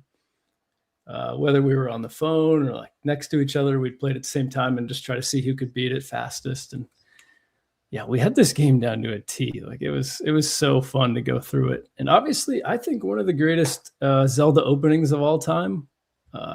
It's just so beautiful. And you meet your uncle. It's kind of like, oh wow, this is interesting. Like Link has a family member finally, and then he's gone immediately. And just it is kind of tragic. And I don't know. I love the adventure. Just even that beginning rainy adventure to the castle is such an iconic journey you go on as Link. But yeah, obviously great gameplay. The graphics still hold up. Like this is such a beautiful looking game. And even to this day, it's so killer. So that's number 4 for me. And number 3 is Majora's Mask. This is a game that, again, I think depending on my particular mood or what's been happening, maybe how much tragedy I've experienced in any given week, this could easily swap with Ocarina of Time. I think overall, though, I would tend to put Majora's Mask over Ocarina of Time because I like how weird it is. And you guys have said it tonight, too, like amazing side quests and just the best characters in any Zelda game in terms of just how you get to know them and how you kind of, I don't know, it really feels like there's an evolution where they're strangers and then in a way they kind of become like a comfort to the impending moon. And it's just like, they kind of become a community. And to weave that into a time mechanic and all of that taking place in this little town is just, I don't know. It's crazy. And it's really impressive. When you think about like people complaining about Legend ZA in that city and how there's no life there, but what they did with Majora's Mask and giving Clocktown like all of this life and just these characters that are full of interesting stories and tragedy and grief, like everybody's been talking about, on top of, again, another great beginning. Like the opening cutscene from Majora's Mask is like, it's still like, I can picture it. It's still haunting. I remember, this could have been a nightmare. Maybe this didn't really happen, but because I played this as a kid. So it was like Skull Kid was terrifying. And I remember after Skull Kid and Link interact, there's a line of dialogue where Skull Kid is saying something. And if you just leave it on that line of dialogue, he'll just keep laughing that same laugh. And it's like, that is ingrained into my head. And it was terrifying as a kid, but I also was like, this is so cool. Also, one of my favorite soundtracks in Zelda, the Song of Healing. The first time I heard that, good. It's so good. Yeah. Like when you first get into that area with the Happy Mask Salesman, and the Song of Healing is playing, is like, all right, you got to put the controller down moment. It's just like, I got to listen to this because this makes me feel like an emotion that I can't even describe, and that's a special thing. So yeah, Majora's Mask dungeons are fun too. Number 2, I kind of foreshadowed this one.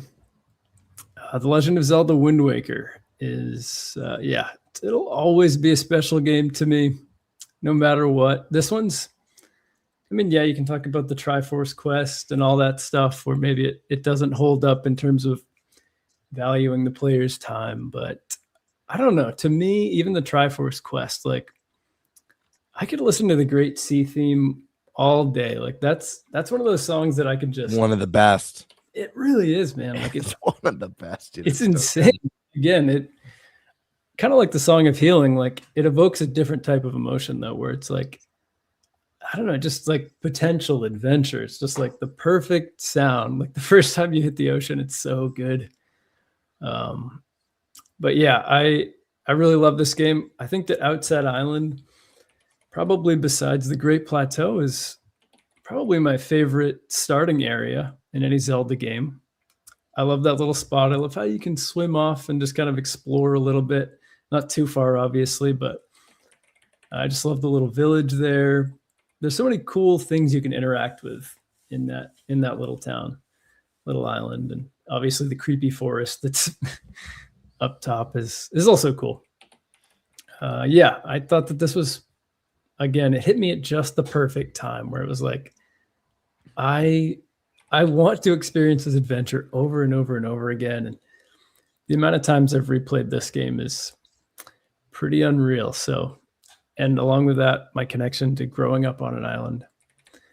This will always be in my top 3. I can't imagine it slipping out. And then number 1, I want to give an honorable mention to Minish Cap. That was one that was a tough leave off.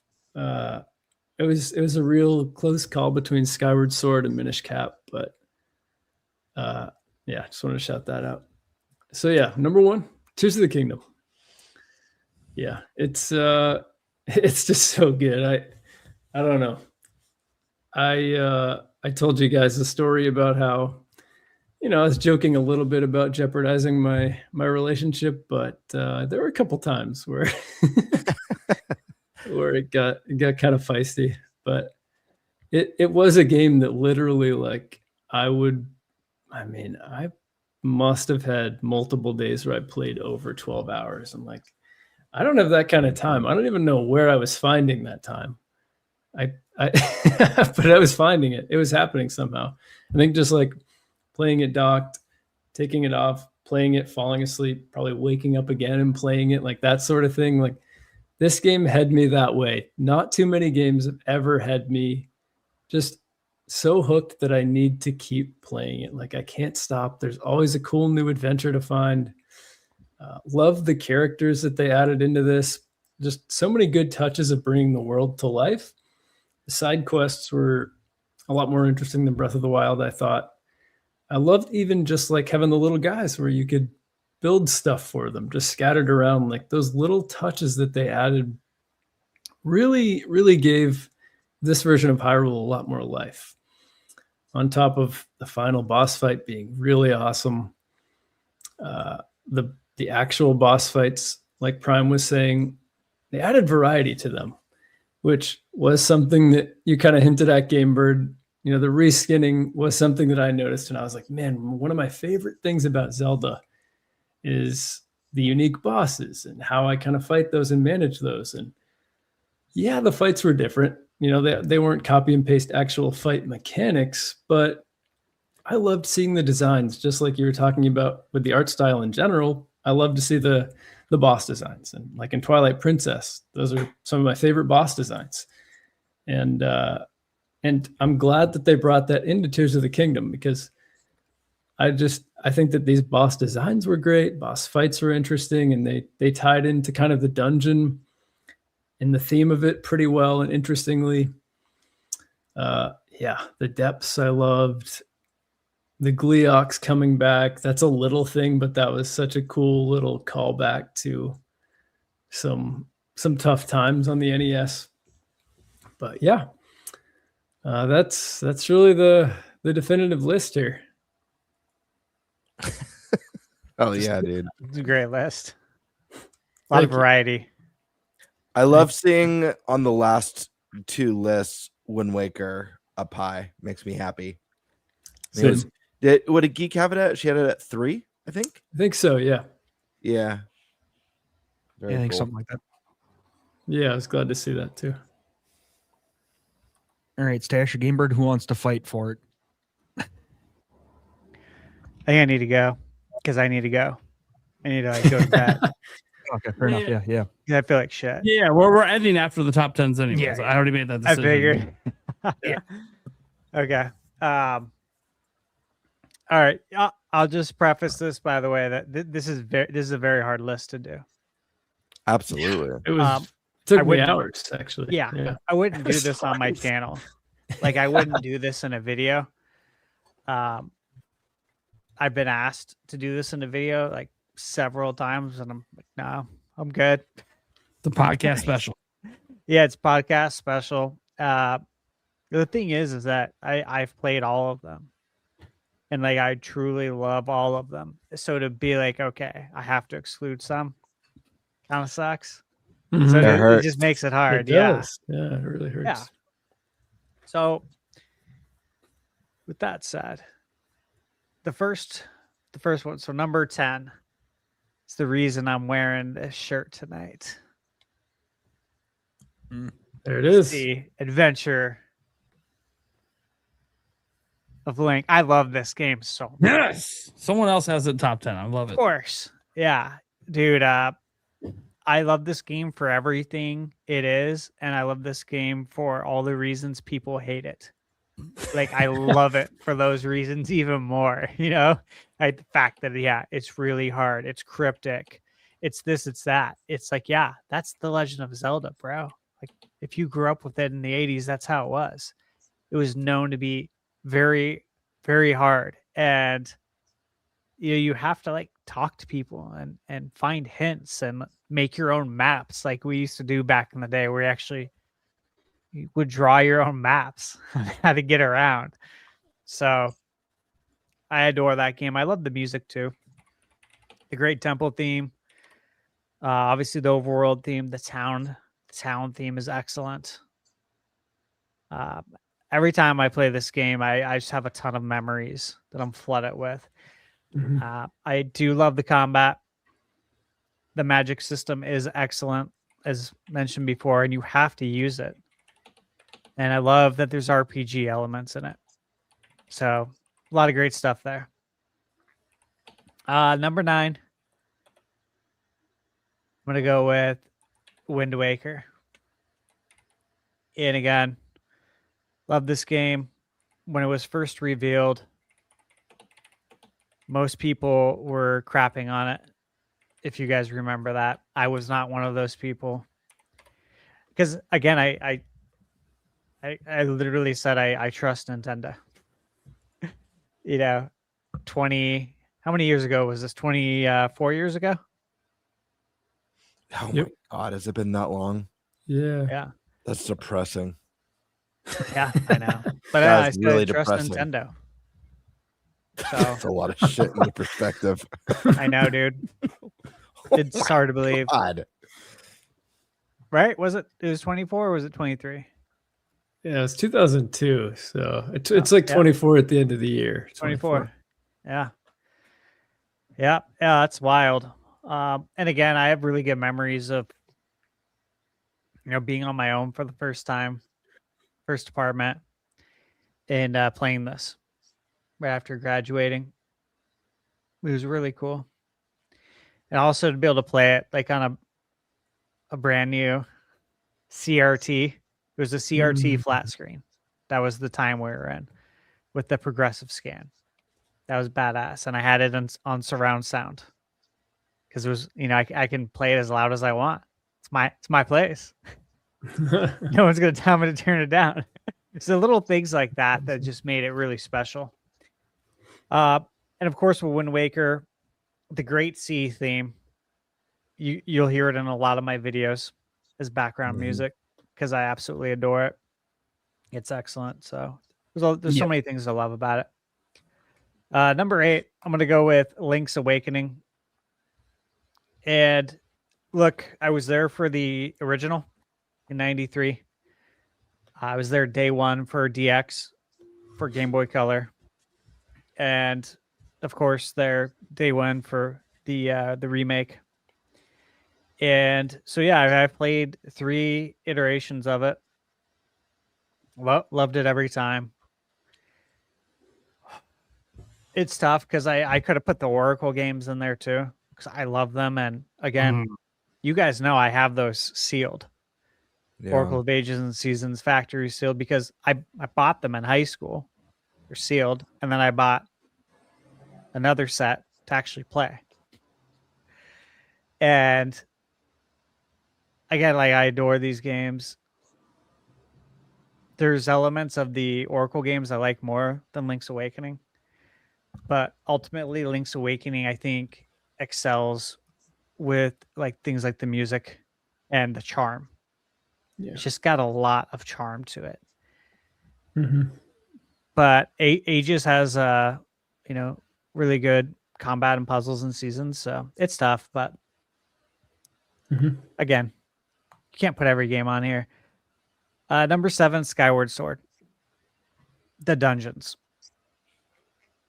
Love them. And again, I have memories attached to this. As an adult, to get time off like that is it's just not something that's going to happen where you get a runway like that to actually play a game from beginning to end unbothered by anyone. You're recovering from surgery. People shouldn't be blowing your phone up. They know that. You literally get peace and quiet. No stress. Nothing to worry about. All you got to do is take care of yourself and enjoy the experience and rest when you're recovering. And so that was a really special moment because I didn't think I was going to get that gift. And I kind of look at it as a gift. I didn't think I was going to get that chance. And most people probably would not look at recovering from surgery as a gift, but it really felt that way. Number 6 is Twilight Princess. Love this game. I mean, I think I really just love everything about it. It could be higher. It really could. I remember, obviously, when we had the Space World demo, and it was the realistic Zelda, and then, of course, we got Wind Waker, and people were upset. But then after that, it was E3 2005, when Reggie was on stage. It was at the end of the conference. And he said, and we have one more world we want to show you. Take a glimpse into. And, the lighting fades. And the music hits. And that was when the classic IGN scene with, like, I think Pierre Schneider and I think Matt Casamassina, some of those guys were, like, crying in the crowd because they were so excited. That's the reaction meme.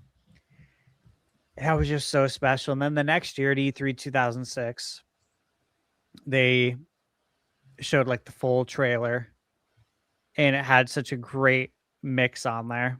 The music on it was awesome. And that was when they handed out the GameCube disc, right? With the preview on there. Or was it the DS? Do you guys remember that? At E3, they handed out either it was the GameCube I feel like it was with the trailer DS, or the DS. I forget. It was so odd though. That it yeah, was the DS. I know what you're talking about. Yeah, I think But it was really cool. Yes, yeah. And then, of course, I remember saying this back then.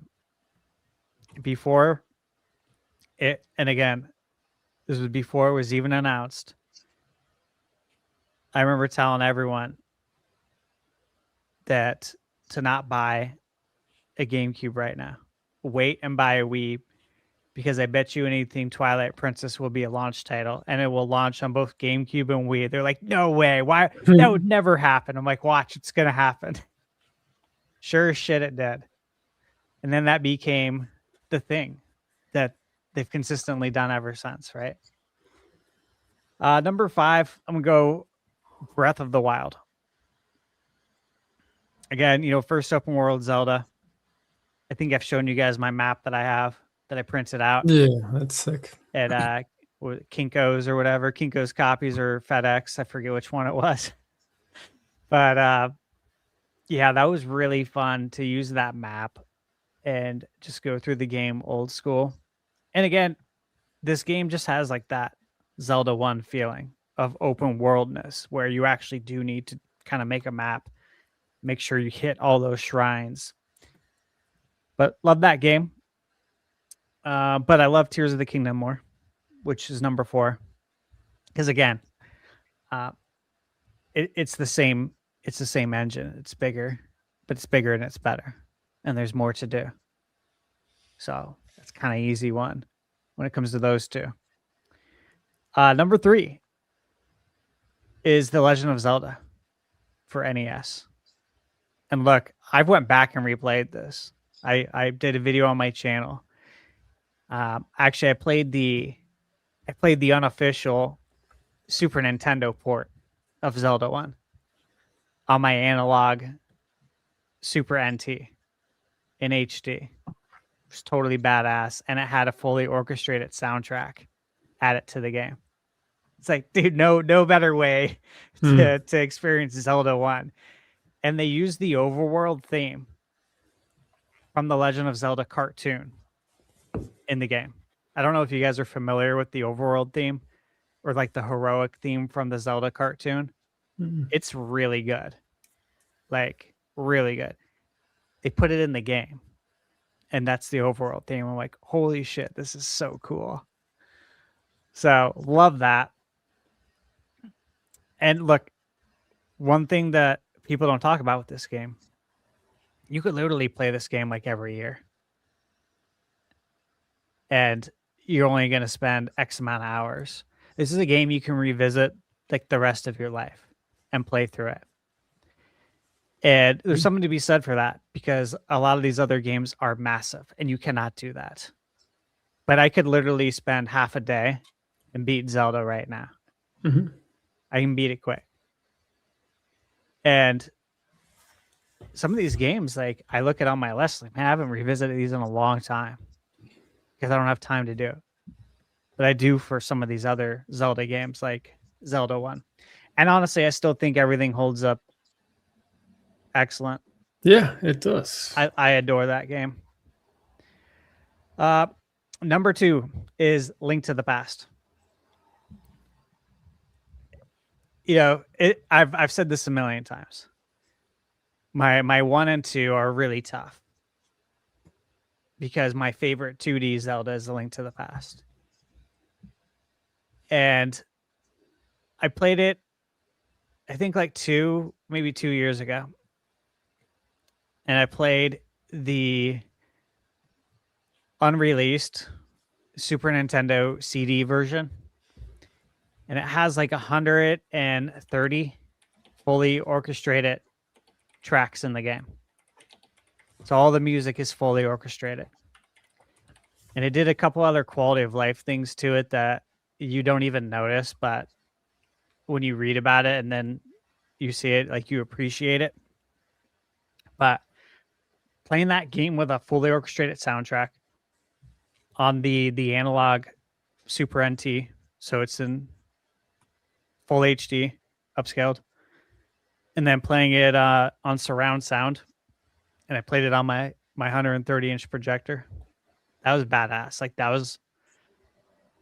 that's as close as it can get to like re-experiencing a game again. You know, like at a later age, even though I've played it so many times, it felt like almost like the first time again when you factor all those things in. So that was quite special. And again, that game is aged like a fine wine. It's aged like, you know, 80s and 90s Disney animation. The art style is just beautiful. And seeing it in HD today is just, it's never going to go out of style. The light and dark world. I mean, there's just so much brilliance to this game, dude. So much. And Joycey touched on a lot of that too. And I agree with everything she said. But my number 1 is Ocarina of Time. And again, those two could be interchanged easily, but they're not. I always keep Ocarina of Time the first, and you know, I'll never forget picking up my gold cartridge, the collector's edition, and taking that home and popping it in for the first time and experiencing the shift from 2D to 3D. I'll never forget that.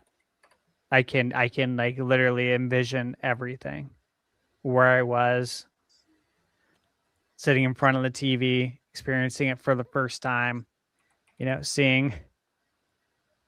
I remember, I'm sure you guys did this too, but when you first turn it on, you just let the video play. The title screen. The title screen And the intro. music. Yeah. Yeah, and it has a few Absolutely. different variations to it. I think there's like 4. Yep. That and Wind Waker, I let those run for a while. Yeah. Yeah, you just gotta let it run because it's the moment's finally here. We're finally doing this. It's been so many years from Link to the Past, and the hype was just absolutely insane. It was just such a special moment. Everything about that game hit for me. Everything. It, like with Link to the Past, we had the light and dark world, and of course with Green of Time, you had the time travel, which you guys all know. I always talk about how much I love time travel. From TV shows, movies, video games. If it's got time travel, man, I'm hyped. I love that element. And then for you to put it in my favorite IP, my favorite game, I'm like, this is perfect. Yeah. So obviously, I really want the Ocarina of Time remake. We all know that. We've all talked about it here. But this game's just very special for me. I was in 8th grade. Was 13 years old. It was a fun time. That's a fun age, right? It was the Attitude Era.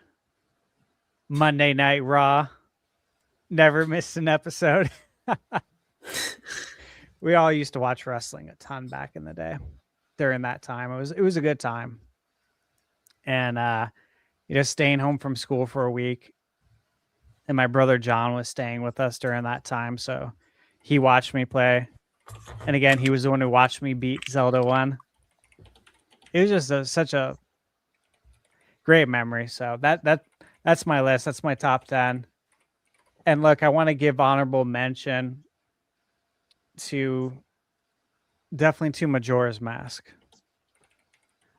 That's not a title I expected to not make it into it, but again, it's tough.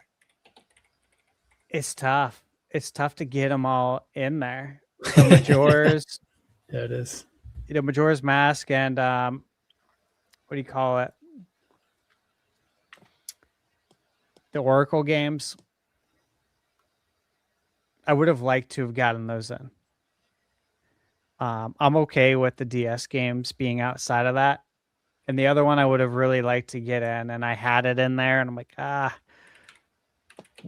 want to put Zelda 2 in there because I really love that game, but it was A Link Between Worlds.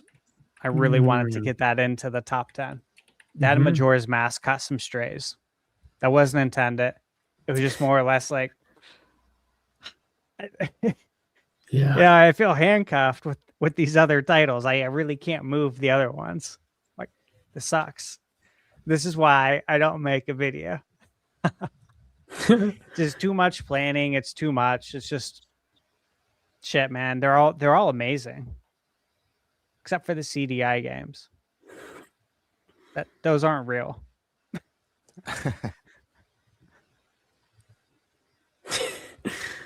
All right, look, I have to go. I want to hear more, but I gotta get You're sleep. good, I think I got a fever. Yeah, no, you're good. No, all good. Your thing. You guys know where to find me. Thunderstash Gaming, YouTube. And then I have a review already scheduled. It's already uploaded to YouTube. It's going up on Friday. You'll see what it is. And then I have a review that should go up tomorrow as long as I don't feel like absolute hell in the morning.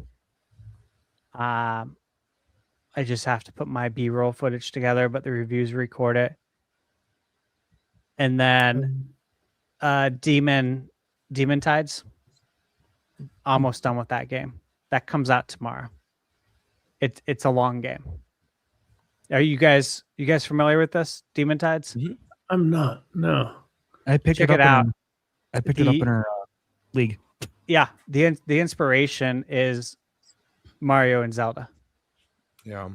And again, have we ever really seen a game that says that's set out to be like, I want to take all the great things about Mario and Zelda and mash it up? Oh, wow. Yeah, it's bold in that sense for sure, but I have a great time with it. So that's coming up, Sweet. and then there's so many more. The list is long of what's coming up. What's crazy is I was talking to Michaela about it.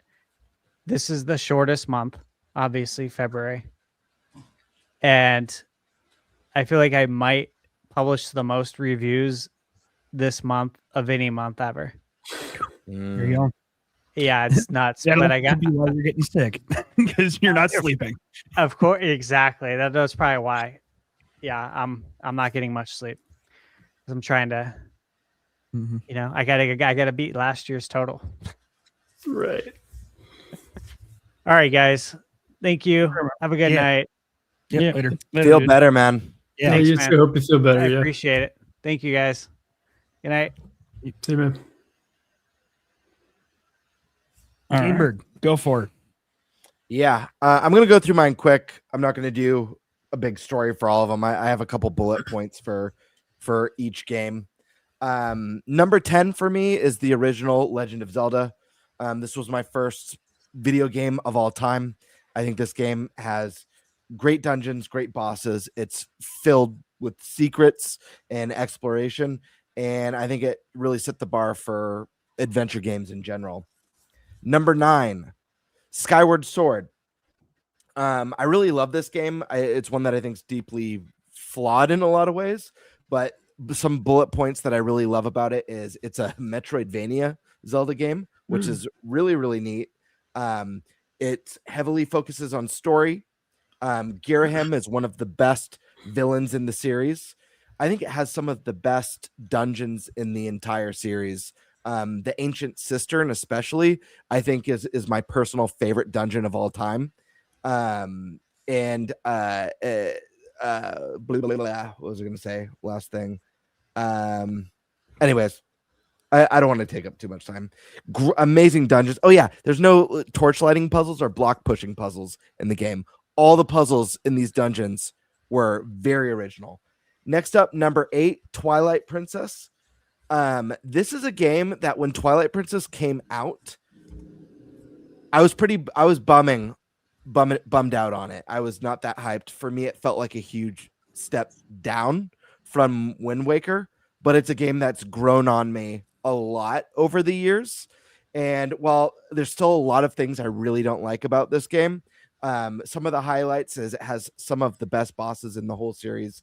I love the dual hook shot or dual claw shot and the spin top are two of the greatest items in the series. Some very memorable Ganondorf moments, and I really liked the horseback combat. Yeah, that's a good point. Yeah. Yeah. Number 7, Link's Awakening. I just adore this game. I had so much fun playing this on my Game Boy Color when I was a kid. I love how quirky it was, how it incorporated enemies from Mario like Chain Chomp and Goombas. And I think the dream concept in the moral dilemma in this game was amazing. It was kind of like the save the world versus like erasing the world. And it was just very, very awesome. The Eagle Tower especially, I think, is such a cool and challenging dungeon. Number 6, A Link Between Worlds. I think the paint style merging with the wall was just a brilliant mechanic. I think it made puzzles and exploration that much more unique and exciting. I think the ending of the game was fantastic. It had a nice twist to it, and it was a really cool modern take on A Link to the Past that didn't really just copy it, but really expanded on everything that A Link to the Past did. Great ending, great music. There's like acoustic in like the overworld theme. I think is really cool. Number 5, Tears of the Kingdom. I feel like Tears of the Kingdom, it feels like they took the vision behind Breath of the Wild and fully realized it. They fully realized that open air concept. I think the scope is insane between the Sky Islands, Hyrule, and the depths. I think there's just endless imagination with the fusion system. Ascend is GOAT. It's a GOAT ability, period. And what an incredible start, just how cinematic, and it just throws you into like shit hitting the fan immediately. Just a really wild way to start it.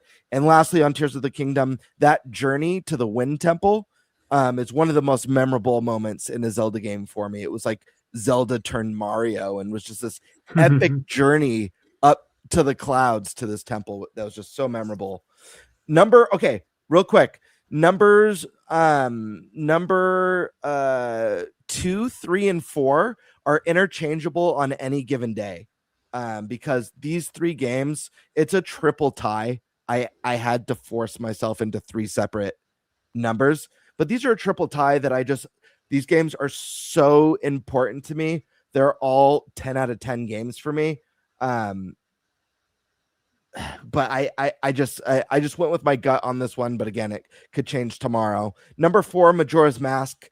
It's the darkest and moodiest entry in the whole series. I think the time control mechanic in it was absolutely brilliant with the 3-day Groundhog's Day style system. Way ahead of its time. Best side quests in the series.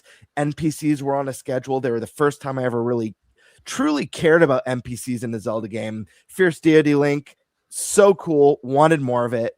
And secrets galore in this game, like all the different masks, all the different things that were there to discover, was just what an experience. There's so much more if we had more time that I'd love to say about this entry in particular. The last thing I'll end to introduce one of my favorite characters of the entire Zelda series. I know Nate's a fan of this one, Tingle. I know a lot of people laugh when I say it or when Nate says it, but I truly love the character. It's not just a joke character to me. I hope he makes a triumphant return in a future entry. He's just that good. Like Nate said, play the Tingle games. Tingle freaking rules.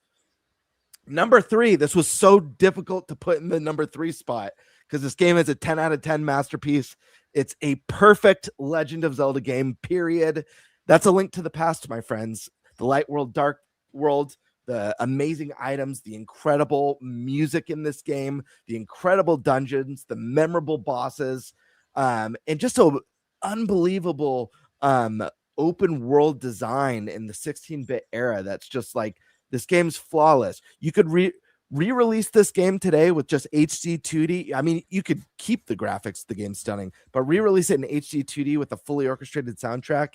It's a masterpiece still. Number 2, Ocarina of Time. Listen, this game is so special. Some of the best music in the entire series, in my opinion. So many memorable tracks, introducing time travel, switching between young Link and adult Link. So freaking cool. Seeing the changes between the future and the past. It's a perfect hero's journey story.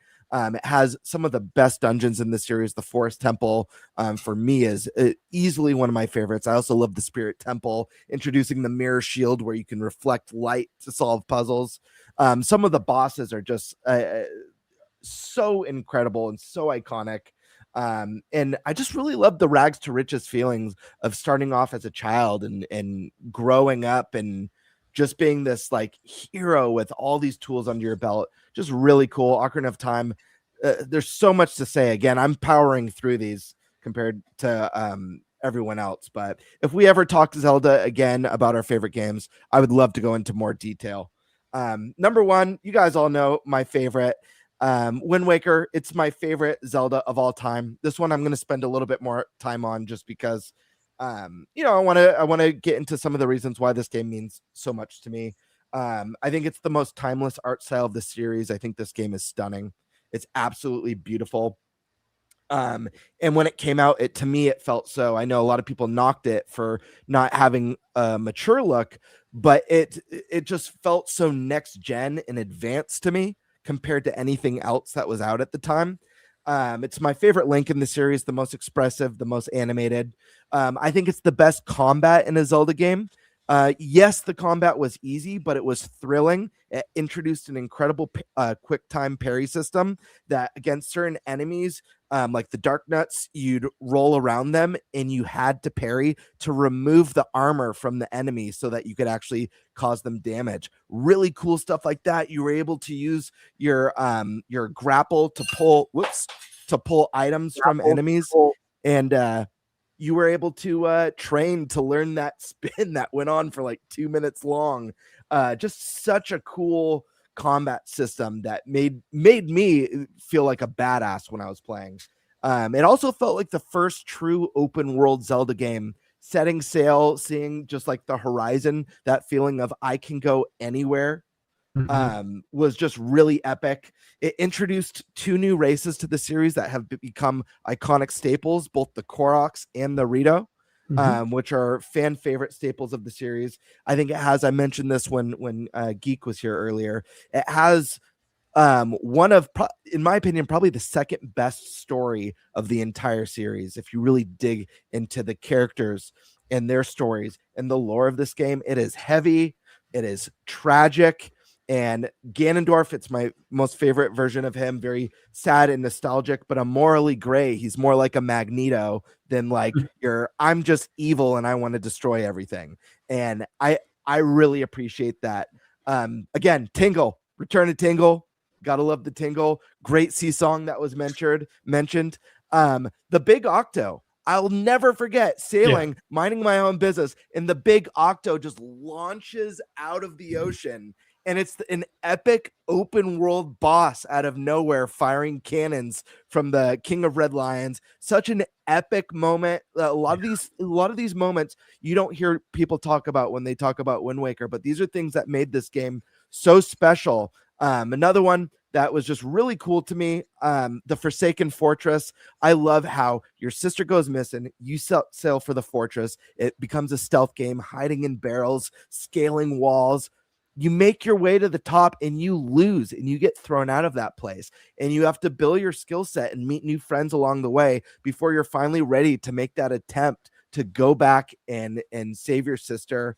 Ganondorf has scenes throughout the title. You feel the villain antagonizing you. Yeah, I just love this game. I love the sploosh battleship guy. It's it introduced Beetle, another great character.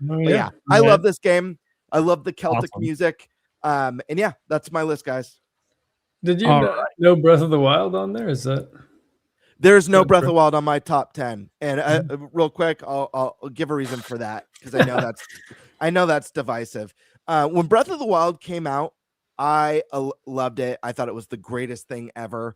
In hindsight now, going back to it, I feel like I was able to take off the rose-tinted glasses. I really feel Breath of the Wild is the most important game of the last generation. And what that game has done for open world games and exploration is unbelievable. And this game is going to be important for years and years to come. I also think the game has the best tutorial. I think the Great Plateau is peak. I can't think of a better tutorial in any game, period. That being said, there's just so many elements of the game that fall flat when I look back or when I try and go back. For me, it has the worst villain in the series. Calamity Gallon's is boring. It's a storm. I mean, they describe it's a storm. There's like no interesting motive or anything. And yeah, you might I just like that it's a storm of hate. Cool. If the main villain in Zelda is an earthquake, unless we stabilize the crust, I don't know. Just not that. I don't know. Just not that exciting. The music is the least memorable in the entire series. How many songs can you hum from that game? You know what I mean?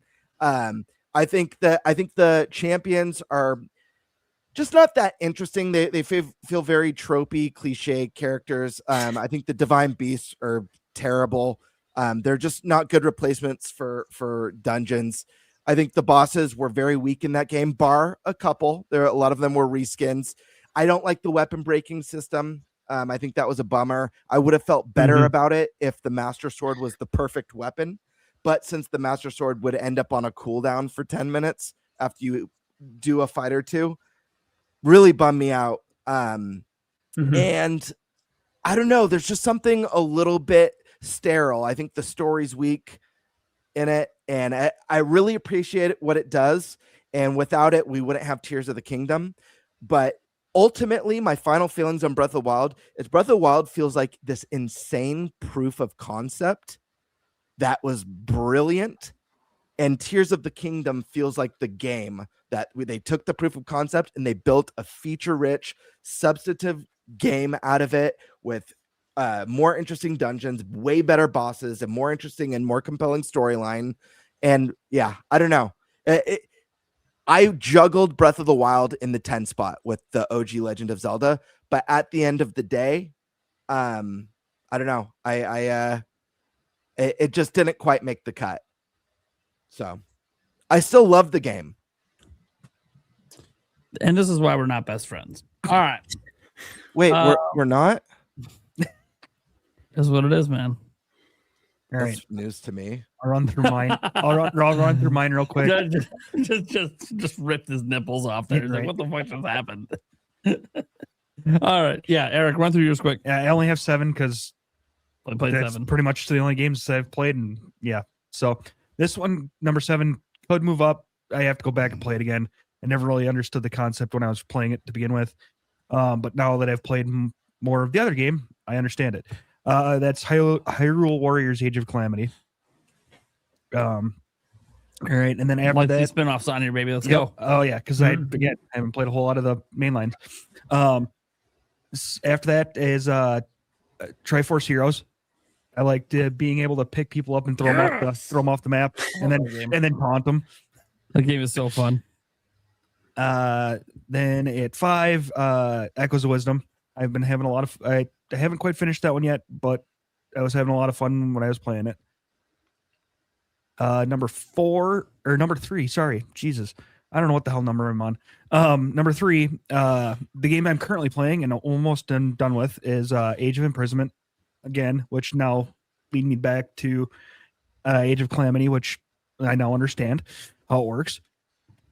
Number 2, Breath of the Wild, and number 1, Tears of the Kingdom. Done. All right, there we go. It's funny. Tulsa's like, most of these are titles Nathan tomorrow. No. Only Triforce Heroes. And that was, he was helping me with a walkthrough back in the day on Zelda Informer. All the rest of that stuff, I didn't borrow him those games. He owns Breath of the Wild. He owns Tears of the Kingdom. He owns Age of Calamity. He owns Age of Imprisonment. He owns that stuff. He bought that on his own. Don't be I technically have bought Skyward Sword too. I could borrow him games. I could borrow him Link's Awakening. I have other Zelda games on my. I could borrow him if he wants. He's just never asked. Yeah. So I've technically bought Skyward Sword, but I haven't played it. You'll get around to it someday. I'll get around to it eventually. Yeah. Maybe. Yeah. All right. Let's get to the super chats we have quick here. Rapid fire these bad boys. We got Demonic Brawler saying, "Hey, Nintendo, let's get Pokemon Coliseum Gale of Darkness on NSO as soon as possible." Yeah. That's great games. Yeah. It's kind of funny too. This guy in the chat said Eric's favorite 3D Mario is Mario Kart. He's played like every 3D Mario. Mm-hmm. Eric's a huge Mario fan. Mm-hmm. So just because he hasn't played as many Zelda, he's only into Zelda. Well, he got into it because of me. Now he's into it on his own. Oh, I mean, Breath of the Wild was my first full playthrough of a Zelda game, and he loved it. And so he's good at it. Kind of back tracing. Yeah, he's working on it. Yeah. He has been playing it for like 35 years. I don't have much time to game. Yeah, there's that too. All right. Yeah. Anyways, the Water Brawler says bring back NFL Blitz, NBA Jam, and NHL hits. Got to keep the streak alive on that one. Oh, yeah. Heck yeah. Demonic Brawler comes in here, says The Legend of Zelda is the GOAT of all video game franchises. Definitely agree with that. I don't know about other people.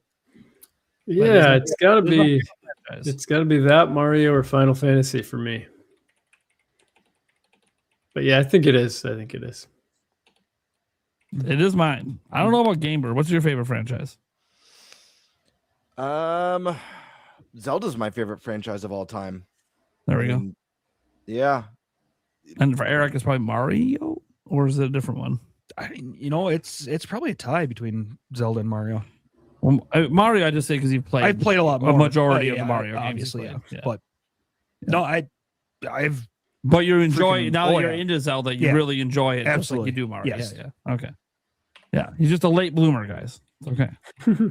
We had 5 gifted members from Demonic Brawler over to Gamebird Classic. Hell yeah. Hell yeah. Thank you, brother. Then he just gifted me 1. You know, he only did all those other super chats on my channel. But he only gifted me 1. Anyways, thank you, man.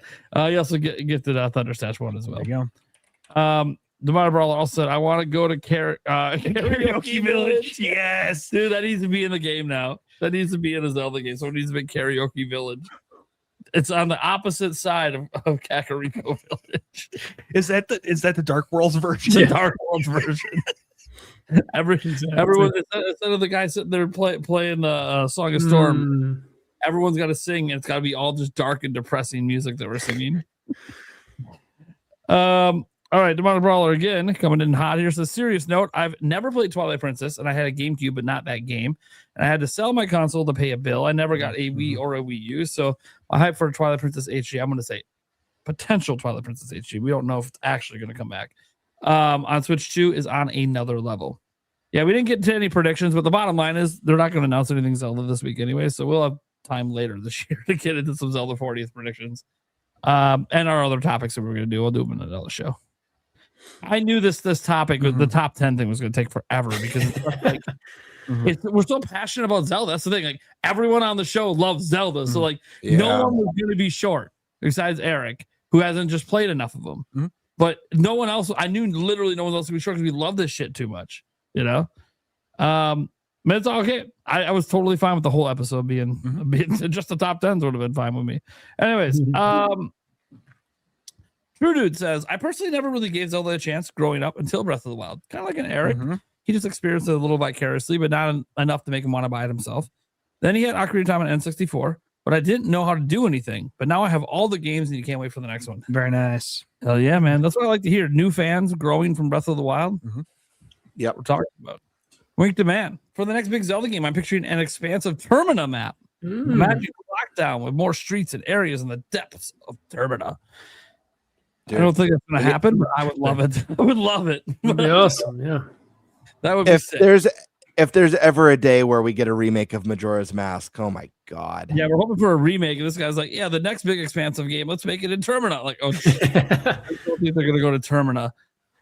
It would be interesting to see if they do go outside of Hyrule at all.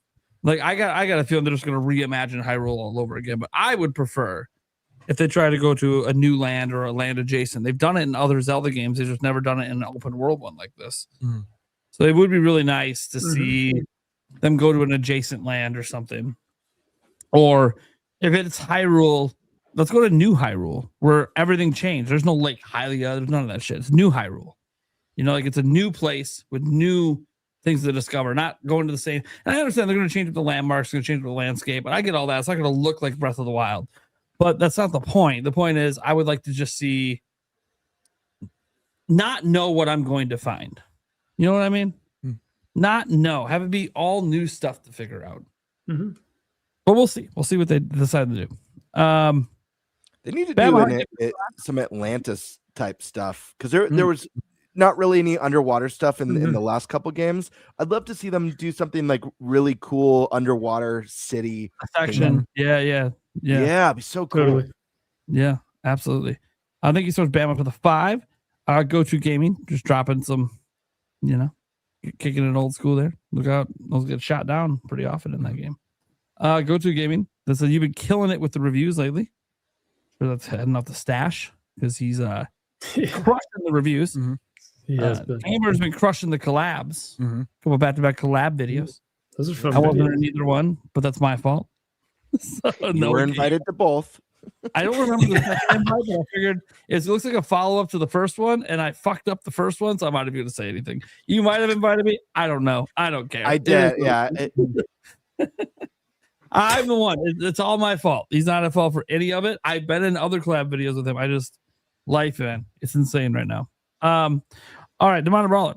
Can we get the Triforce back in the next 3D Zelda? We'll see. Maybe that's one of the ideas that Fujibayashi had. Like, hey, let's recenter to the Triforce.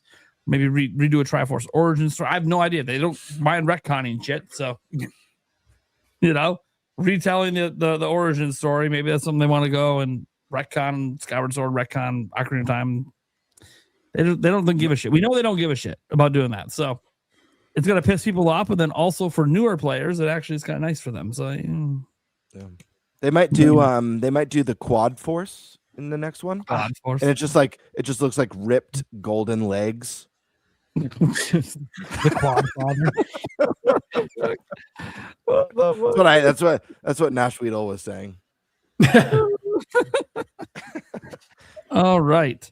Dwarf says, I want a real life replica of the gold Korok. Yes. Yes. Dude, I bet you someone on Etsy's made one. Oh, I'm sure. Yeah. Oh my God.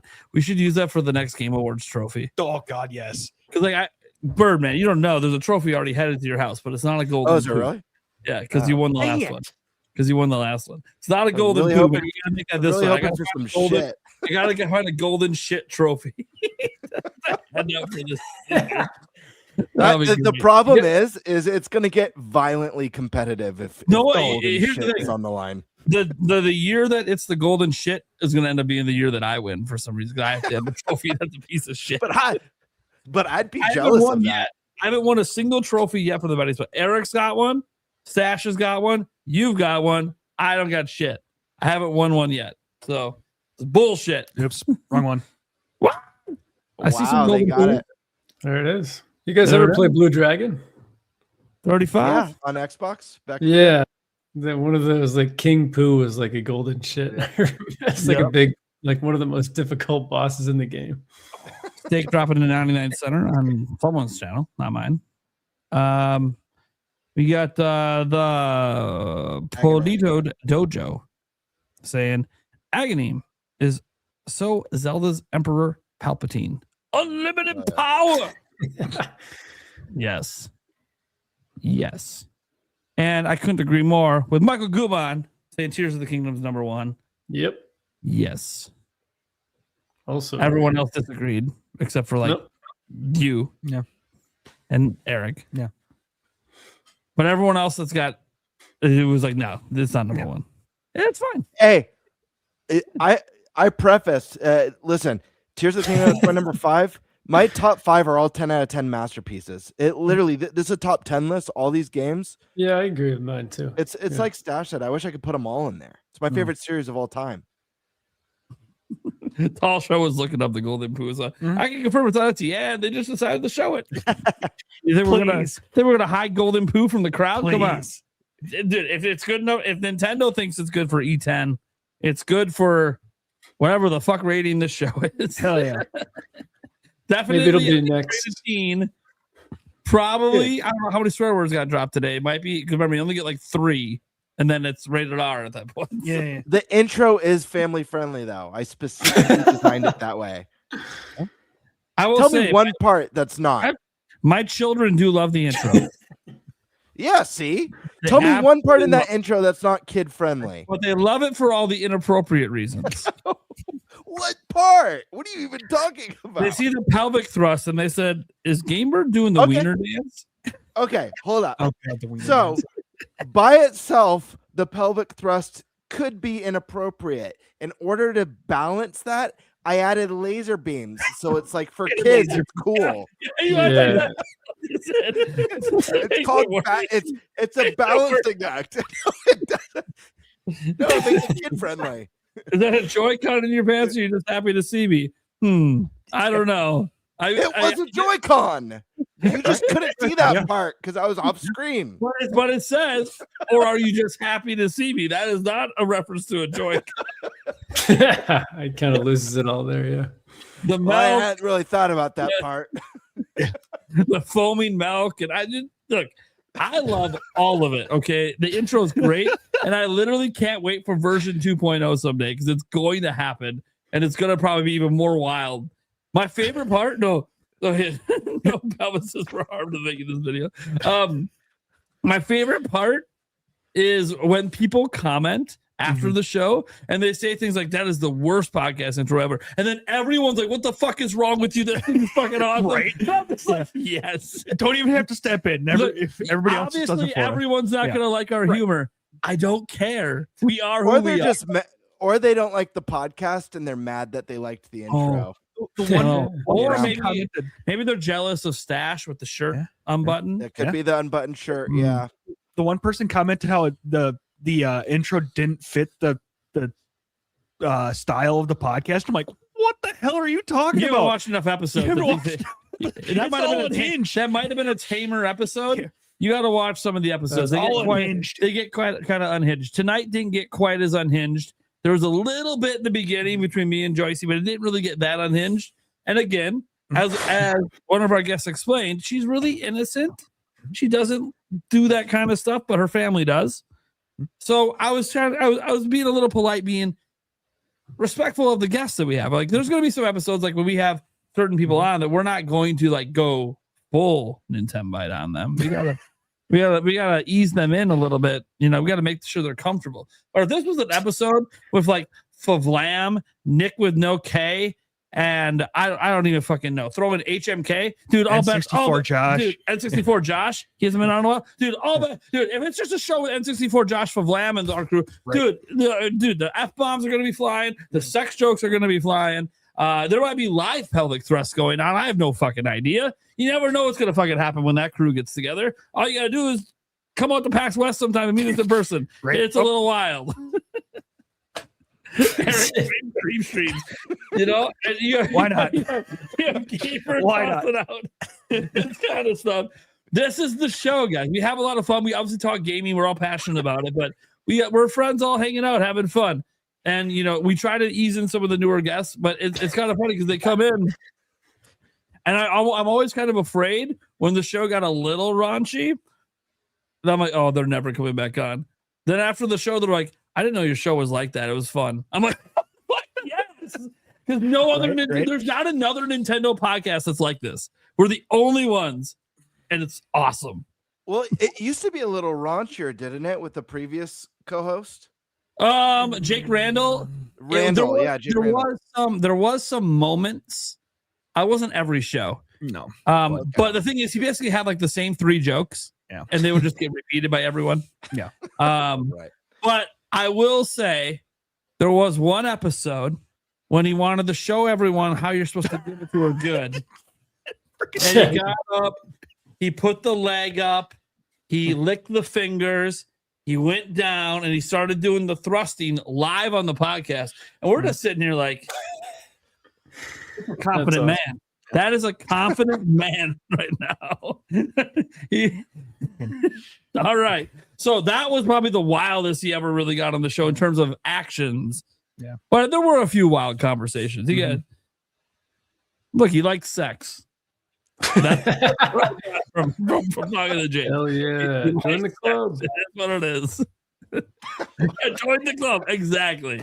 Like, whatever. It's a pretty I good don't know time. if everyone in the world loves sex, but a lot of us do. That's what it is.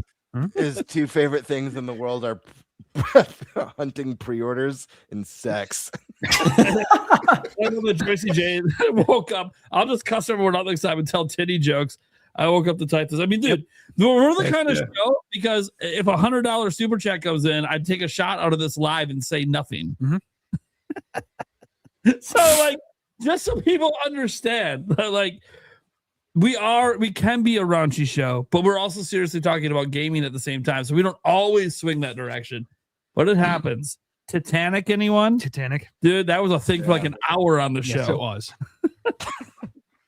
So every time I see people, it doesn't fit the vibe. I'm like, you're just not watching enough episodes because there's a wide variance of how the episodes go. Yeah. And more often, or it's just an assumption that like, oh, it's a Nintendo podcast. oh It's yeah, probably it'd be family friendly. yeah. Kitty, blah blah blah. I'm like, dude, you haven't seen shit. You just haven't seen shit. It is what it is. And dude, what's really funny too is because like on Stash's channel, he doesn't have like the skits. He's like super serious reviewer, super nice in all his comments. Comes on this show, starts dropping the fucking jokes, and you're like, I wonder what his audience thinks when they see this. of him. Mhm. Like we know from in person, oh yeah, Mhm. this is who Stash is. Mhm. But like he doesn't show that side of him on his channel outside of the podcast. So I always wonder, like for me, guys, you guys have seen me do way worse shit than happens on this podcast on my live streams. And I've had a few things in videos. You see Gamebird having his comedy skits at times on his channel that can go pretty much like that intro does. It's pretty fucking great. So like Eric is just here. So pretty much anything associated with me or the podcast associates with him. So it's like Stash is the only one that I'm like, I don't know how his viewers feel. I've done some stupid shit on your live streams. So when you had to dab once, but I'm trying to think of anything you've done stupider than that. Because that wasn't even that bad. You just hated dabbing. Yeah. What else? Name one stupid thing you've done. Oh God. Most of the time you destroy me, so that's not stupid. That's smart. There's that, but no, I've had to run around the block in shorts in the winter and then do a snow angel. It wasn't That on was the fun. show though. No. I said on your live streams. No, that was a punishment. Yeah. Yeah. I said a lot of dumb shit on your live streams. In the middle of winter, Yeah. he had to run around in your shorts or your boxers. I can't remember what it was. He had to run around the block, and I was following him in the car, live streaming it from my phone. So you did didn't you do, I wasn't on for this. I wasn't a host at the time. Didn't you do like No, didn't you eat Carolina Reaper or something like that? I've done mayo and pickle juice mixed together. Okay, never mind. You did the hot chip challenge with the stale chip. Challenge with the stale chip. Yeah, I've done a hot chip challenge with the normal chip. Yeah. The spice doesn't get him. I've done the he jerky. laughs. He laughs. Yeah. The spice. We've done yeah, in both of the us hot ones challenge. Both of us have done all the spicy stuff. Mhm. There's not a spicy thing he's done I haven't done. Obviously it hits me harder. Like, I did what pepper was it? Guys, what pepper was it? It was hotter than a mango habanero. I can't remember what it was. There was one pepper I did on a Was show. it ghost pepper? Might have been ghost. Might have been ghost, yeah. I'm trying to remember. There's a pepper that I did on stream because I lost a bet. This was like a long time ago though. So anyways. Yeah. All right. So Either way, we're gonna call let's it wrap this there, up. guys. Yeah, I gotta go. Go check out our guests. Obviously, we had the Geek Apprentice on. Links down in the description for that. We had Joycey J. She got a link to her X account down there, formerly Twitter. For some reason, we still have to say formerly Twitter. Like, what long is it about? 7 years? Say X. I just say Twitter. Well, I say Twitter too. Some people say Twitter. Some people say X. I just don't understand why we say formerly. We know what you're talking about at this point, but whatever. Like it's Prince. Yeah, right. Yeah, right. X, formerly known as Twitter. And then we got Tiger Time. Yeah. Going on.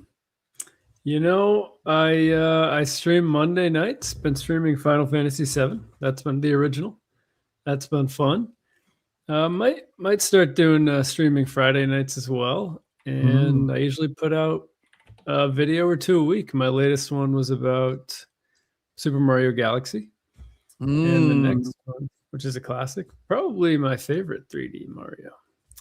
That's for another time. But the next video is going to be about why I hate fast travel. Okay. I get it. There it is. All right. It is. There we go. Go check out Tiger Time. Obviously, be sure to check out Stash. I don't even know what his schedule is. He's got so many reviews dropping all the time. Just check in every Check other his day. channel daily. Yeah, there'll He's been popping off lately. Every week there's going to be like 5 videos, and it might all be in one day because of embargoes. So, Gamebird, you got anything cooking? Yeah. Well, first, I just dropped yesterday the biggest collab video I've ever done before. With 8 wonderful Nintendo content creators, people like Nintendo Land, Botox Games, Thunderstash, Sky Swords Alyssa, who you guys know as a guest on the show, Mike Odyssey, Paul Gale Network. I'm trying to think of, I want to make sure I don't leave anyone out. N64 Josh. Anyways, it's me and 8 other creators, and we sound off on like our top 2 to 3 predictions for the first mainline direct of 2026. Now, some people in the comments tried to pull a gotcha with like Nash Weedle was wrong. There's no February direct. But the fact of the matter is, no one says anything about a February direct in the entire video. And when I set it up, I say that a direct is looming on the horizon, and I thought it would be fun to go bigger and better and get everyone to predict their top 3 predictions for the first direct of the year. So whenever it is.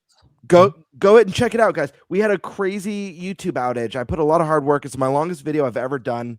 And it like flat. I end up getting decent views on it, but no joke, I couldn't believe it. But my views were shooting up faster than any video I've ever done, ever on YouTube.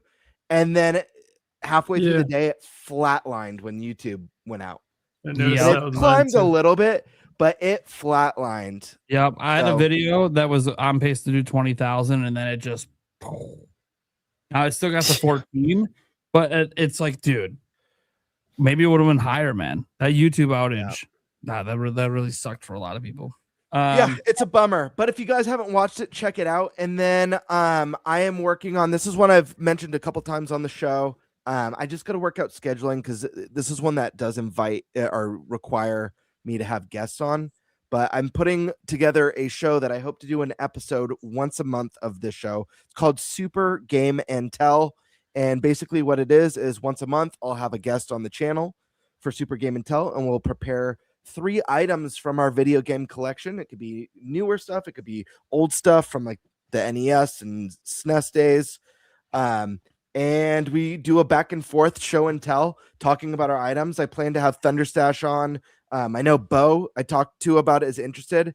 If you're Prime, this goes to you too, Eric, or even you, Tiger Time. If you guys collect anything physical or you have anything gaming Nintendo related that would work for a show and tell, anyone and everyone's welcome. I'd love to have a huge thing of guests that I could cycle through. Oh, Sky Swords Alyssa, I talked to about it. She's interested. I know she's got a bunch of Zelda stuff. So that's something I'm working on. I just right before or last month, I think I finished a fun little intro of it, kind of like a retro intro that should be really fun. And then I've got some discussion videos in the works and reviews in the works, but busy. I'm my goal is to do at least twice as much content this year as I did last year, or hopefully more than that, but trying to get stuff done.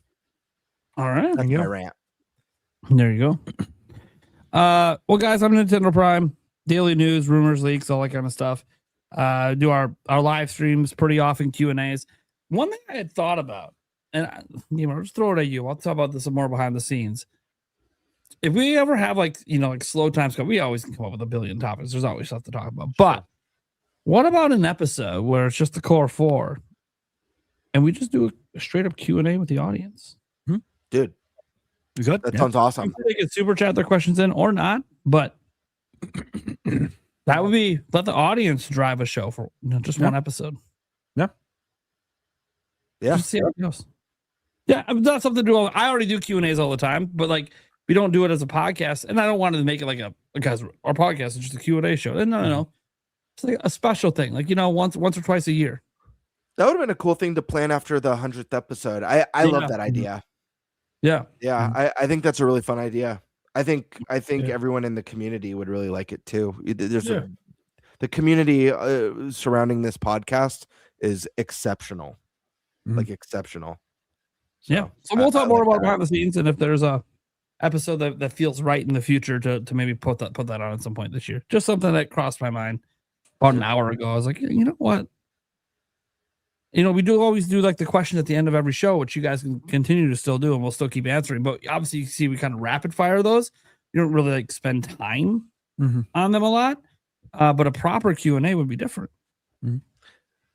If it's a topic that requires, obviously, that. If it's just, what's your favorite toppings on pizza? Well, I don't think we're going to be talking about that for an hour. I'm just going to throw that up there. You never know. It's not a debate. It's just what's your favorite. Hey. Another fun. Everybody says no, so I love pineapple. Another fun one would be to do this one's a lot more work, but I think it would be pretty funny to do like the video submission questions. They mail in videos of the audience mails in videos of them. You know how they do on like some talk shows and stuff. I think that would be so we play the video with the question and then we answer it. Someone awkwardly in an empty room. Hi, this one's for Eric. We know you don't like socks, but right. If you had to wear one, what brand would you choose? Hollow. I'm dead serious. I don't even know There what you that is. It's the alpaca fiber ones. Oh, of course, alpaca fiber. Alpaca socks. That's awesome. They're freaking I don't awesome. wear socks, but when I do, they're made from real, authentic alpaca. Yep. Baby alpaca fur.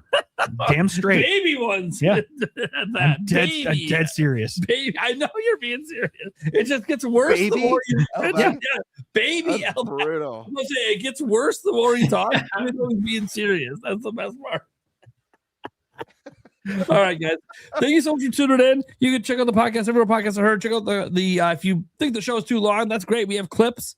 Gonna be some pretty long clips. Oh, this one's gonna be long clips. Yeah, this one's gonna be some pretty long. The top 10 is gonna be a long clip. But hey, at least there'll be a couple clips out of this one. You guys are awesome.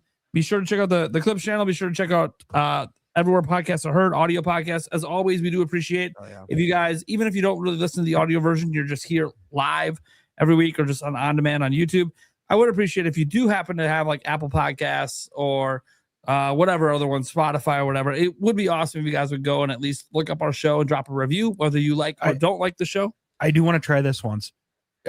Radio show that I've listened to, sports radio show. They have people go out in the review of the podcast on Apple Podcasts or wherever. They have them put their favorite wrestler. So put your favorite Nintendo character. There we go. There you go. Just put that favorite Nintendo character in the review. So you don't even have to come up with anything. We'll see if it goes nuts. Maybe we'll read some of them off if it goes crazy. Yeah, right. Or wrestler. Oh, so 1-star review, but their favorite character is it's Tingle. Well, shit.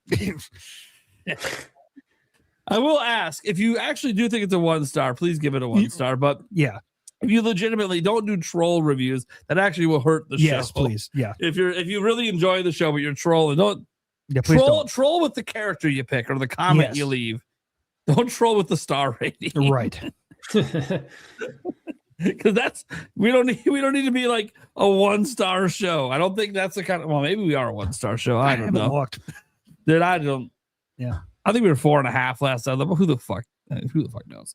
We only have like 10 reviews, so it's not like there's a huge pool of reviews. All right, guys. Thank you so much for tuning in. We'll catch you same time next week. Don't ask me who the guests are because I didn't bother to look it up. Later, everyone. Bye.